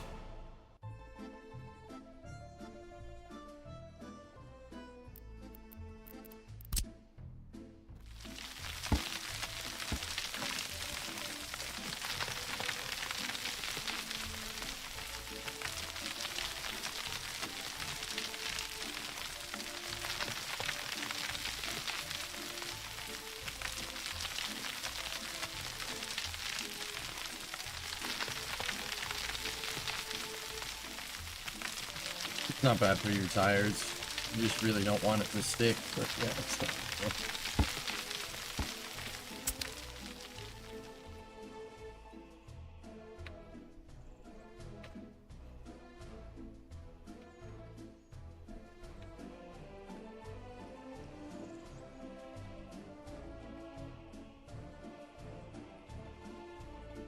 You know what? I changed my mind. I don't want these bridges here. Filling in.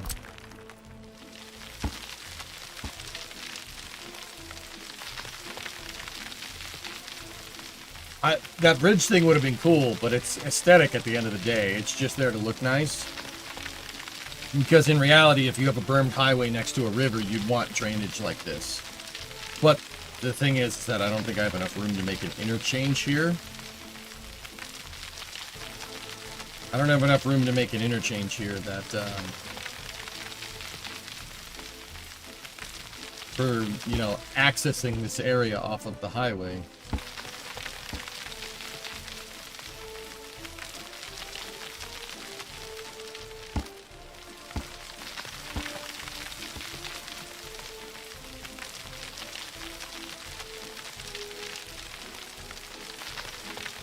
The other hand is we could make the ditch a lot smaller. That might give us enough space.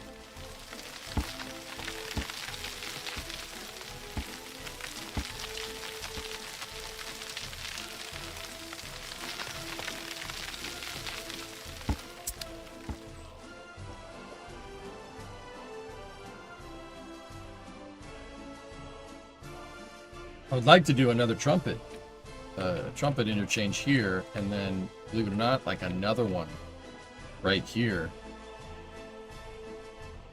because that's what we really need. We're in a tight gap, so if we put a trumpet interchange like basically a mile down the road, like right here, we leave the threshold for the border.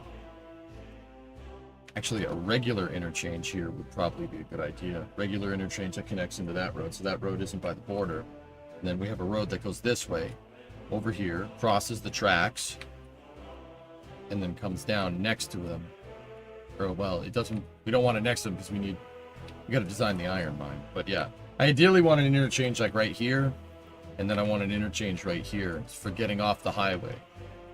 But I want them all spaced out because it keeps traffic flowing nice and good-ish.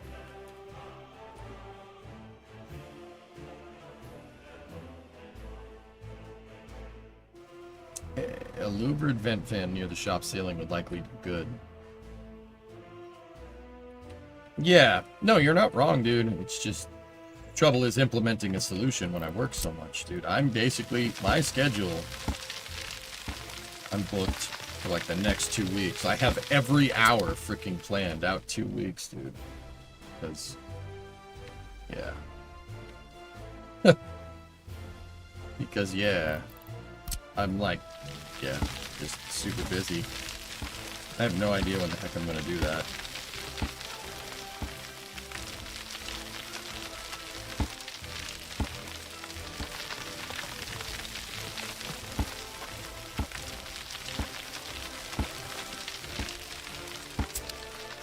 Stream the work. I don't really need solutions though, fellas. I know how to fix this problem. It's just finding the time.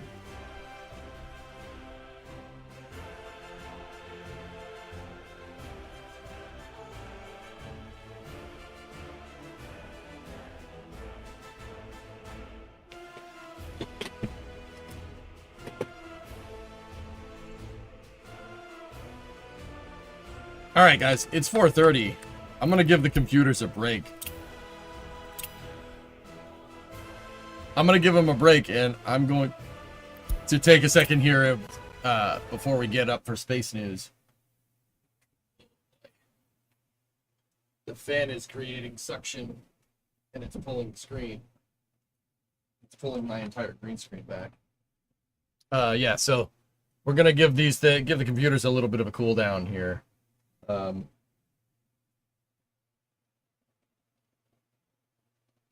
on. It's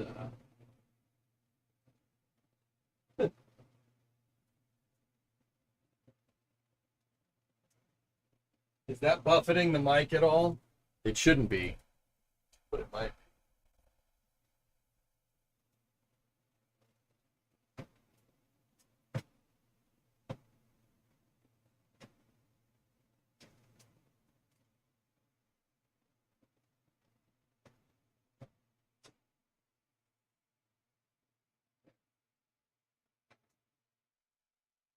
Cold air is blowing right into the fan now.